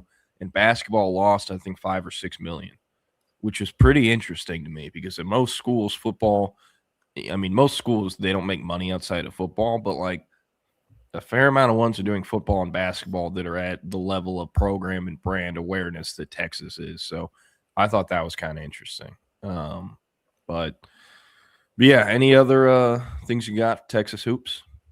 No, like I said, they have to win 4 of the next 5, right? If they win any fewer than 4 of the next 5, you're in a position where they have to beat Florida, right? That game is in Austin. And they have to beat Arkansas. The Arkansas game is at Bud Walton Arena in Fayetteville. So, this team, they put their backs up against the wall. So, again, Sean Miller, I don't know how many more of these moment of truth type speeches he can give them that he gave them during halftime of the Georgia game, but that's kind of where they are now. Yeah, we'll see. All right. And I will be in Norman. I will be in Norman for the first time. So we'll see what that's like. Man, I don't think they'd ever do this for a few different obvious reasons, but it would be so awesome if they figured out a way to put a basketball court in the Cotton Bowl and then put seats close to the court like they did whenever the Final Four was in AT&T Stadium in Arlington. Right. Or the All-Star games that were there. Something like that would be dope, but at the same time, the game probably has to be at noon or 3 o'clock. It has to be at noon, and probably needs to be with 2 good teams. Oh yeah, that too. But and it won't even come close to capacity, even if it's a top 5 matchup. But the only Cotton Bowl game I can think of that's at night that I know of was when South Oak Cliff and Melissa played in the 3rd or 4th round of the playoffs. They had a game in Fair Park in the Cotton Bowl at night, and the lights were on. I didn't even know they had lights in that stadium. I never really paid attention. And as you can assume, there was no Melissa fans there. They stayed at home and watched it on TV. And if you don't know about Melissa, Eric, it's a booming suburb in Northeast Dallas. I got you. It's pretty affluent. And where Trevor Goosby's from, correct? Huh? Where the Goosbys are from. Okay, here's the thing. Austin Goosby has always been at Melissa. Trevor Goosby didn't start there. If I remember correctly, he was at one of the Plano schools or a private school, and they got him to transfer in as a sophomore or something like that. And they did the same thing with Max Wright, who ended up flipping from Texas to SMU. He was at Plano East. And something happened. He got hurt or got into it with his coach, and he transferred into Melissa midway through the season of his sophomore year and obviously couldn't play. But yeah, they know how to get those big offensive tackles into the school somehow. I don't know. But yeah, all right. So we're going to get into football, but to start that, our Chip Brown over at Horns 24/7 for his insider this morning. Not going to steal the whole show because I assume we'll hit on that during his show at 2 o'clock. But In the Insider, it's some information on Lawrence Seymour, the waiver process, why he's applying for that, how it works. And then also he talks with a former Power 4 head coach who knows Texas's team personnel pretty well, and he gives his thoughts on each portal edition they had.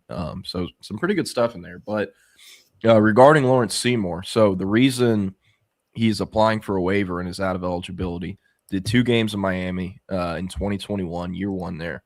His second year there, he played in 6 games. And then his third year of college was at Akron. He didn't play in a game. His 4th year of college was at Akron. He played, I think, in like 8 or 9, and then transferred into Western Kentucky, where he was this year, only spent 1 season there, started all 13 games. And there were 2 seasons in which he played in 4 or less games. His first year at Miami, his true freshman season, and his first year at Akron, which was his 3rd year of college. The thing is, he entered the portal ahead of his 3rd season in college in August, when they were not portal. There's never been a portal window in August. And he left Miami in August of 2023, or right before the 2023 season. If you go back and read some of those reports, it's pretty easy to figure out. They set the depth chart, and he realized he wasn't starting and wanted to leave.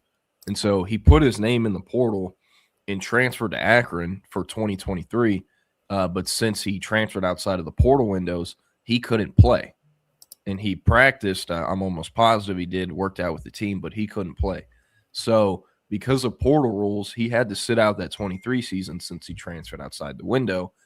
And now the argument will be, hey, I wasn't able to profit off my name, image, and likeness because I couldn't play in 2023 because of these portal rules, and that's how they're trying to get it back. Now, there's never been any player like in a situation like this before that's ever sued the NCAA or taken legal action or tried to get this year back. So it's something that's never been seen before. And there's similar cases that have happened in the past. Because in the past, it used to be you could have transferred once without sitting out, but the second time you had to sit out a year. And the players that sat out a year at their second stop retroactively sued the NCAA years later to get that year back that they had to sit out for. And those guys won those cases. But no one has ever been in a situation like Lawrence Seymour where they transfer outside of a portal window and are trying to sue to get that year of eligibility back. So it'll be very interesting. The NCAA, I don't think anyone has ever described them as fast moving. So at one point, will Seymour get ruled eligible or ineligible? We're not sure.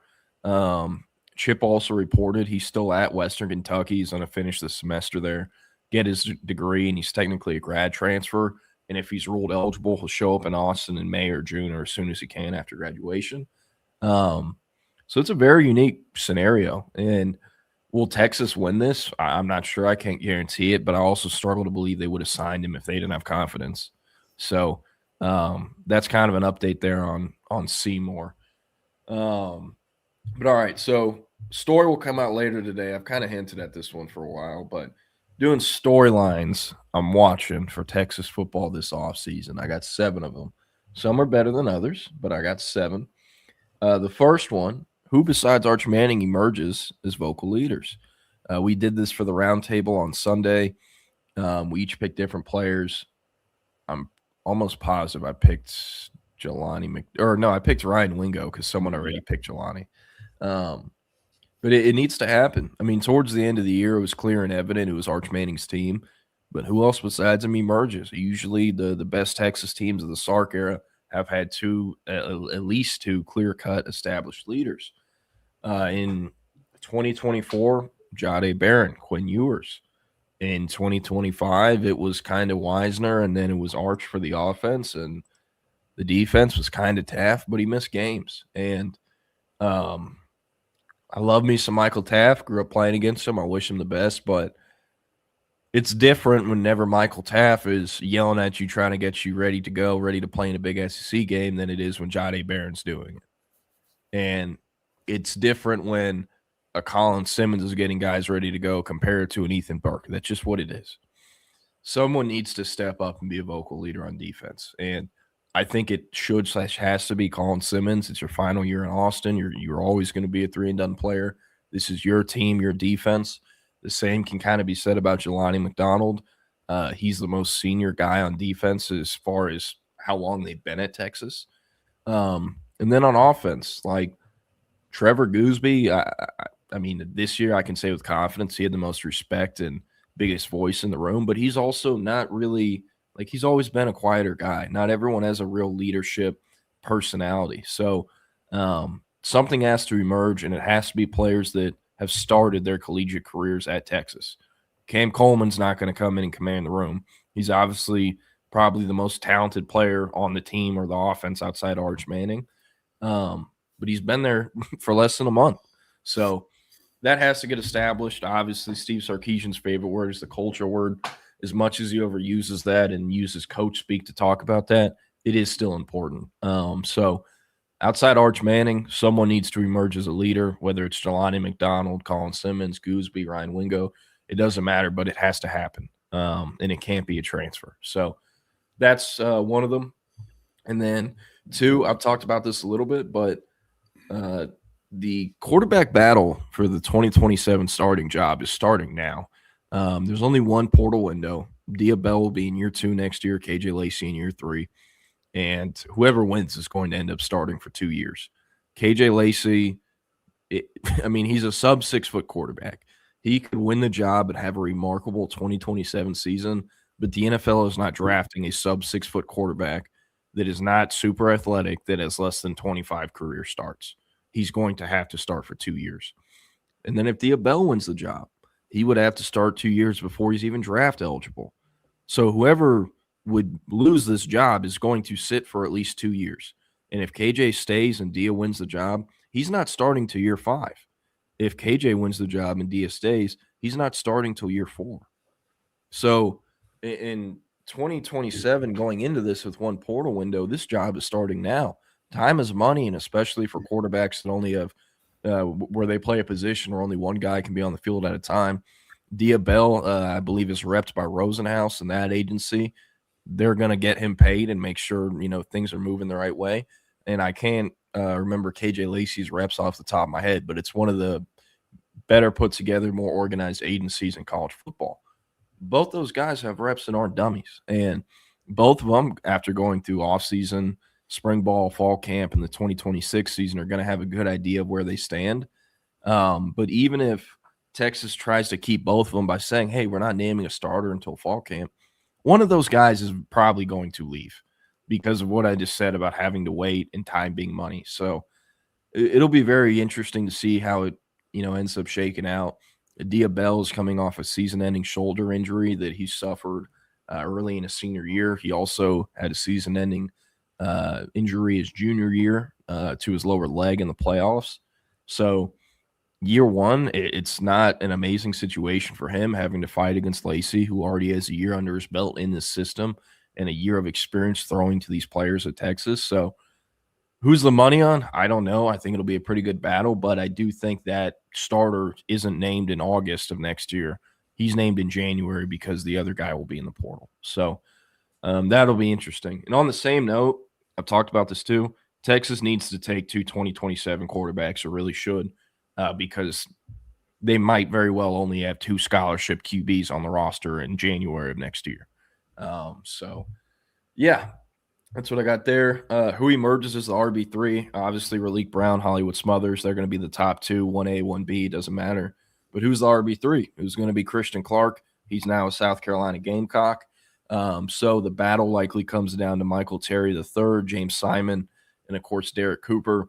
There's a huge financial investment in Derek Cooper. That's how they got him. It was one of those recruitments. But just because of what you make, that's not going to decide where you are in the depth chart. Look at Dalen McCutcheon being the cheapest 2025 receiver they signed, and he played more than all the 3 other guys. And I think played more than them combined or close to it.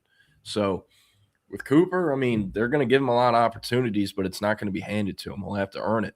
Who's going to win that job? It'll be interesting because obviously Raleek Brown, Hollywood Smothers, they're supposed to be 1-year rentals, and you'd hope that you can get the rest of the room back in 2027. But if you're James Simon or Michael Terry and Derek Cooper leapfrogs you, you're going to be, more hesitant to stay. That's just human nature. So it'll be interesting. And then which freshmen are up next? Each year of the Sark era, he's either had a freshman All-American, the Sean Alexander True Freshman of the Year award winner, or just someone who makes a huge impact and starts or plays basically rotational snaps as a starter. 2021, it was Worthy. In 2022, Calvin Banks. 2023, C.J. Baxter, Ant Hill, Malik Muhammad. 2024, Colin Simmons, Ryan Wingo. 2025, Grayson Littleton, Lance Jackson, and Cade Phillips. Who is going to be the freshman or stud freshman that emerged this year and play a lot? I think by far and away the highest odds is Tyler Atkinson. He kind of has to make it work and be in the two deep, and I think he will have the highest snap count amongst the freshmen. But Jermaine Bishop, I love this kid. I think he's special. Probably the best pure football player I've ever watched, and is statistically one of the greatest players to ever play high school football in the state of Texas. He could have helped last year's team as a senior in high school. He can help this year's team. Sarkisian has never played freshman receivers, though, outside of Worthy and Wingo. How much is he going to play Jermaine? In my opinion, he has to play. He should play, but we're not going to know until we get into the season. And then I also brought up a guy I'm really high on is Samari Matthews, but the fact that Texas added Bo Masco while retaining Kobe Black and, of course, Littleton and Cade Phillips, and you still have Ward Elmack, where does he fit in? Because those are 5 really good corners in front of him. And then, there's going to be guys on special teams, Kosi Okpala, Rocky Cummings, but who's going to emerge as a guy? Obviously Atkinson, but anyone besides him? That's what I'm wondering. And then how do the new coaches influence things? Obviously, there's been a lot of staff changes. PK out, Will Muschamp in, Dwayne Akina out, Blake Gideon in, Chad Scott out, Jabbar Jaluk in. They've hired a few new analysts as well, off-field staffers. But last year, when they hired Chad Scott, whenever they hired Neil Brown as a special assistant to the head coach, those guys brought in a gap scheme, and they installed it in spring ball, fall camp, and tried to run some of that. And then eventually at some point in the season realized, hey, it's a lot easier to run inside and outside zone. These guys have been practicing for years than it is gap scheme, especially in the SEC. And I think that move was really made once Steve Sarkisian, Texas, and everyone realized how much better of a zone runner Wisner is than a gap scheme runner. So they eventually went away from that, but it influenced the team and influenced the offseason. The defense is obviously going to look different with Will Muschamp and Gideon compared to Akina and PK, but is Jabbar Jaluk going to bring anything to the offense? The special assistant to the head coach hire still hasn't been made. That position's open. Could it be Sam Pittman? Shit. Could it be Pete Carroll?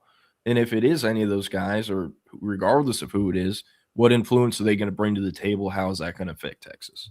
And then also want to hit on the director of scouting role, because Sark has always had the same CEO head coach approach where nothing happens without his approval.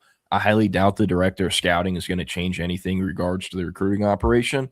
But hey, they have made some changes. A lot different offseason this year compared to years past.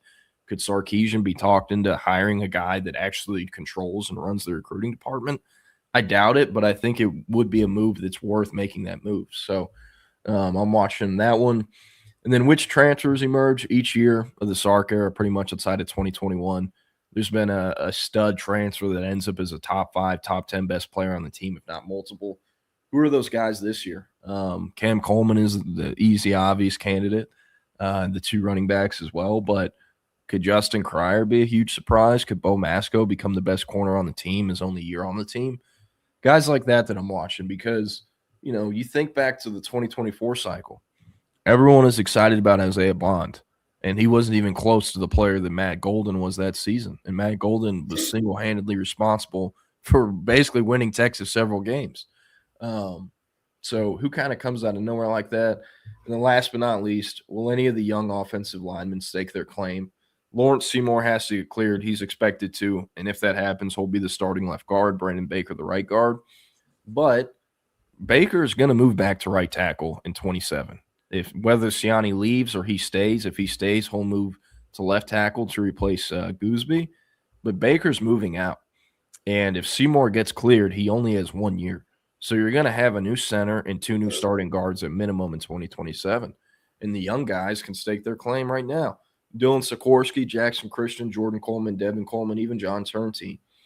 what can they do this offseason that cements their role going into next season? So that's what I got. Just try to come up with some fun, I guess, storylines or dynamics, narratives to track throughout the offseason. So that's what I'm looking at. I don't know if you have any thoughts on that. Yeah, I can jump in. I mean, you said a lot there. I can jump in on a couple of those things. One, actually, you know what? I'll touch just because it's in the comment. Jake Bayless's comment where he talked about Michael Massinus as being a guy who helped a lot. Jordan, this tight end room, am I out of bounds by thinking that this is Nick Townsend's job to win? Because listen, Massinus is not a traditional receiving tight end in the way that a JT Sanders was, or even a Gunnar Helm was, right? So I mean, I feel like Massinus will play a role in terms of, I feel like Massinus is competing with Spencer Shannon for his role as the block, right? And then Nick Townsend is kind of, that's the way you see it, right? Yeah. I mean, they wanted Spencer Shannon to end up being a 3-year starter pretty much because he's very unlikely to be an NFL guy. But the problem was he was in year 3 last year and couldn't consistently block, and he offers little to none, little to no value as a pass catcher. This kid caught 7 passes in high school. And he can only run so many routes where you're guaranteed that he'll catch the ball and do something with it. There's no yards after the catch value. As soon as graded out as a much better blocker, he has years of experience playing as an inline tight end and can be the primary blocker at tight end for Texas, especially in 12 personnel sets with Nick Townsend also on the field. And the thing, too, not only is he a better blocker than Shannon, he actually offers some yards after the catch value. He can actually run more than 3 routes of the route tree. And that's going to help. So I like the move. I think he could make himself an NFL player with this. I think there was already a shot he'd be an NFL player before he transferred out of Michigan State. But this is a guy that right now, if there's a way to bet money on him running one of those like delayed routes Gunnar Helm used to always run up the seam, he's going to catch one of those. And I'd put money on it that it goes for a touchdown at some point this season. It's just setting up too well. Because I can guarantee you they were never going to ask Spencer Shannon to catch a ball over his shoulder because he can't do that. So I think Massinus, great call by Jake Bayless and Eric. I do think under the radar, he's probably the best one, and it isn't flashy at all. Blocking tight end never will be. But he changes so much for Texas and Steve Sarkisian actually being able to run 12 personnel. So I really like that ad too. So yeah, the only other thing real quick I had, you talked about, first off, I think you're spot on with the QB2 battle. Excuse me, not QB2 battle, the QB1 battle for when Arch is gone. I think you're spot on there. Oh yeah, do you want to look at that? Because I think CB did say that there was a new addition. Yeah, I just saw this on my phone. He was at Tennessee the last 3 years as their director of recruiting. I'd be lying if I said I'd ever heard of his name. I don't know who he is. So let me get some more info on him, and hopefully I can go in depth on him tomorrow with Nick. But, hey, we'll see. Is he going to be able to call the shots, control the personnel scouting department, or is it still his title but Steve Sarkisian's calling it? We'll see. And real quick, Jordan, was he at Tennessee or Tennessee State? Because the Zenit's tweet is saying he's at Tennessee State. It's just HBCU. Not Tennessee Volunteers, which was in the SEC, but said that he was at Texas A&M prior to that. Oh, no, you are correct. I read that wrong. Very interesting hire. I bet he has a dad or uncle or somehow related to or has a good high school coaching network in the Southeast. Yeah. Because all the guys they looked at to hire last time this role was open all had that, and they hired Aaron Joe who had that. So we'll see. Curious to what I'll dig up on him. But all right. Want to hit on some rankings talk. Cooper Pategna. He is a member of our scouting team. He's the main guy in charge of ranking the players in the portal. That's his job. Very hard job to do. Because in high school, you project them to the NFL draft. But in the portal, you have guys that are all different grades. I don't know what's going on with Eric. I'm going to put him backstage. Let's see. Okay. But yeah, so it's harder to do in the portal, and especially too because like you value positional value. If you're an offensive tackle, your chances of getting drafted top 10 are so much higher than if you're a running back or a corner or safety, right? I mean, pretty much everyone knows that. But with the portal rankings, he did top 100 players and hit on them, kind of what they're getting, what they mean for each one. Okay, Eric, you ready to go? Can I bring you back? Okay, sorry. My bad. The vacuum was running the like little robot vacuums. I just want to shut the door so I didn't come through. My bad. No worries. All right, so Cooper Pategna did his top 100, hit on each player. I'm just going to hit on the players that Texas got, and I'll read what he said. Cam Coleman, number 6 player in the portal. What are they getting? A former 5-star with sky-high upside. Coleman pairs seamlessly with budding signal caller Arch Manning as he joins one of the nation's most talented receiving corps, alongside Ryan Wingo and Emmett Mosley the 5th. I'll also hit on the players that left Texas that are on here because I think it's kind of interesting what he has to say for them. DeAndre Moore should be coming up here soon. Here he is. Colorado, what they're getting in Moore. Moore departs Austin for Boulder as he looks to step into a larger role and earn more targets. That is correct. Joining forces with starting quarterback Julian Lewis and the Buffaloes in the Big 12. A shifty slot operator with an excellent feel for creating consistent separation both off the line of scrimmage and at the top of the route. Moore pairs well with Lewis's skill set. I've seen DeAndre Moore more than Cooper Pategna has, and I honestly respect his opinion more than anyone else. If I was doing this, he'd be ranked a little bit lower. I like DeAndre Moore, consistent player like this says. He's a jack of all trades, master of none. He's good at everything, elite at nothing. And that's fine. You can be a great college player, but I mean, like I don't think like I'm about to pass what's his name? Eric Singleton went to Auburn, and Eric Singleton is going to get drafted higher than DeAndre Moore will, but he's ranked lower. So that's why the portal rankings are hard. But here's Melvin Ciani, the Canada native who went to Temple, then Wake Forest, now at Texas. What they're getting, it was no secret the Longhorns needed to upgrade protection around Arch Manning after surrendering 23 sacks last season. Enter Melvin Ciani, a seasoned veteran with 24 career starts and legitimate Sunday upside, expected to anchor the right side of Texas's O-line opposite one of college football's top returning tackles in Trevor Gooseby. What other stuff do we have here? Hollywood Smothers checking in at 38 overall, the NC State running back transfer. Pategna says, after previously committing to Alabama, Smothers joins Raleek Brown in Austin to form one of the most dynamic and explosive running back rooms in the country. A true home run hitter, Smothers has accounted for 29 runs of 20-plus yards over the past 2 seasons, giving Steve Sarkisian the type of long speed and explosiveness that was sorely missing from the Longhorns' offense last year. Spot on. What else do we have here?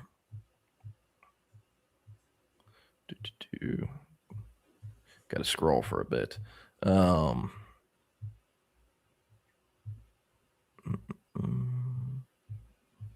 I thought we'd hit the next player earlier. All right, Rasheem Biles, the Pittsburgh linebacker transfer, checking in at 77 overall in the portal rankings.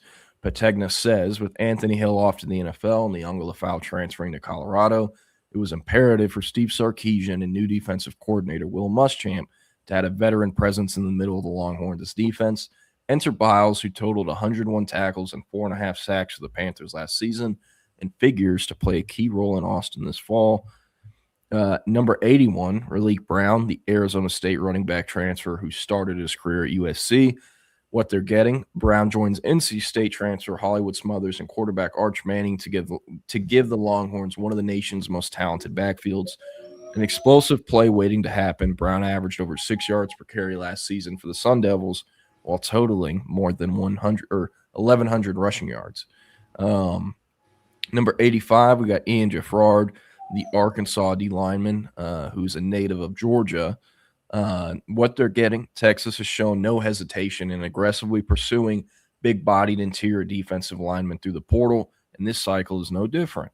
Listed at 6'5" and 387 pounds, the former Razorback is a true space eater on the interior, capable of anchoring against the run and consistently commanding double teams.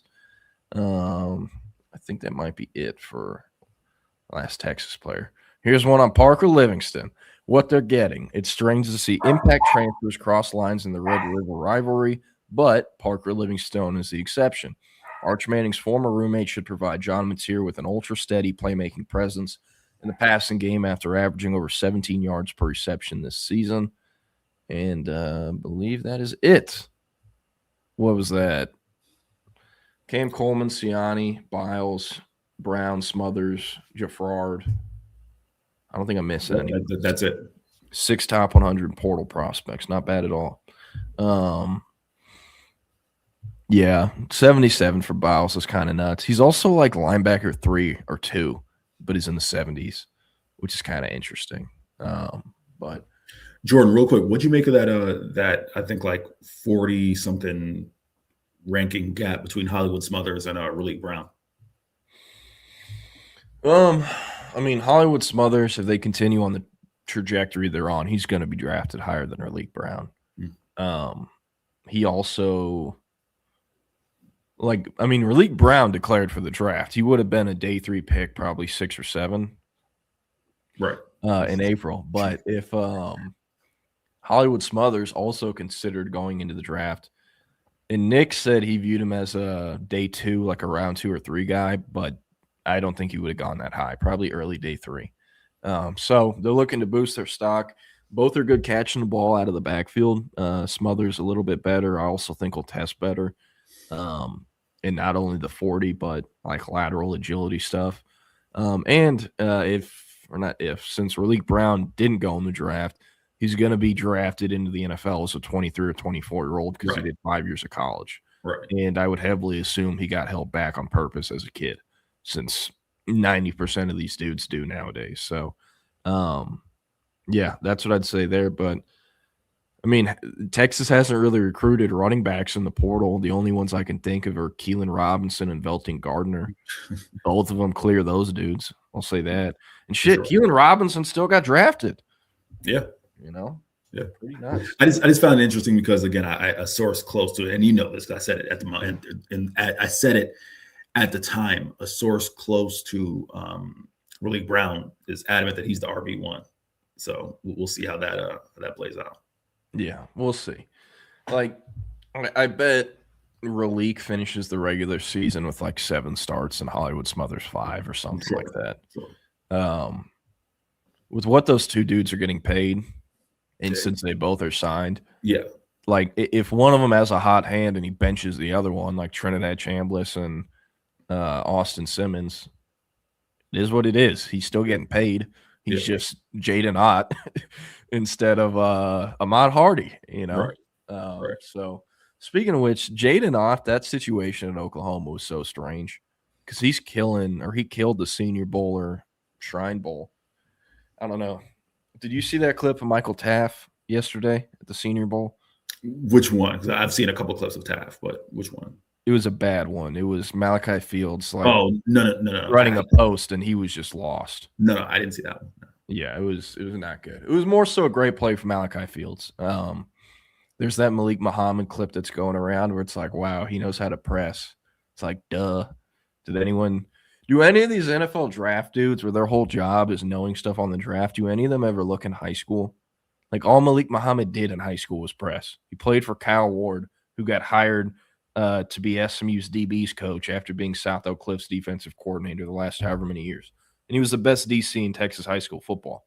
Malik Muhammad will be just fine. I think whatever team he ends up with is getting great value because I don't see a way he goes like earlier than round 3 at this point. So you mean later than round 3 or earlier? Earlier than round? Probably mid to late round 3. Okay.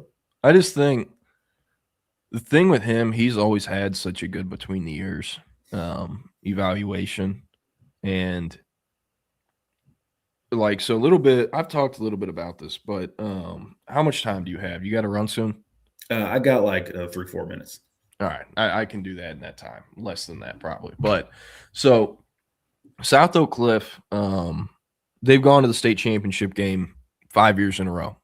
They've won 3 of those 5. They've beaten Liberty Hill. They've beaten Port Neches Groves, and they beat Richmond Randall this year. and they won 2 in a row and then lost 2 in a row and then won this year. But Malik Muhammad was a junior and senior on the teams that won the first 2 state championships back to back. And they called that whole kind of playoff run and just rebuilding of the program Return to the Mecca.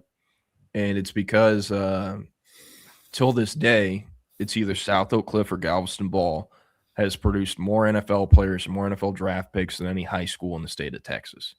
South Oak Cliff, a school in the hood in South Dallas, right? And it's a historic program, a shit ton of NFL players from the 60s through like the 90s. But when Dallas started sprawling, all these people that grew up in South Oak Cliff, won state championships or won a lot of games at South Oak Cliff, went to college. When they all came back to Dallas, they built houses in DeSoto. They built houses in Duncanville and Cedar Hill and in those areas because Oak Cliff was becoming a worse area, and those are brand new suburbs. So the coaches at South Oak Cliff, they have like early college credits they can give. So there's open enrollment where you don't have to live in the school zone to go there. And once the coaching staff figured that out, they started recruiting kids in there. And I mean, recruiting them isn't legal, but if they can prove they didn't move for football reasons, sure, and they don't even have to move because they can get these college credits outside of the school district, they started getting kids in there. And Malik Muhammad's class, a fair amount of those kids went into the middle school that feeds into South Oak Cliff, but a fair amount of them were kind of recruited there through parents and the coaches, and they showed up their freshman year. That's what Malik Muhammad did. He grew up in DeSoto. He grew up in DeSoto with Jonte Cook, and they were very close friends. And Jonte's dad, whose name is also Jonte Cook Sr., played at South Oak Cliff and won a state championship there, and he moved his family to DeSoto, and that's where Jonte went. So Kevin Todd, Coach Todd, he's the head coach of SOC. He has been since, I think, 2017 or 2016. He grew up or was affiliated with or around a lot of these kids as nowadays their parents. He was around the Muhammad family. And he convinced the Muhammad family and a lot of those guys to go to South Oak Cliff for his freshman year and that they were going to build the program up again to what it was like for their parents. And they called it the Return of the Mecca because all of the Muhammads are Muslim. Their elders are all Muslim. And whenever they were there in the 70s, 80s, 90s, they were winning a lot, and it was a pretty Muslim team. So they called it the Return of the Mecca. And they started doing that once they got Manny, his cousin Billy Walton, his cousin Abdul Muhammad, both of them now play at SMU. Once they got those 3 there, and I think there was like 3 other Muhammads too, that's when they got the ball rolling, started calling it Return of the Mecca. And then they went on to win. But each time I would go see South Oak Cliff play when Malik Muhammad was there would be like 40 people pull up with the Muhammads. Like they moved deep everywhere. And the NFL draft, people are figuring this out now, but he has like around a dozen brothers, cousins that play defensive back in college or in the NFL. 3 or 4 of those dudes have made the NFL. And if you went to any of those South Oak Cliff games, all of those people would be there watching him. And if you talk to any of them, they would all say, like, he's the chosen one. He's the best one. He's going to be better than all of us. Like, since he was like a boy, they had the belief where he's the one, and they pushed him harder than any of the other kids. And he was a higher ranked recruit, had better offers, more offers than anyone else in his family out of high school. And he's on a trajectory to get drafted higher than anyone else in his high school or in his family. But like, he's been preparing for this moment his whole life. He's going to say all the right things. He was like media trained as like a freshman in high school because they knew these days were coming. And he's always said the right things, done the right things. He was a 3-year starter at Texas. Like, he is such a solid draft pick for any team that I think whoever gets him in the 3rd round, probably later than they should, is getting a really good steal. So that's where I was kind of just wanted to tell that story because it is a pretty cool one. And he finished his last 2 years of high school with 2 state championship rings. So, yeah, but that's kind of the Malik Muhammad story there. Manny Muhammad, really enjoyed covering him. And I didn't even really cover him because I didn't get the job at the Texas site till he was already moved on campus. Right. But I was covering Baylor and went to a lot of those SOC games and saw that come together in 2021. So pretty cool. And they still have that program rolling as well. But yeah, last thing on that, I mentioned his defensive coordinator, Kyle Ward, who took the SMU job not too long ago. He was the main person trying to get Malik Muhammad not to go to Texas. And he had a very big voice in his recruitment because he coached a lot of his cousins or played with them or knew them or his, family elders. And Kyle Ward was a GA or QC on the A&M staff that Terry Joseph was on. And he was Terry Joseph's assistant. And he was like, Manny, I worked for this dude for 2 years. Do not play for him. Do not go here. Like Nick Saban wants you. What are you doing? And so Ward and his dad were pushing Alabama a ton. And then Texas was like, no, we're getting this guy. We're going to do whatever it takes. And they eventually put down an offer that he wasn't saying no to, and they got it done. He also did actually really want to be at Texas, and I know that because A&M and Bama both pushed with similar offers his senior year, and he never visited anywhere else besides Texas. So cool story there from Muhammad, and I mean, what a great 2023 class that was for Texas too. So yeah, but we're going to get out of here. Eric, for the final time, anything you want to say? Any favorite memories on Texas Sports Unfiltered? Nah, man, I had a chance to talk with BK offline, but, want to say thank you to BK. Thank you to all the people who watched, whether it's me and Jordan on Wednesdays and Thursdays, going back to me and Keenan Womack on the fall start days. So thank you there. Again, thank you to BK, because I wouldn't have had opportunities to fill in on 1300 The Zone with, Mike Harge, Mark Henry. Stay tuned for possibly, some more filling opportunities there in the future. Wouldn't have had that opportunity without this opportunity first. And, I've got a chance to just interact with a bunch of really dope Texas fans. Obviously me being not from Texas, being from Florida, it's always a learning experience, learning about Texas high school football culture, Texas football culture in general, and the Longhorns, man. So really appreciate it. Y'all follow me on Twitter. If y'all see me around, game day or whatever, just come find me. And of course, my guy, Jordan, I work, if I don't break my damn desk, Jordan, I'll work with you, so you're not going anywhere, but appreciate all y'all a ton. Of course. I think my favorite Eric memory of course is God Keenan. Of course. But I got a chance to meet and one of the crazy thing is, Caroline Fenton has become the homie because she is crazy good at her job. You'll see her blowing up. So I've had a chance to where's Soul Scream? Soul Scream would talk about some of the heat we used to have on. We had Michelle Montaigne, I met Michelle Montaigne. We never had her on, but Caroline Fenton, we had AP, we had Ann Parker Coleman on. So, it ended up materializing well. But out of that God Keenan moment came the friendship with Caroline, who is tremendously Caroline Fenton is a beast. She's incredible at her job. So it ended up being a funny moment for TSU and a good moment to meet a really good person. So yeah, there you go. Little icebreaker from the Keenan. I don't know. Don't have a nickname for him, but all right, we're getting out of here. Up next, our friends at Third and Longhorn dish out some postseason awards for the 2025 Texas Longhorns. We're going to end the stream, but at 2 p.m., Chip Brown and Zay Collier will be back on it. YouTube, Facebook, Twitter, Twitch, wherever you get your live stream from. Texas Sports Unfiltered app as well. I want to say thank you to CB and Double D for the donation. Appreciate it a ton. And thank you to all of you for the support over the years, support today, this week, whatnot. Appreciate it. We wouldn't be able to get up and do this show 5 days a week for the amount of time we've done it without y'all's support. So thank y'all so much. Eric, thanks for doing this show with me for the last few months on Wednesdays and Thursdays. Appreciate it a ton. And hey, we're getting out of here. Y'all have a great Thursday and stay warm.